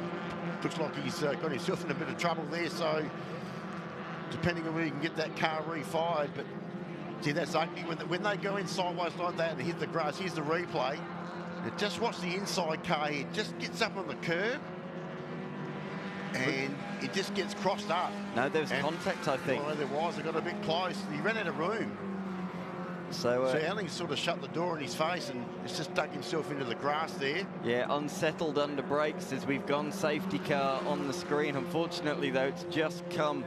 The safety car lights are on just as the leaders have gone past. So we'll have another lap under safety car before they catch it back up. But yeah, my read there was there's just a bit of contact between the two, going for the same piece of tarmac in the braking zone.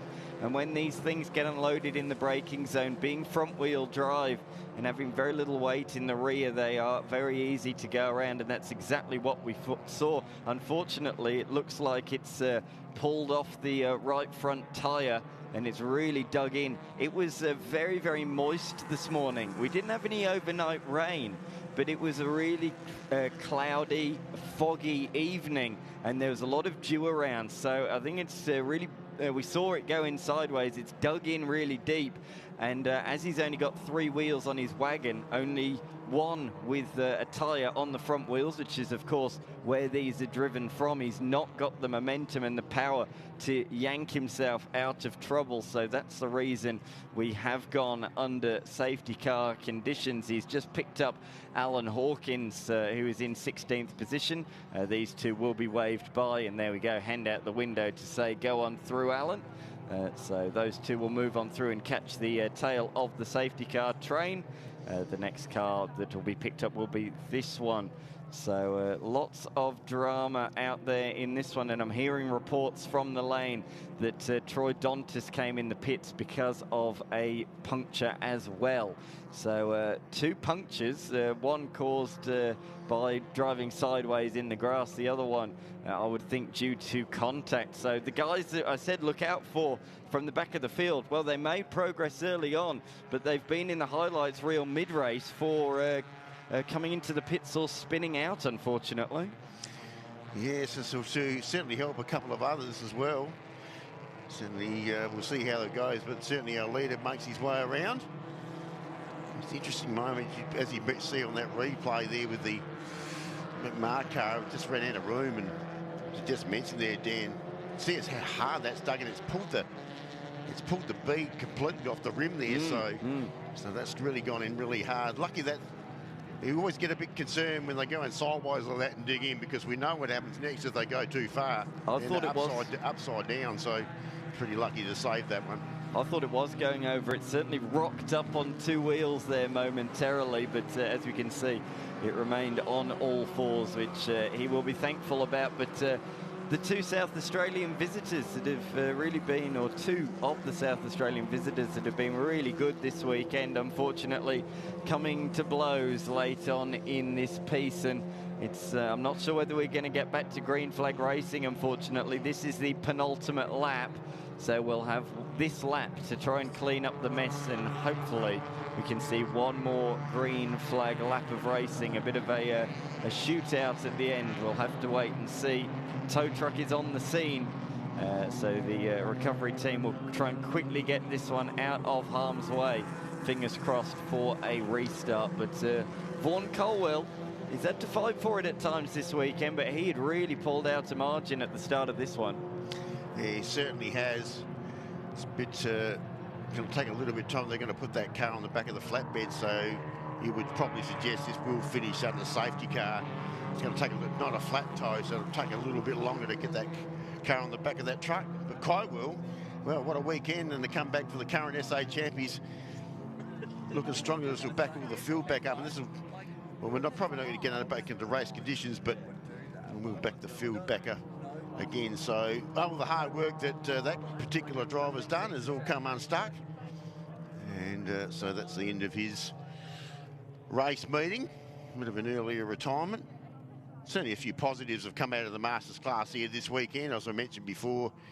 I think Aaron Ellings of Tasmania has been pretty impressive. He's come over here and shown a pretty good clean pair of hills, even though he hasn't won a race, but he's actually got himself up to 4th position now with that incident with him in March. You're missing the guy ahead of him from Queensland as well, of Gavin Faulkner. Yeah. A P3 in race 1, a P2 in race number 2, and he was hoping to improve one more in this one, but I'm not sure we're going to have time for that one, unfortunately.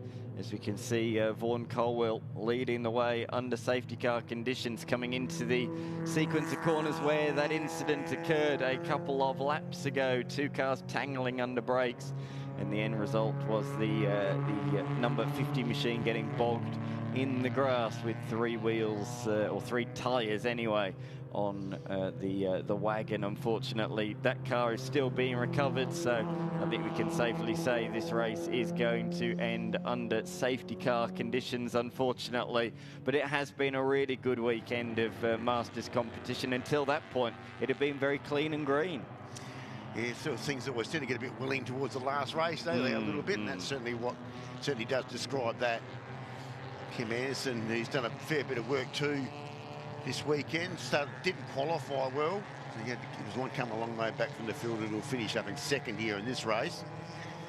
And also, as you mentioned there, Gav Faulkner's had a pretty successful weekend. There are the 3 cars there we can see coming behind the safety car here for Masters class. Probably one of the biggest fields of Masters we've actually seen at the series. We've had quite a lot of Masters involved here. In fact, they've just about our matched numbers in the trophy class. So it's great to see that more people are interested in this series. There's the checkered flag, so that is confirmed that the race will finish under those conditions behind the Hyundai safety car as it makes its way through. And all cars do make their way through. Congratulations, though, to Vaughan Colwell. 3 out of 3 this weekend in the Hyundai XL Masters, with thanks to Tough Lift hoists, as we can see the officials down there in the pit lane. So 3 out of 3 for the reigning champion. Behind that, though, there was all sorts of different drivers getting into the action. We had 3 different drivers finish in position at number 2 across the course of the weekend. In the end, it was Kim Anderson who finished in P2 in that final race. Gavin Faulkner in 3rd, Aaron Ellings in 4th, Sean Panowich, Brian Smith, Aaron Semler, Jordan Johnston, Rebecca Boggiano and Robert Zoanetti rounding out the top 10. What a top 10 that is. Such experience, and drivers we are very used to seeing fight up the point here. And that's a shame the car's just been pulled away now. We were moments away from going back to green. As we look at the Burson Auto Parts highlights from the final XL Masters race. It was on up the pointy end early on. Faulkner tried around the outside at turn number 3, but he understeered off on cold tyres and fell to position number 4. He made his way back through on Panowicz late on in the race, but out in front, Colwell was trying to break clear. A mistake not once, but twice for Hinks in the number 79 machine as he was pushing to try and keep up with the leading group of cars. Up front, though, this man was extending his lead lap upon lap upon lap, and he pulled out a good margin, but it was on further back. A move for position number 4 did not go well. The two cars made contact, two interstate visitors. Ellings managed to get away with it. Unfortunately, McMahon did not. He came to a stop with 3 tyres on his wagon, and that was the end of his race. Unfortunately, that was the cause of the safety car and the reason we finished under yellow flags. Out there on the racing circuit, they're coming back into the lane, still behind the safety car. A big thank you to all of the XL runners. Very nearly 40 cars across the 2 categories this weekend. So, yeah, great racing, as always, in the Hyundai XLs. While we wait for those cars to come into the lane, we're going to take a quick break. On the other side of this, we got the Saloon cars and Holden HQs.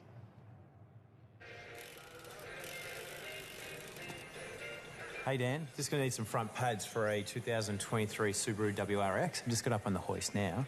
How quickly can you get it to me? Yep, we've got them in stock. We'll get it to you straight away. Here you go. Oh, thanks. All sorted. All good, Pete. Talk to you soon. Burson Auto Parts, Dan speaking. Oh, hey, Claire. What can I do for you today? Yes, the part is in stock. We'll get it to your workshop straight away.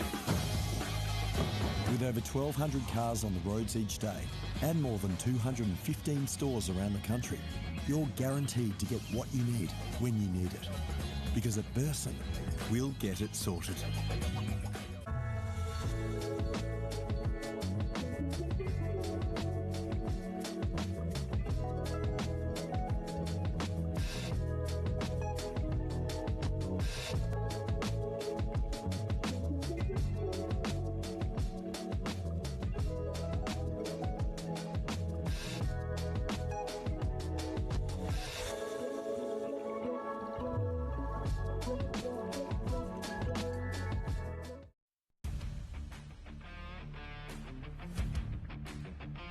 The XL Masters machines are coming into the lane. Shame to finish the way they did, but I'll tell you one man who won't be disappointed about that. Vaughan Colwell, 3 out of 3 across the course of the weekend. We're going to turn our attention, though, onto some rear-wheel drive machines now. Some Aussie-built rear-wheel drive machines. Saloon cars and HQ Holden. Saloon cars made up of 6-cylinder Ford Falcons and Holden Commodores. Old school stuff. And we turn back the clock even further with the HQ Holdens, the one-make series. It's all about slipstreaming, all about racecraft in the HQ Holdens. So they've turned on a good show so far, have both categories, and they'll be sharing the track once more for their 3rd and final race of the weekend. A 20-minute race it will be, and that will be on track in a matter of moments as you look out at the Shell V-Power Motorsport Park down the northern end of the circuit towards turns number 1 and 2 down there. A fantastic overtaking opportunity. This track, Martin and Curry, you've called a lot of racing around here. It really does lend itself to good racing. So many great overtaking opportunities. Yeah, and it comes across multiple categories, as we've seen here this weekend. Yes, we started here in 2018. And I did an event in that year as well, when we all started things off. Things have changed a little bit since those days. The infrastructure's changed a bit. It's built up and got a little bit bigger, and things have moved along. HQ Holdens are making their way out with their saloon cars, and this is what we come to expect. So Scott Dorner's had a good weekend, and he'll start from pole position once again alongside of Wayne King. So Deegan Preen is another one that was a hard charger through that field. He had to come from the rear of the field from the previous event. So he'll be a little bit closer off the grid this time around. The young talent there. Scott Dornan and the action line marking Commodore. He's had a good weekend so far, been out in front, and that man in the HQ Holdens there, Corey Bradley, and also a clean sweep to this point in the number 80 HQ Holden, the Race Fabrication Services entry. Trying to get a little bit of heat in their tyre. I'll tell you what, there should be plenty of track temperature out there, so shouldn't have to do too much of that. Plenty of bright sunshine here at this complex at the moment, and quite warm conditions. So as they bring these cars around, hopefully they're all did finish in the last race. Sean Jamison back into 4th position from the previous race. Tim McNamara made up a little bit of ground too in the AU Falcon, in front of Dave Lyons, Blair Davies, Sean Berger, and Rob Sinclair, the second of the Rob Sinclair Equipment Finance cars.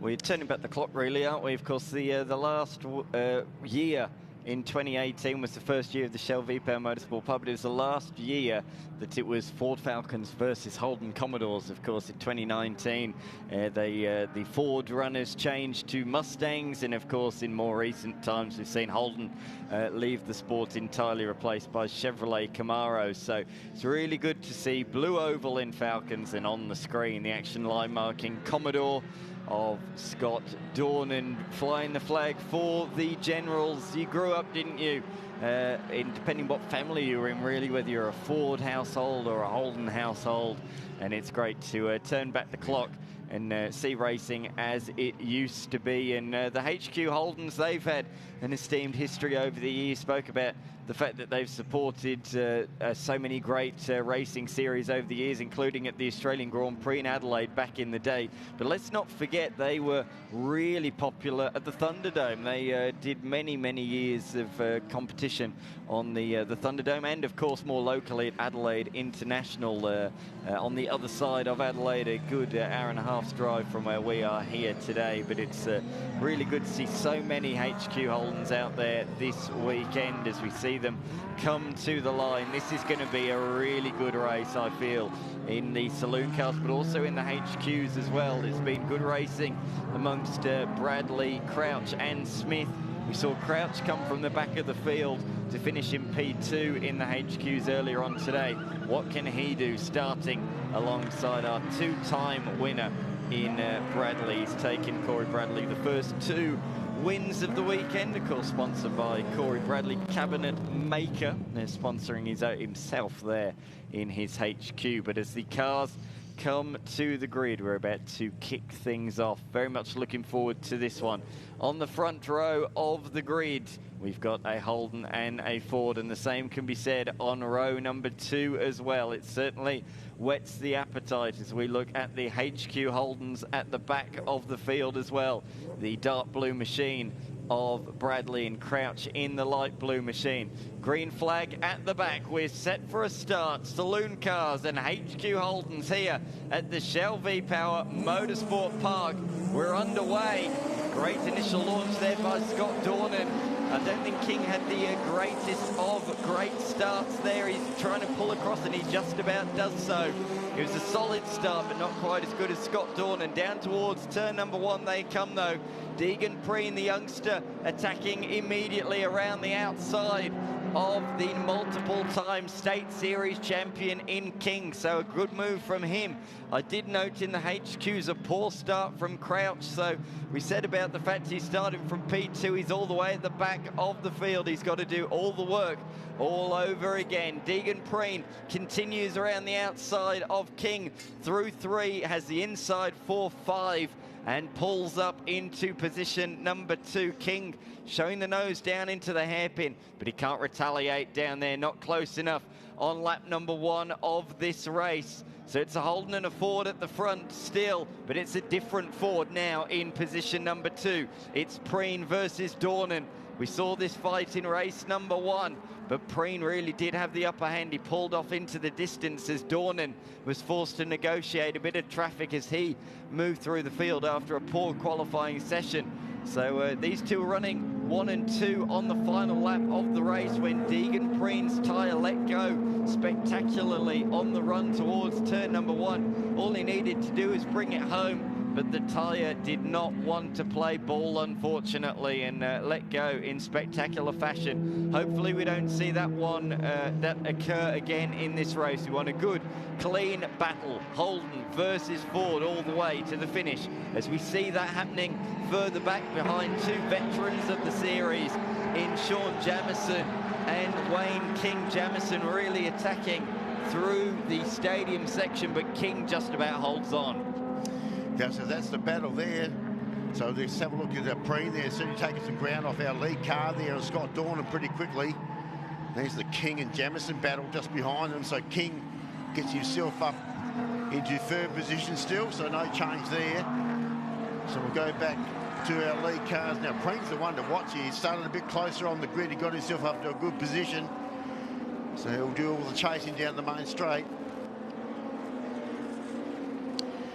So as they make their way down, here's the HQ's on track at the moment. That's Lee Smith in second position in front of Matt Linscott on the comeback trail here this weekend. And in fact, it will be a HQ drag race down the main straight as they make their way down to pick up position. Corey Bradley's the lead car there.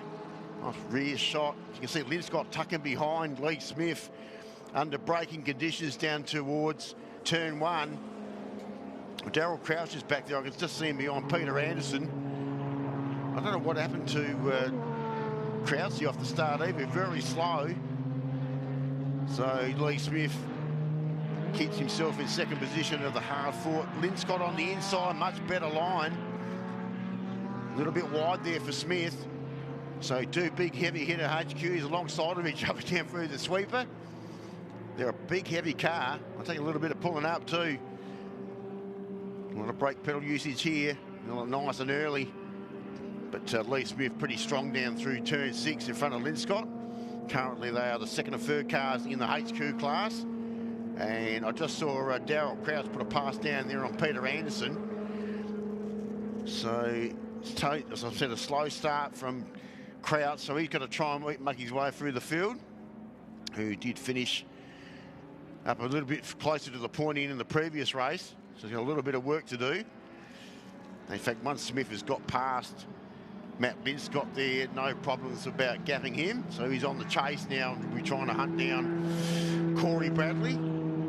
He's had a pretty successful weekend to this point. We don't want to start putting any commentators' curses on here, but we'll that was you, that was you, that was all okay. you. You said nothing. Maybe you can blame me. So back to Saloon cars. This is Scott Dornan. So his nearest opponent was Deegan Preen, but not quite as close as I thought he might have been. This is the first time we've really seen them fight it out this weekend. Race 1, Scott Dornan was the man who was coming through the field. Allberger really far out wide there, out the final corner. You can see him with the pink headlights ablaze. Race 2 is all about Deegan Preen coming back through the fields. This is the first time the two of them have been on equal terms throughout this race. And I'm interested to note that Scott Dornan at the moment seems to have the answers for Deegan Preen. Last time by, he was 0.7 of a second faster than the Ford Falcon driver. And this really does whet the appetite for what's to come on the Easter long weekend at Bathurst. The Saloon Car Nationals. Cannot wait to see that take place as part of the support act to the 6-hour production car endurance race. Who's going to take the victory? Well, the last couple of years it's gone the way of a West Australian, Mason Harvey. There's West Australian saloon cars this weekend. They're racing over in Victoria as well. So everyone having one final hit out before they go to Bathurst and take to the mountain to see who's going to be the Nationals champion of 2026. Can't wait for that. Yeah, you did mention the West Australians. They've got a very strong contingency of race car drivers in that series, and we've certainly seen that at the Nationals. They really do like to show their wares, the saloon car drivers from WA. And no doubt we'll see a bit of that at the Nationals in a couple of weeks' time. So there's another battle starting to develop there. And that would be Blair Davies and Dave Lyons in the Evolution Crash Repair Commodore. It's been a little bit off the pace, Dave Lyons, this weekend. We haven't mentioned his name too often, but a little bit further back than probably what he should have been. Unfortunately, Blair Davies' teammate there in Rob Sinclair didn't take any part in this race. Second of those Falcons out of that team. So this is a little bit further back. In fact, it's 6th and 7th position in the saloon car class. There's a wily old customer, Dave Lyons. Man, he's been around in SA racing for a very long time. And also, he started off, of course, in HQ racing here back in the day. And he's been around doing a lot of laps, especially around Ballala. He's a fierce competitor. He's worn a groove in Malala, I reckon. Yeah, lots of laps there. It's one they haven't named the track after him. He's been around so long. But maybe they will in years to come. So Dave is just tucking himself in behind Davies there, and he'll try and pull out and of the slipstream. Get himself up on the inside there on the little crest that you dip down and you head towards turn 1. And it looks like he's done that part. Oh, he got a little bit squirmish there under brakes. Slight little bit of cross up there, so he's managed to pull that up okay. He got that position done. It was probably a little bit unorthodox than probably the way he wanted it done, but it's not over. Davies tries to stick the Falcon nose up inside the Commodore there of Dave Lyons. Preen caught a couple of tenths, just a couple of tenths. PB lap 14.5 versus a 14.7. So the margins just come down a little bit. He's going to need to do a bit more than that if he wants to catch the Action Line Markings Commodore by the end of this race. In the HQ fight, Bradley's actually pulled a little bit of a margin. For HQ terms, he's in a different league. He's 2.8 seconds clear as the fight for position number 2 takes place down in towards turn number 1. This is Crouch and Linscott. Crouch around the outside. Lee Smith, actually. Oh, sorry, yes. Yeah, it's Lee Smith.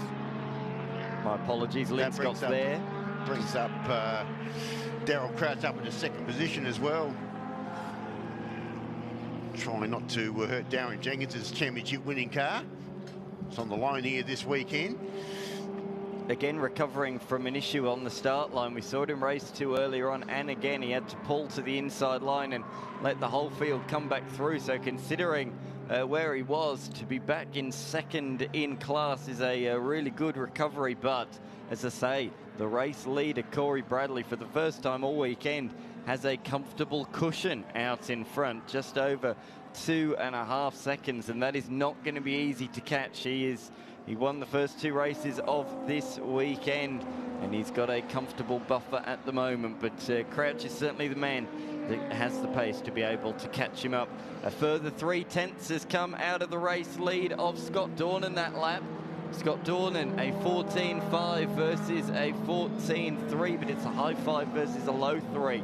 So it's effectively 3 tenths of a second. So at that rate, it may very well be on by the end of this race. There's still 4 minutes plus 1 lap to go in this race. That'll be 3 or 4 laps. So at the rate of 3 tenths of a second a lap, it'll be on the final lap of this race. No doubt about that. The youngster is coming. But how much is he taking out of those tyres? That's the question. Yesterday, was that just an issue with that particular tyre, or was he pushing too hard trying to break away? We will have to see if tyres do play a factor late on in this race. But at the moment, he's coming like a train at the moment, a steam train on the back of the Action Line Markings machine. It doesn't look like it's too much of a threat at the moment, but at the rate he was catching, it will be by the end. What can Scott Dornan do, though? Does he have any answer to that? I'm sure he will be putting out a really fast lap just to try and break that momentum and the hope that Deegan Preen currently has. If he can even gain a tenth or 2, it completely changes the game in these final laps. If Deegan Preen gets a couple of more tenths in this lap, that'll be 1.2, 1.1 seconds. That is a very different prospect with 3 laps remaining to a gap of 1.5 or 1.6 seconds. So if Scott Dornan can just hold the margin as it is at the moment, which is what he will be trying to do, he will be happy with that, with around about 3 laps remaining here at the Shell V-Power Motorsport Park. Through goes the Commodore. Looks fantastic, very similar livery to what he runs in the pint-sized Aussie Racing Car Series. Bit of understeer there mid-corner, and it really meant that the back end came out on him. Scott Dornan appeared to pull away a little bit in the middle sector of the lap, but just at the end of the lap, Deegan Preen closed up a little bit more. He was a further 1.5 tenths faster on that lap. So it's down to 1.26 seconds officially. Yeah, so that gap has certainly shrunk. So like I said, it could be game on, certainly inside the last lap. So, and the H gun, this is the hard charging Darryl Crouch. And now he's up behind Corey Bradley. We just mentioned that Corey got a nice little buffer, but certainly since Darryl Crouch has got clean air, he is well and truly on the attack here. In fact, he's circulating much quicker too. Just put in his best lap. He's just done a 2:31.6 compared to Bradley's with a 2:33.3. Yeah. So he is really starting to take off some time.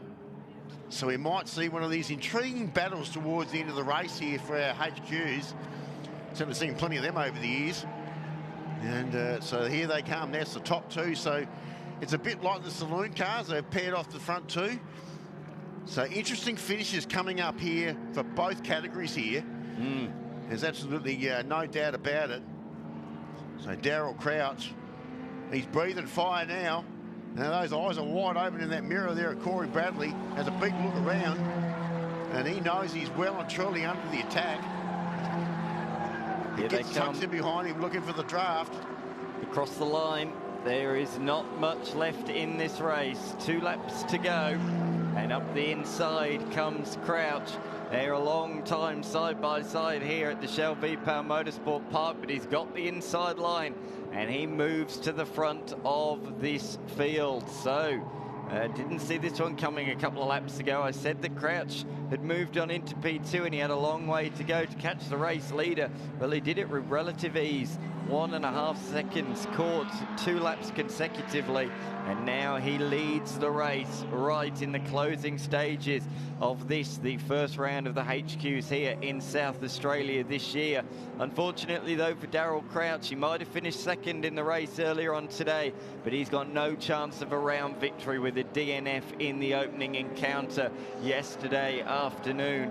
Unlike the men behind him, 2 wins, P2 will certainly do to seal the deal here at the Shell V-Power Motorsport Park this weekend, utilising the 4.95 kilometre layout, the international circuit here at the Bend, the one most used. Oh, that magpie just about got out of harm's way. Crikey, that was jolly close to the HQ down the back section of the circuit. We don't want to wipe out any wildlife. That was particularly at the 12 hour this year. There was a bit of a theme with wildlife getting in the way of things, but glad to see we haven't had too much of that. You were talking about David Lyons. Unfortunately, his race and weekend has come to an early end. 1 lap from home, he has brought that Commodore into the lane, which is a real shame for the veteran. Hopefully we'll see him back out at the next round in his Evolution crash repairs machine, the VZ Commodore, the body shell anyway. So that's a shame for him, but he will be back, I have no doubt about that. The final lap of the race has begun for the Saloon cars. These guys, though, still have a ways to go out at the front of the HQ race. They're only just going to make it without being lapped here at the end of this motor race. The last couple of laps, Scott Dornan has had the answers for Deegan Preen. The margin was down to 1.1 seconds, but Dornan on the penultimate lap responded emphatically. Oh no, we got a HQ off there. It's Lee Smith. Yeah, on the side of the road. So from P3 for Smith, and it looked destined that he would finish second for the round. Unfortunately, that does not look to be the case anymore, unfortunately. Scott Dornan, though, he won't be too concerned about what's going on in the HQs. He's concerned about race victory number 3. He exits the final corner, and it's a clean sweep for the action line marking driver. Scott Dornan takes a clean sweep of the round here at the Shell V-Power Motorsport Park. P2 for Deegan Preen. Wayne King comes across the line in 3rd, defending off an early challenge from Sean Jamieson. But I tell you what, there's some real big names that are going to take the fight at Bathurst in a couple of weeks' time, representing South Australia. As you say, a change of the lead in the HQ Holdens. The number 80 back in front. Bradley back where he feels he rightfully belongs. Yeah, it's where he's been all weekend. We didn't let Croucher get away from him too far. He just tagged him along. And I don't know, we didn't see where the pass was, but whether Croucher's made a slight error there, I'm not too sure, but he's managed to get past him. I'll tell you what, it's not over yet. This will go right down to the line. Absolutely no doubt about it. So, in fact, he's got a nice little margin there down the back part of the circuit. Unfortunately, as I saw there with Lee Smith, was going to finish third here, but he's unfortunately come a little bit shy of finishing this race with a mechanical fault. But the two blue HQs that lead them out at the moment. Let's have a look to see come back up the hill. So still Corey Bradley. So now it's the third position in that group now is Matt Linscott. He picks up a position. You'll certainly get him any way you can get him. And here we come. So now the last couple of corners as we come towards the checkered flag. And looks like Corey Bradley, he might get that clean sweep this weekend. We probably thought he wasn't going to a couple of laps ago. But it certainly looks like that might be the case here as he makes his way down to turn 17. I don't think Darryl Crouch has got much left. We'll see how they can do on the final turn. Crouch a little bit later on the brakes, but he's not close enough. So Corey Bradley will take checkered flag honours here in the last race for the HQs and a clean sweep of points for the round. So probably didn't think of that for a little while, but he will do it. So it will be him in front of Darryl Crouch. Matt Linscott finishes up in third position. And I think the only car we got left may be Peter Anderson. There he is. Here's the 68 car, the Northern Territory, makes his way across the line. He's finishing in fourth position. He'd be used to hot weather. He wouldn't mind this. With the country that he comes from. And I think the other one we got left is John Hill, who's already gone a lap down, finishing in last position. And unfortunately, the Saloon car of Dave Lyons was a non-finisher. And also the same for Lee Smith, who's parked up out on the side of the road. And so have a look at our official results here. So it will be Scott Dornan for yet another victory this weekend from Deegan Preen, who just couldn't quite get him. Then we go back to Wayne King, Sean Jamison, Tim McNamara, good job to get up into fifth position in front of Blair Davies. Back to the track theory entry there of Sean Berger. And we mentioned the top three there of the HQs of Corey Bradley, Darryl Crouch, and Matt Linscott back there in car number 9 in the CR International entry. And that's the wrap up the overall top 10, and that's the car 46 there of John Hill, who was in the final position there in the HQs. He just rolls his way in. Good little race, that one, in the Saloon cars and the Holden HQs, particularly late on. The challenge in the HQs, but out in front at the start of this race. Scott Dornan led down towards turn 1. Crouch pulled off early in the HQs. It allowed the field to come through before he moved back through and did take the lead, albeit momentarily, on the penultimate lap of the race. But Bradley early on looked set for the victory. We thought he was pulling away from the entire field, and the Saloon car guys found the limit out of the final corner. This was the battle for position number 2. But the number 48 machine had all of the answers, didn't he, early on around the outside. Crouch took P2 and then quickly honed in on the race leader and took it on the penultimate lap of the race. But he wouldn't hold it for too long. Bradley had the answers and reclaimed that one in the fight for the HQ honours. Deegan Preen really closed the margin down. He got it down to 1.2 seconds at one point. But in the end, by a margin of just over 2 seconds, Scott Dornan did hold on to greet the checkered flag first.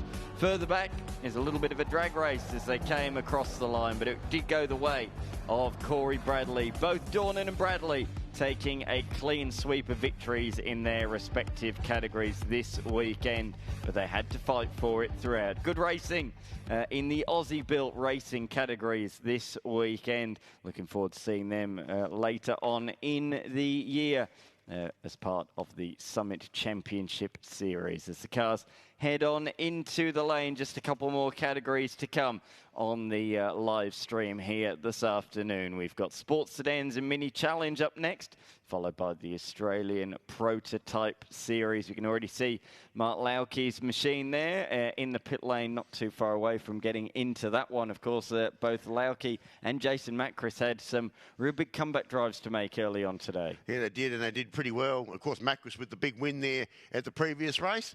And obviously off the grid this time around of the rolling start. Mark Lauke a little bit closer as well, so we certainly were keeping a close eye on that particular Lauke Flour Mills entry. And speak of the devil, there is the car there at the very moment.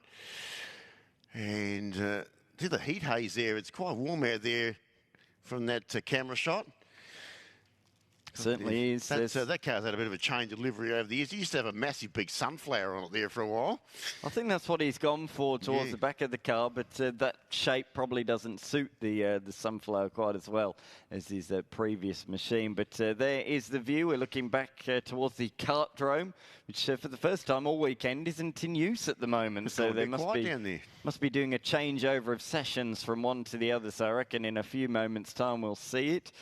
But while we await the next on-track session, we're going to take a quick break. We'll be back in a moment with the mini challenge on the other side of this. We've always had a few cars.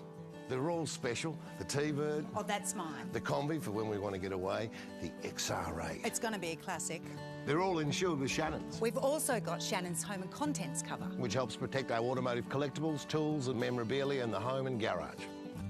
If you're motoring enthusiasts like us, it's got to be Shannon's. Call 13 46 46 for a quote. Shannon's, insurance for motoring enthusiasts.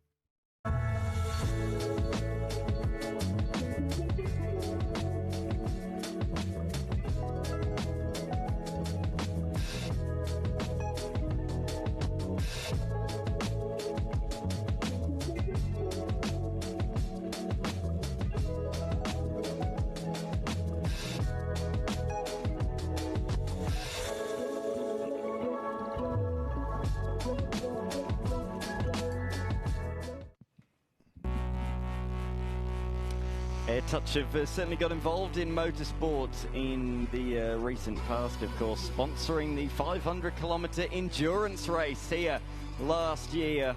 And this year we're using the shorter West Circuit for the Supercars Championship.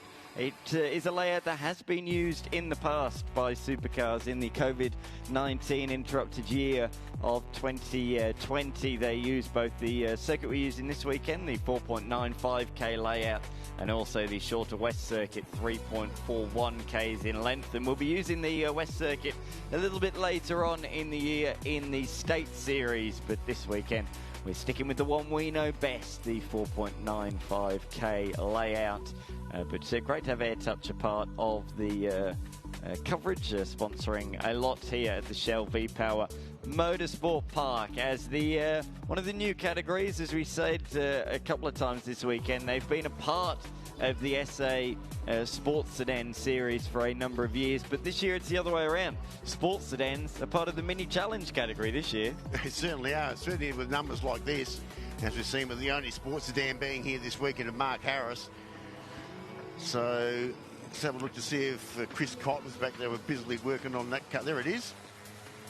They thought they'll be out for the last race. It's had some electronic problems, and they're having problems getting any drive out of that car. So it looks like they've finally been down to Minisport to get all those spare parts. And don't curse it, don't curse it. Been down there to get that car up and running again. So he finally might get some laps in. We'll wait and find out. Oh, you said it now. You've said it now, Mark. We saw it at the start of the last race, and it didn't do very much, unfortunately. I'll shut up now.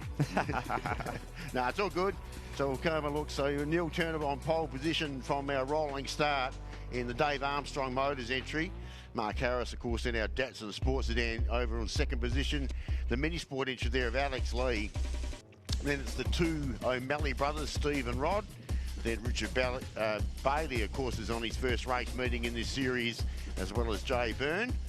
And Chris Cotton at the back of the pack there finally gets himself on the grid for the 8 cars that do remain here in this challenge this weekend for the Minisport mini challenge. It's very encouraging to hear what Neil Turner had to say earlier on about the fact that there's going to be a couple more cars going forward. They were hoping for nearly 11 this weekend, so it sounds like this category is only going to grow and grow and grow, which is really cool.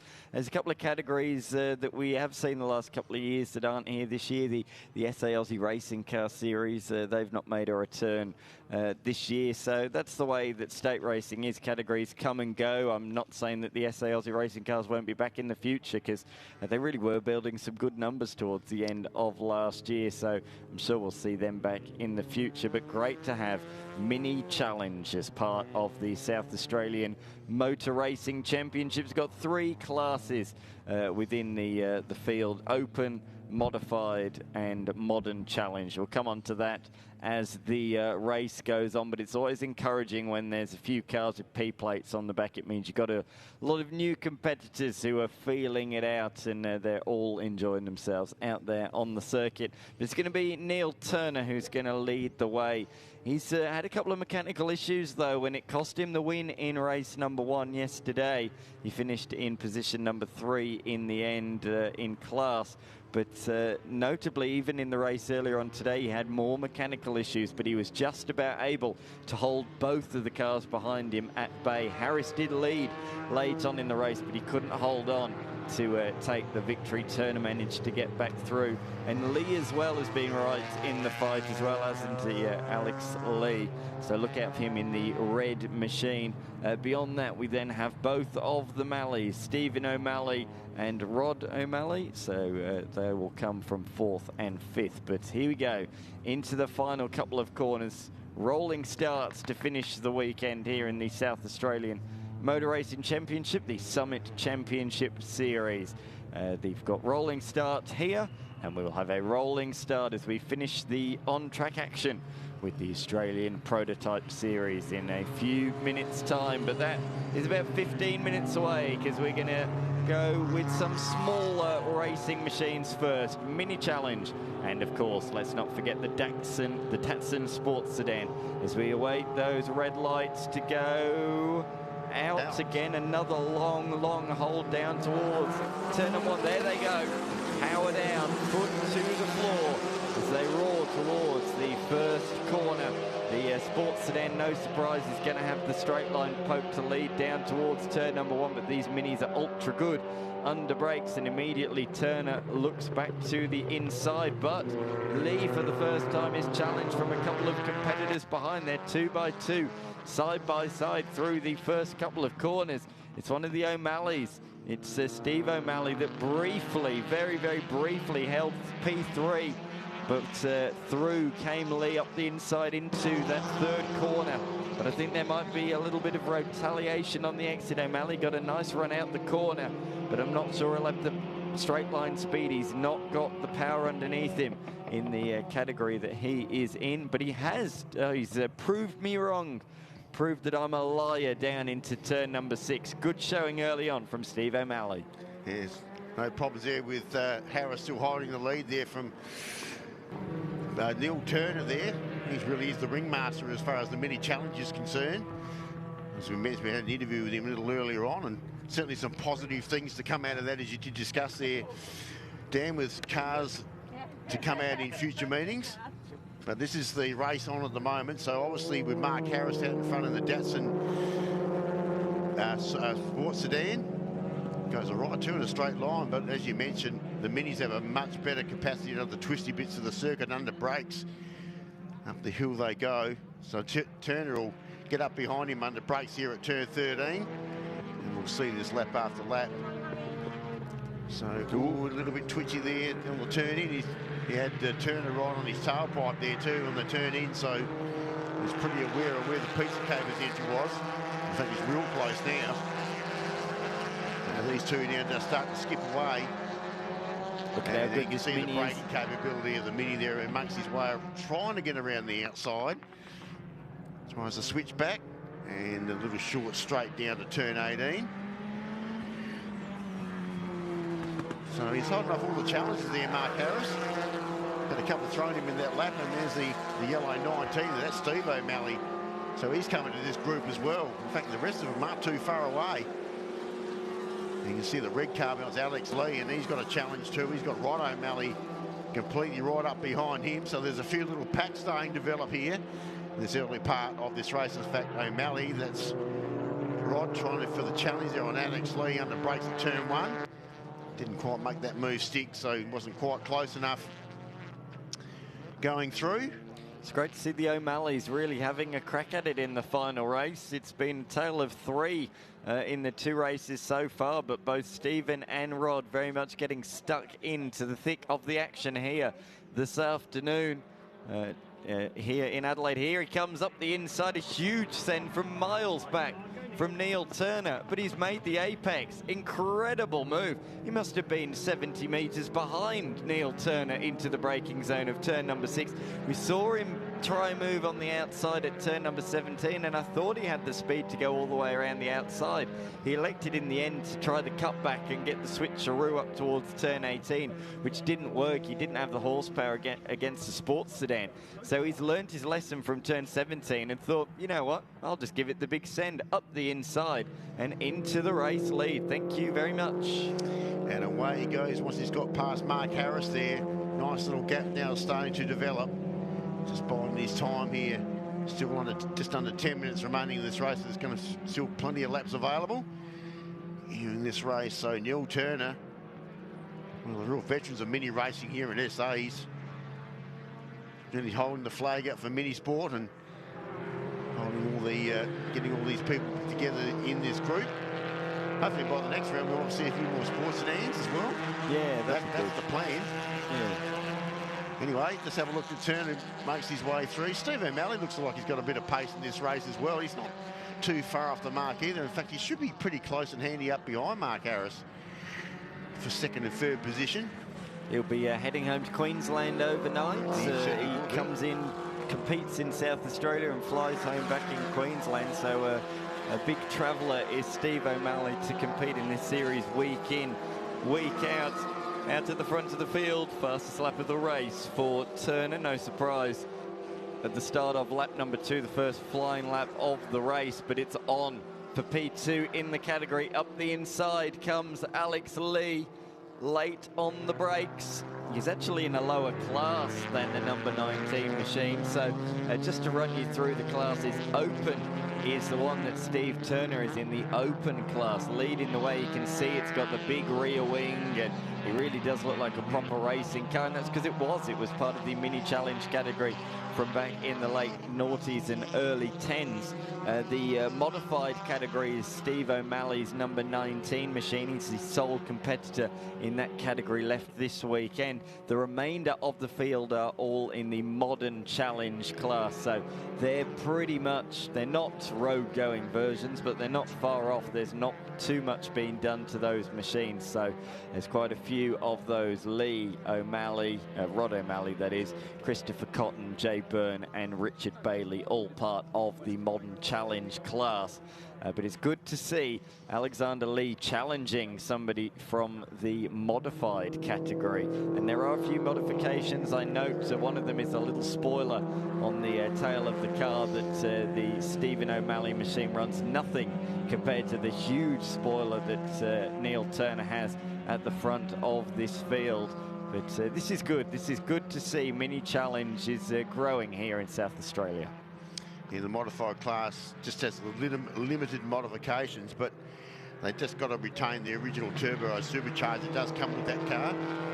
So there's not a lot of difference between them and the modern challenge. Obviously, the outright car is a bit more of a heavy hitter in this group. And that's, of course, the lead cars you did mention there of Neil Turner. So it's a broad range of minis, even though they look a bit all the same, but there are different capabilities under those little tiny hoods. Bonnets, we're not in America, Mark Nancaro, we're in Australia. As they come out of the final corner, P-plate on the back of O'Malley as they come to the line. Does Lee have an answer? Of course, Lee has been fighting right at the front throughout this weekend. He finished P1 in race number 1 outright, so this is not how he expected his weekend to go after that. I was expecting him to really fight against Harrison Turner in this one, but no, he's fighting Stephen O'Malley and his class rivals as well, behind of Rod O'Malley and Christopher Cotton as well. So been a surprise late on here. Neil Turner's machine, though, we have seen late in races with around about 4 minutes to go, some mechanical gremlins sneak in. In this race, he has not been able to pull the margin that he did in races 1 and 2, and that means that this car, if the mechanical issues, the electronical gremlins rear their ugly heads once again, Mark Harris is in the box seat to pick up the pieces and pounce late on. Well, let's not hope that's the situation, but he's done a great job. It's good to see this car so far. Mark Harris has been pretty strong in the sports sedan group. And he's not missed a beat. He had a run around of the South Australian Sports Sedan Championship last year, and that was a bit of a learning experience for Mark. He's fairly new to the caper and had a few mechanical problems that day. No problems for our race leader at the moment there, Neil Turner. He's out on his own at the moment, and there he goes with just 5 minutes remaining on the clock here for their final race here this weekend. Out there in the original Pizza Capers livery.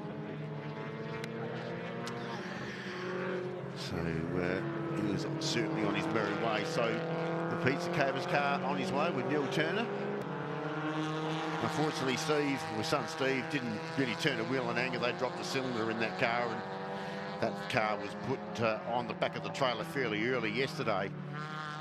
So not much really did happen there. And that would have been the second of the outright cars too. There was only just the 2 outright cars entered in this field, which would have been the delicious entry. Your favourite. You absolutely love that car. So yeah, that was a shame, as I just saw the Australian prototype series machines rolled out on the pit lane. So they'll be out in a few moments time. There they are on the right hand side of the shot down towards turn 1. Going to be a fascinating final race to end the broadcast here at the Shell V-Power Motorsport Park. But we've got some good racing here as they're headed down the long drag strip towards turn number 1. Of course, there's going to be a huge event on the actual drag strip next weekend. Of course, the Bend Dragway is one of the very fastest in the country, and we've got some top fuelers here next week. Certainly have, and it has been proven to be the fastest drag strip in the country. And certainly with our top fuelers back here next week, so plenty of noise to be made here for our Riverbend Nationals next weekend. And just have a look here, we've got Steve O'Malley just under the pump there from Alex Lee as we just looked across. That's 3rd and 4th position on the track, and of course 2nd and 3rd position in the mini challenge.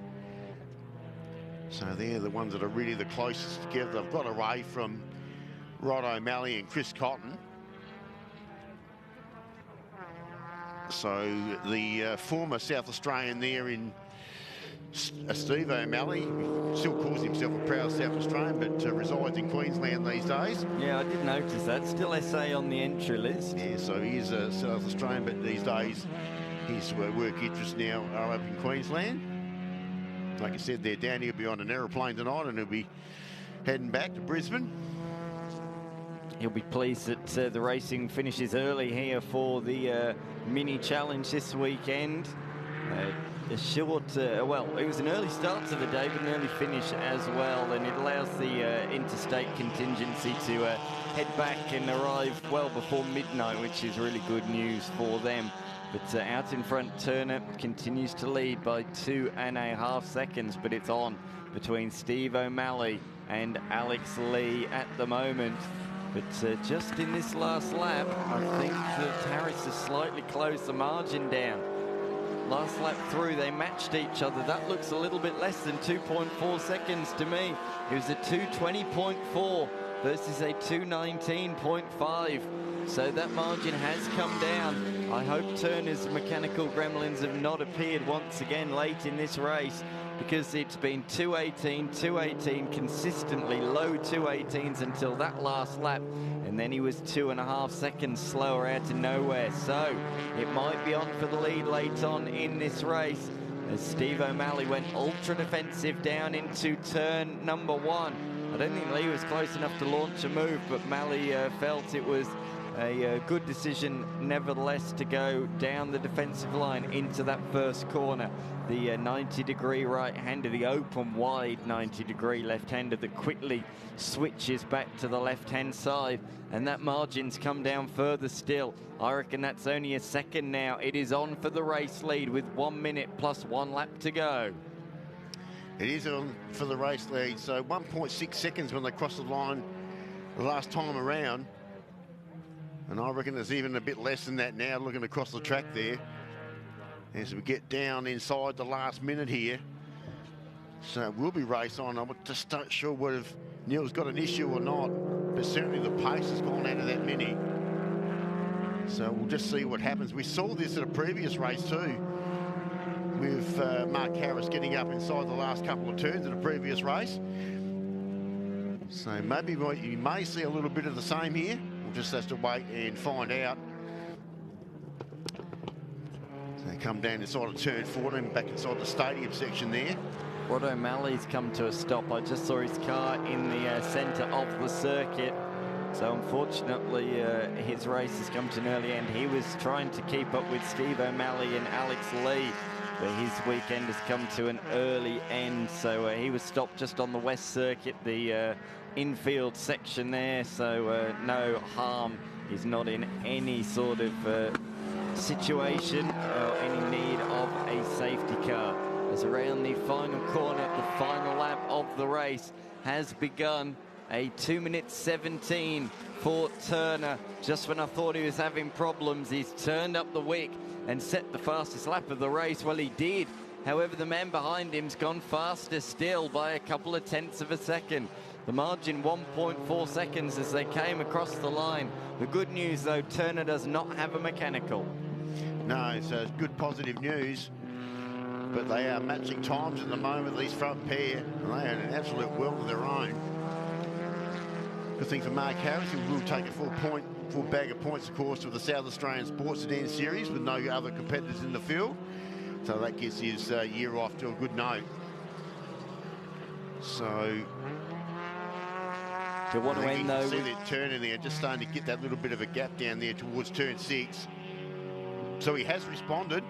So obviously no issues there at the moment as we get inside the, there's a big tyres screeching in protest here underneath us here. I'm not too sure who that was, but they certainly picked that up on the mic.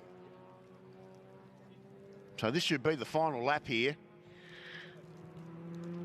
That's the biggest margin we've seen so far. Yeah, by far. So Neil Turner really has let rip. He sort of opened the door. He just left it a little bit ajar with 3 laps to go. And he saw the approaching Mark Harris and elected to close that door and lock it firmly before Harris came and attacked him in his own backyard. So that's very good news if you are a Neil Turner supporter as he comes around the infield section for the final time. The stadium section through the fishbowl and over the brow of the hill of turn number 16. To be fair, it didn't matter if he was going to lose out to Mark Harris. His rival in the series is Alexander Lee and also Stephen O'Malley, of course, as well. But he wanted to take the victory on the racetrack. He had a great battle with Mark Harris earlier on. And for the second race in a row, he is going to prevail and take the outright honours as well. Neil Turner takes victory in the final race of the weekend for Mini Challenge and Sports Sedans. Harris comes across the line in position number 2. And then beyond that, we see Stephen O'Malley, but there's no Alexander Lee behind him. What's happened to Lee right at the end of this race? There he is he? Coming to the line. He is. He's got a problem. He's got a problem. He runs off the road. I think he's got a puncture. Is he going to hold on to position number 4? It's going to be close here. This is going to be the slowest drag race in the history of the world, and he's going to lose out. Through at the death comes Christopher Cotton, who makes it to the finish line for the first time this weekend, and he steals P number 4 from an unfortunate Alexander Lee. His final lap, 18 seconds slower than his PB. What a shame.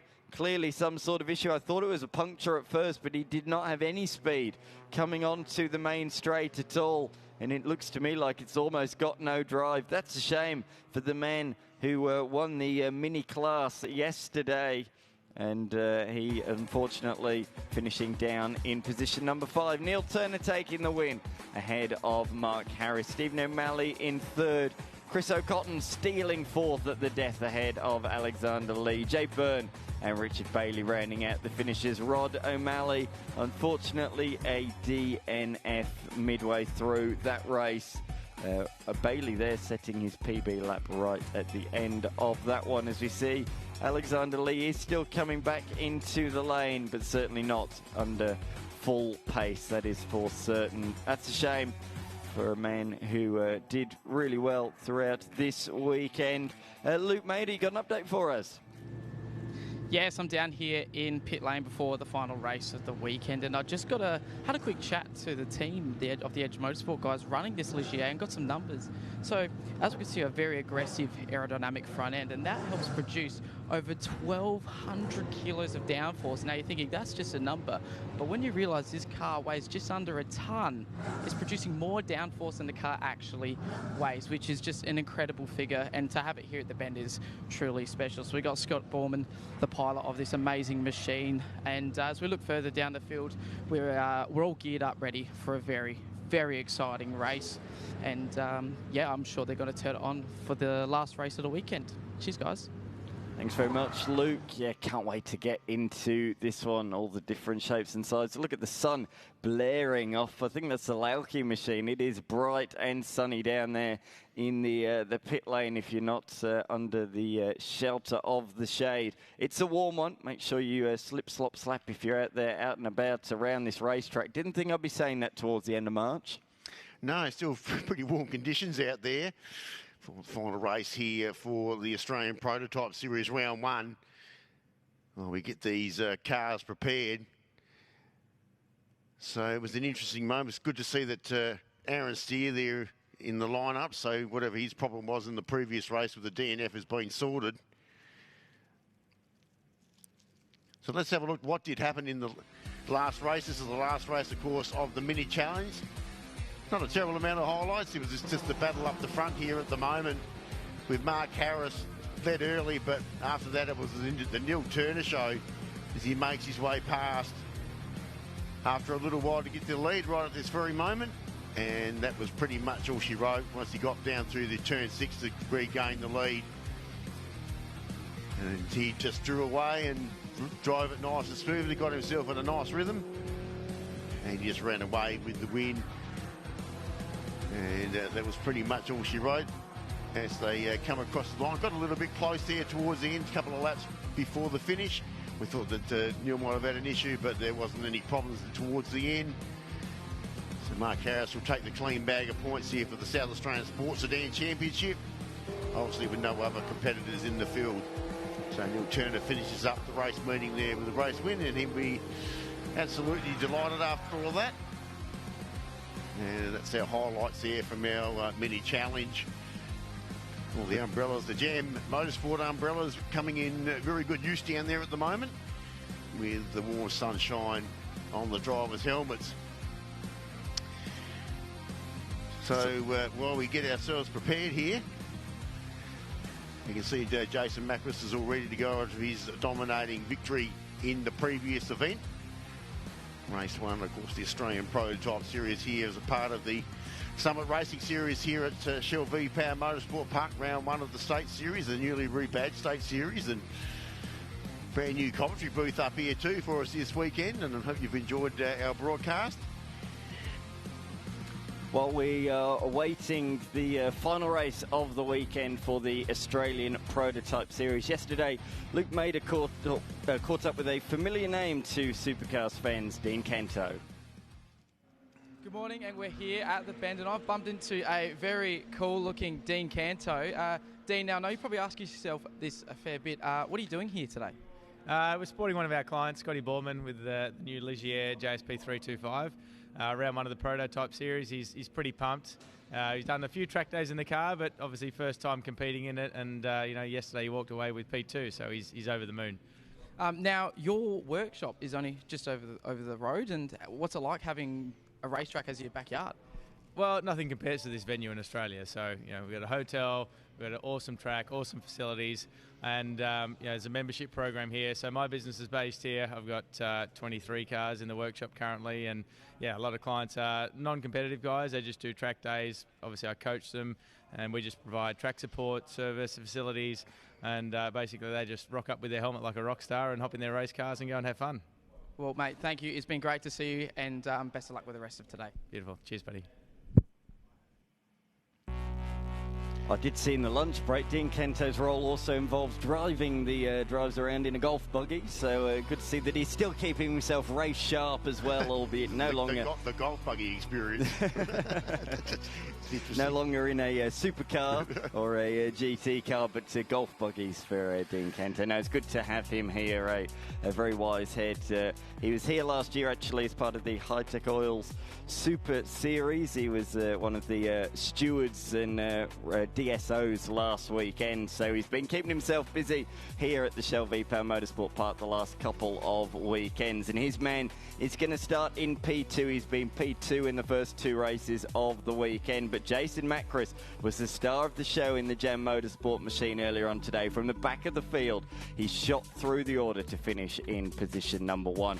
Last year's champion Mark Lauke will come from P3. He also had to come from the rear of the grid after retiring in race 1 in the Lauke flour mill machine. Beyond that, Tim Cook will start from P4 in the on-demand electrical car. Gary Patel in 5th, ahead of Paul Trengove, who I saw in the lunch break they were testing radios. I think he was having intercom issues in the race earlier on today, so hopefully those are sorted for the race to come this afternoon. But it's a great field of machines. Beyond that, we have Andreas, who was right at the front in race 1. An off-track excursion on lap 1 of the race earlier on today cost him dearly, and he did recover up to 7th, but he'd have certainly hoped to have been a bit higher than that. You see Scott Borman's having a bit of a groove down there in his Ligier, and why wouldn't you when you got a machine like that? He's certainly cool, calm and collected. We often see John Paul Drake having a bit of a boogie. He seems to be catching on in the Australian Prototype Series. Beyond Andreas, Milton, Stahlbaum and Powell round out the top 10, and then we have Yatlas on debut in 11th. Hopefully Steer will take to the start. This one there it is, the Force India, the orange, green and a white machine that should start from position number 12. He should have started race number 1 from race 2 from pole position after winning the opening encounter. However, he suffered a mechanical issue and did not take the start of the race earlier on today. He'll start from 12th, ahead of Ian Eldridge, who did not take the start of the race and started 2 laps down. So he'll be at the very tail of the grid for this, the final race of the weekend, as we go from state racing to national racing to finish off the broadcast of this weekend. Really good field, strong field of Australian production car entries, Australian Prototype Series entries, as we're about to get things underway. As too many categories with AP and S in their abbreviation, but the Hyundai safety car is heading out onto the racetrack, so the green flag is officially waving. The time is beginning to tick down already. 23 minutes is the duration of this race, and that has now commenced. 23 minutes plus 1 lap to conclude proceedings here at the Shell V-Power Motorsport Park. It's been a fantastic weekend of action. Clear blue skies, sunny weather all weekend long, and Macris getting a little bit of a push start there as he gets the drive in his Wolf machine, and he'll be followed out onto the track by the Ligier of Scott Borman and that man, Mark Lauke. Cook making his way out in this order. Going to be Gary Patel. 5 car there, of course, of Paul Trengove. 23 car there of Phil Andronis, so they're all making their way out. So we just about got the full field. Sam Milton. Sam's driven a few different race cars in his time. Actually had a stint in the Aussie Racing Car Series for a little period. Did a bit of a saloon car racing and so on. Very famous father here in South Australia, of course, Chris Milton. If you're old enough to remember, it was a very formidable name in certainly open wheeler racing here in this state, especially when it came to Formula 5000 racing back in the era. And unfortunately, Chris is no longer with us, but certainly the Milton name certainly does live on in racing terms. He's really enjoying his time too, seeing him in these race cars. It's been a different race car for him in recent times, but really enjoying sitting in these Wolf race cars. So we'll come now onto the track as we get ourselves formed up for our rolling start.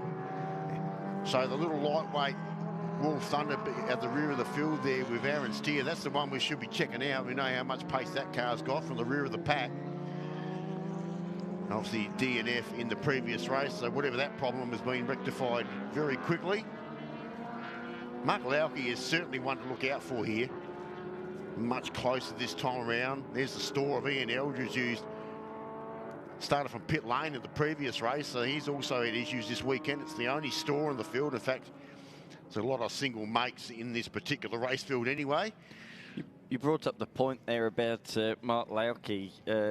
It's interesting. Yes, he came from the very back of the field, but notably, he also followed through Jason Macris, but Macris went on to win the race by 20 seconds. So I certainly think Lauke's got the pace to fight against Scott Borman. But unless they found some improvement in the last couple of hours, I'm not sure anybody's going to have the pace of Jason Macris, who could not be stopped early from the back of the grid to then go on and win by 20 seconds. It was an unreal drive. Car with a lot more horsepower too, you must remember, and certainly a couple more cylinders involved there. So it is the full angry beast there, the Wolf F1 Extreme. And he'll lead that field around. National champion going back 2 seasons ago. So didn't get the championship sewn up last year, but that went to Mark Lauke, as we did mention earlier. P2 though, P2 in the end, and he did miss around as well. I don't think he'd have had anything for Lauke in the end, but nevertheless, still P2, nothing to be laughed at, just pipping John Paul Drake by 10 points. But it's good to see a good field of machines here to start off season 2026. This is it, the final race of the weekend for the Australian Prototype Series as they come around the final couple of corners. Rolling start is ahead of us. Macris on the left in the Joker-inspired livery. Scott Borman in the Ligier LSP 325 as they come to the line. Who's your money on in the drag race towards turn number 1? Well, you're not going to have to wait long as we wait for those lights to go out, and they do. Geez, they fan out immediately further back. We were immediately 4 wide there, but they've gone back in line, just trying to find a bit of a slipstream down towards turn number 1. Macris leads by miles into the first corner. Lauke picks the pocket of Scott Borman and moves up into position number 2 in the race. Borman has settled. Oh, Macris, more mechanical problems, I think, for this car. He suffered with a couple of electrical issues, and immediately he drops back to P2, but all of a sudden it fires back into life once more. It's not the first time we've seen that this weekend, but he's going to have to hope that doesn't happen more, or else it's going to cost him any shot of the race victory. So Lauke, the reigning champion, up at the front of the field. They're 3 wide further back. That looks to me to be Trengove, who's moved up into position number 4, ahead of Cook and Patel. So it's been a good start for him as they head down the back section of the circuit, a section of the circuit that is so well suited to these European prototype style machines as Lauke leads them, and he's pulled a nice little buffer out in the opening half a lap of this race. He'll be pleased about that. Macris, those reset, those gremlins have disappeared again, and he is honing in late on this lap. Borman, though, has been left behind early on. So the front 2 from last year's championship are 1 and 2. So whatever that Macris problem is has been rectified. Now he's going to chase down Mark Lauke. We know that car's got plenty of pace, but doesn't have the horsepower that Jason Macris has got tucked in behind him. So whether he's got intermittent problems, I'm not too sure, but we're about to find out. Get him on the long straight here, Jason Macris. That's what time will tell. This is where they're about to enter at this very moment. So now drop that throttle in the F1 Extreme and probably pick him up by the end of the straight here in a straight line. That car is very quick. But Lauki's matching him at the moment. So you still regain the lead down to turn 1 with Scott Borman just tucked in behind him in the Ligier. Brilliant start from Aaron Steer. He's up 6 places inside the top 6 as Trengrove and Andre Ross are heading down towards turn 1 side by side just ahead of him in positions number 4 and 5. They're scrapping for the minors at the moment because this man has really pulled away along with Jason Macris. These top 2 have pulled a couple of seconds clear. The rest fighting for the scraps, just fighting for a top 3 finish. Scott Borman is there in position number 3 so far this weekend on debut with the new car. 2 P2 finishes, which is nothing to be laughed at all. It's been a fantastic debut for the new machine. Some more stats on that car that I've got from my Adelaide Motorsport Festival notes that have come in of use. So that's got 470 brake horsepower, that Ligier, 350 kilowatts. And a machine, as I said previously, used in Asian Le Mans, in European Le Mans, and also in the Le Mans Cup Series as well. And it's a real front runner in all of those categories. It really has raised the bar in LMP3 machinery, and we're very pleased to have it as part of the prototype series for the first time. But at the moment, he can't live with these top 2. It looked like he was trying to go with them at the start of the lap, but he's no longer in this shot. He's not dropped off the road. He has just been gapped significantly by Lauki, who elects to go ultra defensive once again into turn 17. And for a moment there, I thought Macris was going to send it up the inside into the final corner. He certainly had a good think about it, but that thing is an absolute weapon in a straight line. He elected not to. He'll get the slipstream. He'll be in the toe down towards turn number 1, and he'll flick it to the inside if he's close enough, but he isn't. In fact, Scott Borman has closed right in, and he's going for a lunge up the inside. He says he's only here for a bit of fun this weekend. That move says otherwise. That was a committed move into turn number 1, a move that nearly ended in contact. Macris opened the door for him, and they're side by side behind, trying to swarm now on the tail of Scott Borman out of turn number 3. Where does he look at the moment? Left and right. He's got 2 prototypes right up his backside into the turn 6 hairpin. It's Andreas and Trengrove, but up the inside now comes Aaron Steer. He wants to get into this battle as well. He darted into turn 6 there. So he gets up behind Phil Andronis there and Paul Trengrove. The ones that are in front of him at the moment. That interesting moment down to turn 1 was that those 2 cars just ran out of room. Well, certainly Borman ran out of room there on the inside up on the curb. Could have been a bit of contact there, but they managed to get through unscathed. Phil Andronis there, and car 5 there, Paul Trengrove just behind him. But it's the little Wolf Thunder behind him in his Force India inspired colours, which is the one that's charging through the field. And it's getting very close up on the inside. 3 wide. You can't go 3 wide there, no way. Goodness me. That is what you call willing. To say the least. If you don't mind. So Steer gets a couple of spots there. So everyone wanted a piece of that track down in the same section, which could have turned a bit nasty. So they managed to get through there all right. Look at car 46 there. That's Sam Milton. Now here we go. So we can see that Lauki now just starting to scoot away. But it's the charge of the Light Brigade behind him. You see Jason Macris, Scott Borman. Well, he's got a mirror full of Paul Trengrove at the moment. And look at Aaron Steer trying to find a position too. So he gets himself up behind Paul Trengrove there. So that still puts him back to 5th position on track. But for how much longer? Here we go.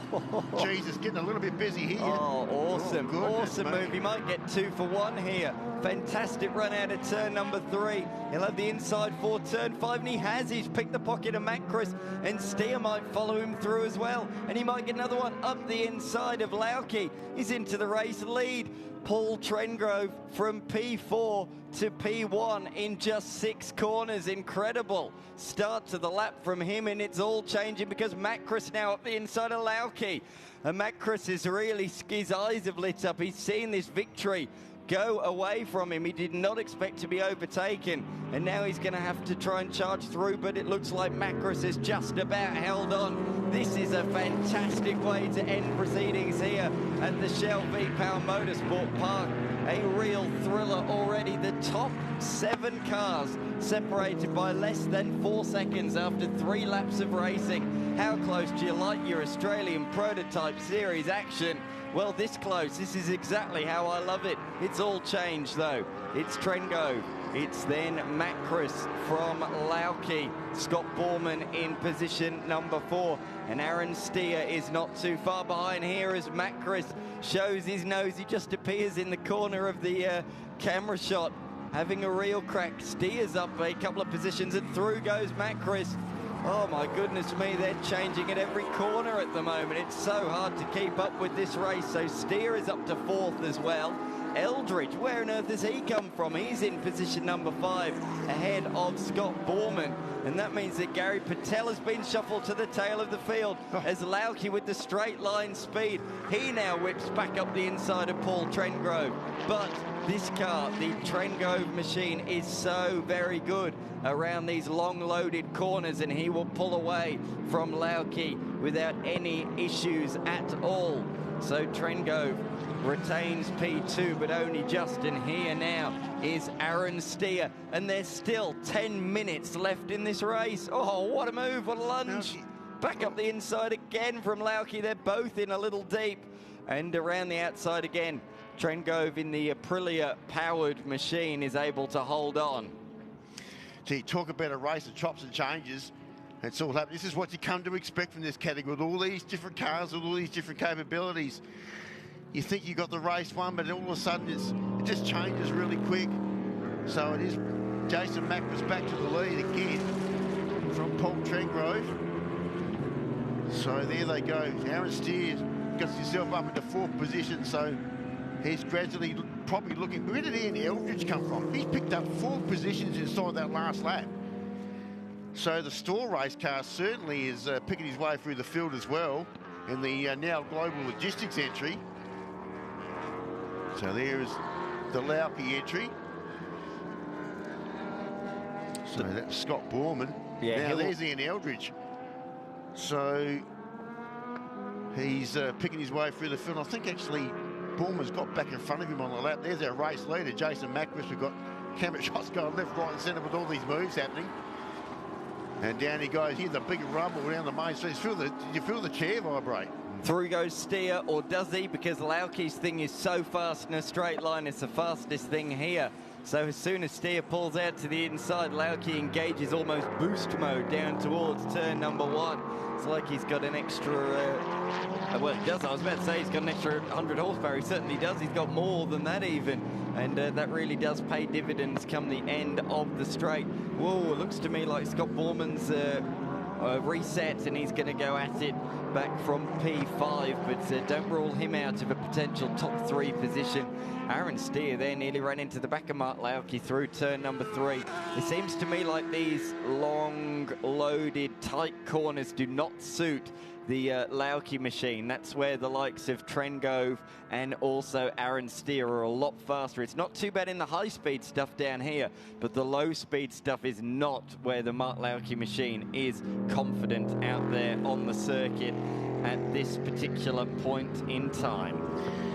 It's also a fairly different weight differential too. So break him a little bit earlier too. Obviously the Aaron Steer car is a lot lighter than what the Mark Lauke car is. So obviously in a straight line, yes, Mark Lauke would be very strong. But obviously, and that's Michael Yallis there on debut, and that's the firm, and it's been on debut here this weekend. And so that's the end of his race. That's a real shame. He's on debut in the series so far this weekend. He's picked up a couple of 11th place finishes in his Furman F1000, a motorbike powered machine, but it has come to a halt out there on the racetrack with 7 minutes plus 1 lap remaining in this encounter. So Yalis's weekend come to an early conclusion. But out in front, Matt Chris leads the way. Another fastest lap of the race from him. 5 seconds faster than anybody else out there on the circuit. That margin now nearly 6 seconds, just like that in the click of your fingers. And Trengove, Lauke, Steer, Borman, Cook, Eldridge, Milton and Stalbaum all set PB laps last time through as well, so that shows just how fast that was from Matt Chris. I said that Steer was coming, and here comes Lauke back up the inside again. So Steer's taken position number 3, and I said Borman would come back. Don't rule him out, and he is back. He is right back there. He was a couple of seconds faster than both of these two last time through. So this looks like this could be the fight to the end of the race. Paul Trengove is quite far ahead now. He's about 1.5 seconds ahead of this trio. So this is the fight now for P3, a final spot on the podium. Could you find 3 more different machines? I don't think so. Extremely different, certainly in that particular group. As Macra starts to get away, but Aaron Steer is certainly the hard charger there. And there he comes, he's in now in front of Mark Lauke down there at turn 14. Much more lighter in weight too, that race car from Mark Lauke, as I mentioned before. So he's doing a great job. Remember, he's come from the rear of the field here. So he finds his way down and actually gets a nice little break on Mark Lauke. No problems. Look, Jason Macris has just done, well, 146.5. Oh, gee, that is absolutely flying. No wonder he's got a nice handy buffer now. Nearly 6 seconds between him and Paul Trengove. It's going to be more than that now as they come across the line. It's 12.6 seconds, so it's double in one lap, a 53.4 for Trengove, who's actually being caught now by Aaron Steer, who's in clear air. Now he's got through on Lauke. He was about 0.5 second faster that last lap through, so he's 2.2 seconds behind. It's going to be close come the end of this race. Borman in 5th, Cook in position number 6 ahead of Eldridge, who really came charging through there when they were all bunched together, but he has slipped back to position number 7 now. And Drewas, though, is the real surprise one for me, a man who at times this weekend has been one of the fastest. He finished P3 in race 1 this weekend in his Wolf Tornado. He was up there in race 2 until the first corner when he slid off the road. He recovered, though, to finish in position number 7, but this race for him has not really ever got going, unfortunately. Wolf Tornado. Right position at the moment there, yeah, Phil, correct. so he's dropped right back through the field, unfortunately. The Wolf Tornado 1.6 litre turbocharged engine powers that machine. Manual gearbox, and it's got all of the mod cons that you would expect from a relatively new machine. Not quite as new as some of the other Wolves that we've seen out there on the racetrack this weekend, including in the hands of our race leader Jason Macris, who this weekend is driving an F1 Extreme. That one powered by a 5.2 litre V8 engine. There's so much diversity, even just in engine configurations. A bit like what we see in the World Sports Car Championship, of course, World Endurance Championship, and the IMSA WeatherTech Sports Car Series as well. So there's such variety in the engines, anything from little 4-cylinder things to big V8s, and even, of course, in the World Endurance Championship, V12s with the Aston Martin Valkyrie, of course. And Scott Borman there now, just getting up behind Aaron Steer there, just in that shot.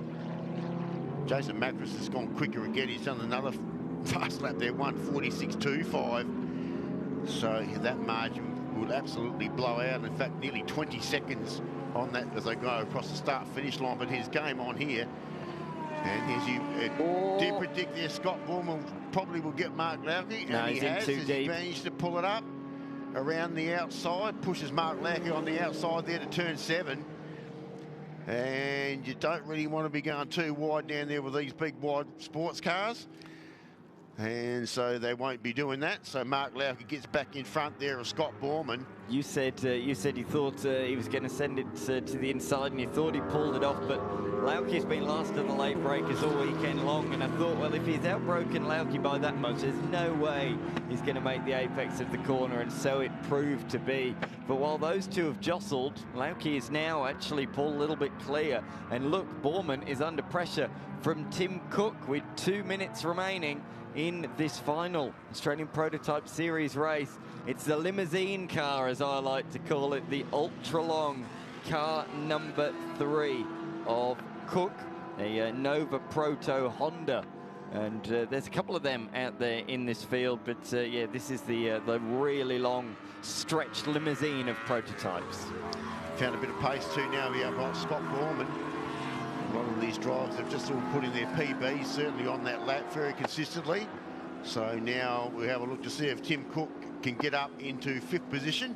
So that is 5th or 6th position. We look there behind the Ligier there of Scott Borman. All nice and close together. Ian Eldridge just behind them in the store. Hasn't really progressed much further either in this race.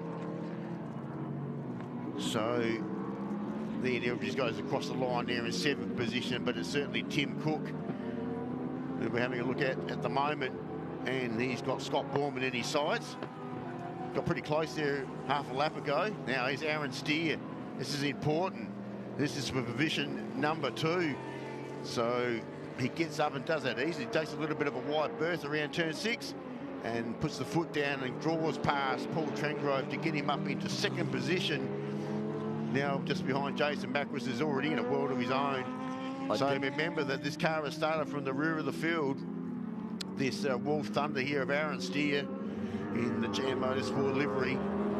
Yeah, legitimate move, both Wolf Thunders. So that's just Steer driving that bit faster in this final race of the weekend. Out in front, though, Jason Macris.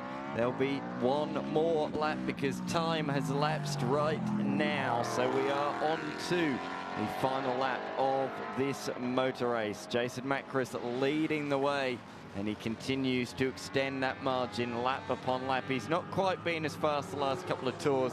That was a 1 minute 48 second time, but he's still well faster than the others who are in the low 52s behind him.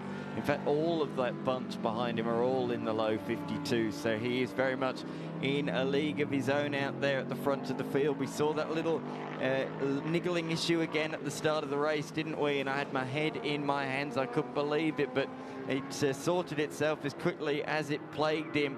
And since then, he has been out at the front of this field and left those behind to fight for the scraps. Yeah, might have lost the championship last year, but he's made one thing clear in round number 1. He wants that number 1 plate back on the side of his machine. He DNF'd race number 1. He stormed through earlier on today, and it's been a Sunday of dreams for Jason Macris.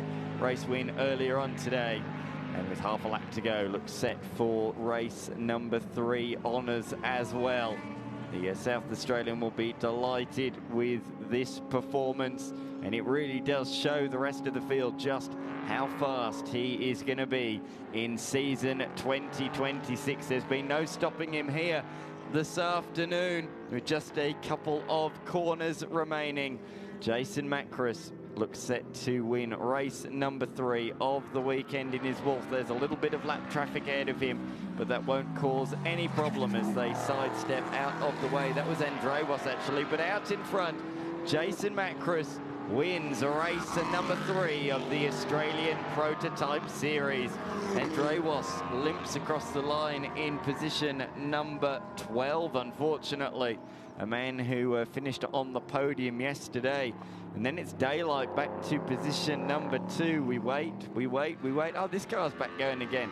And we said that Yalis is out for the weekend, but he is back out on the course, which is good news, albeit he will finish 2 laps down, just ahead of the scrap for P2, which has gone the way of Aaron Steer, who beats home Lauke and Borman.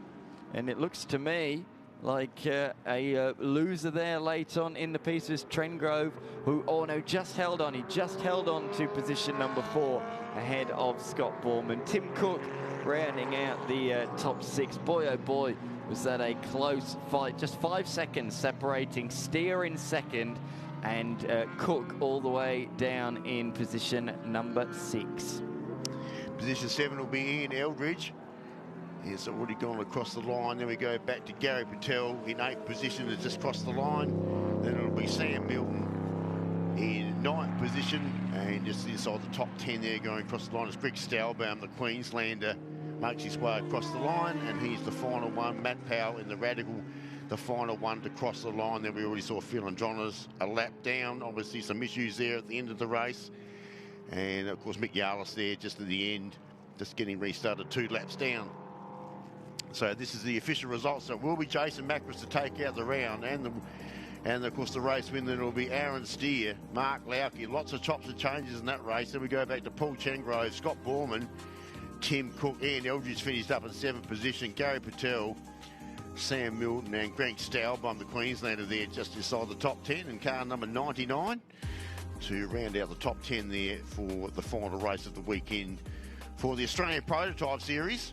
Great to have them on board here at the Summit Racing Series here for season 2026, and they certainly have produced some great finishes and great racing, certainly in that one. Oh, yes. There was certainly plenty going on, lots of moves, and it's what we've come to expect from this class with all these cars, with all these different capabilities. And Jason Macris will be jumping out of that car. Hopefully we can get another interview. I don't know whether Lukey's down there or not, but we'll find out in just a moment. Very much looking forward to their rounds to come. But let's have a look at the Burson Auto Parts highlights, and there were plenty of them. Macris led for a couple of corners, and then his electrical issues came back once again. But he quickly reset and went after the defending series winner, Mark Lauke, who led the opening couple of laps. Behind Scott Borman, though, there was a train forming, and there's a little bit of contact there with the 2 Wolves just making contact of Trengrove and Steer. Trengrove briefly led the race for a period of time, but late on, like an absolute train, through came this man of our race winner in Macris. Borman, though, had a few cars behind him, and he tried to make a move on Mark Lauke that proved unsuccessful in the end. But out in front, Macris took his 2nd race victory of the day. A fantastic performance from him, and we can see he's down there in the lane at the moment. So we see all of the cars coming in, quite a gap between the first placed machine and those towards the tail of the field. But what a fantastic race that was. A brilliant way to conclude proceedings here at the Shell V-Power Motorsport Park. You can see all of the media team and all of the drivers coming into the lane. What a great way to kickstart the 2026 season. The Summit Championship Series. We'll be back for round number 2 on June 13 and 14 here at the Shell V-Power Motorsport Park once again. Thanks very much for tuning in across the course of the weekend. From myself, Dan McCarthy, Martin Ancaro alongside of me, Luke Mader down there in the lane, and all of the production team that have put this event together. We look forward to seeing you in a couple of months' time.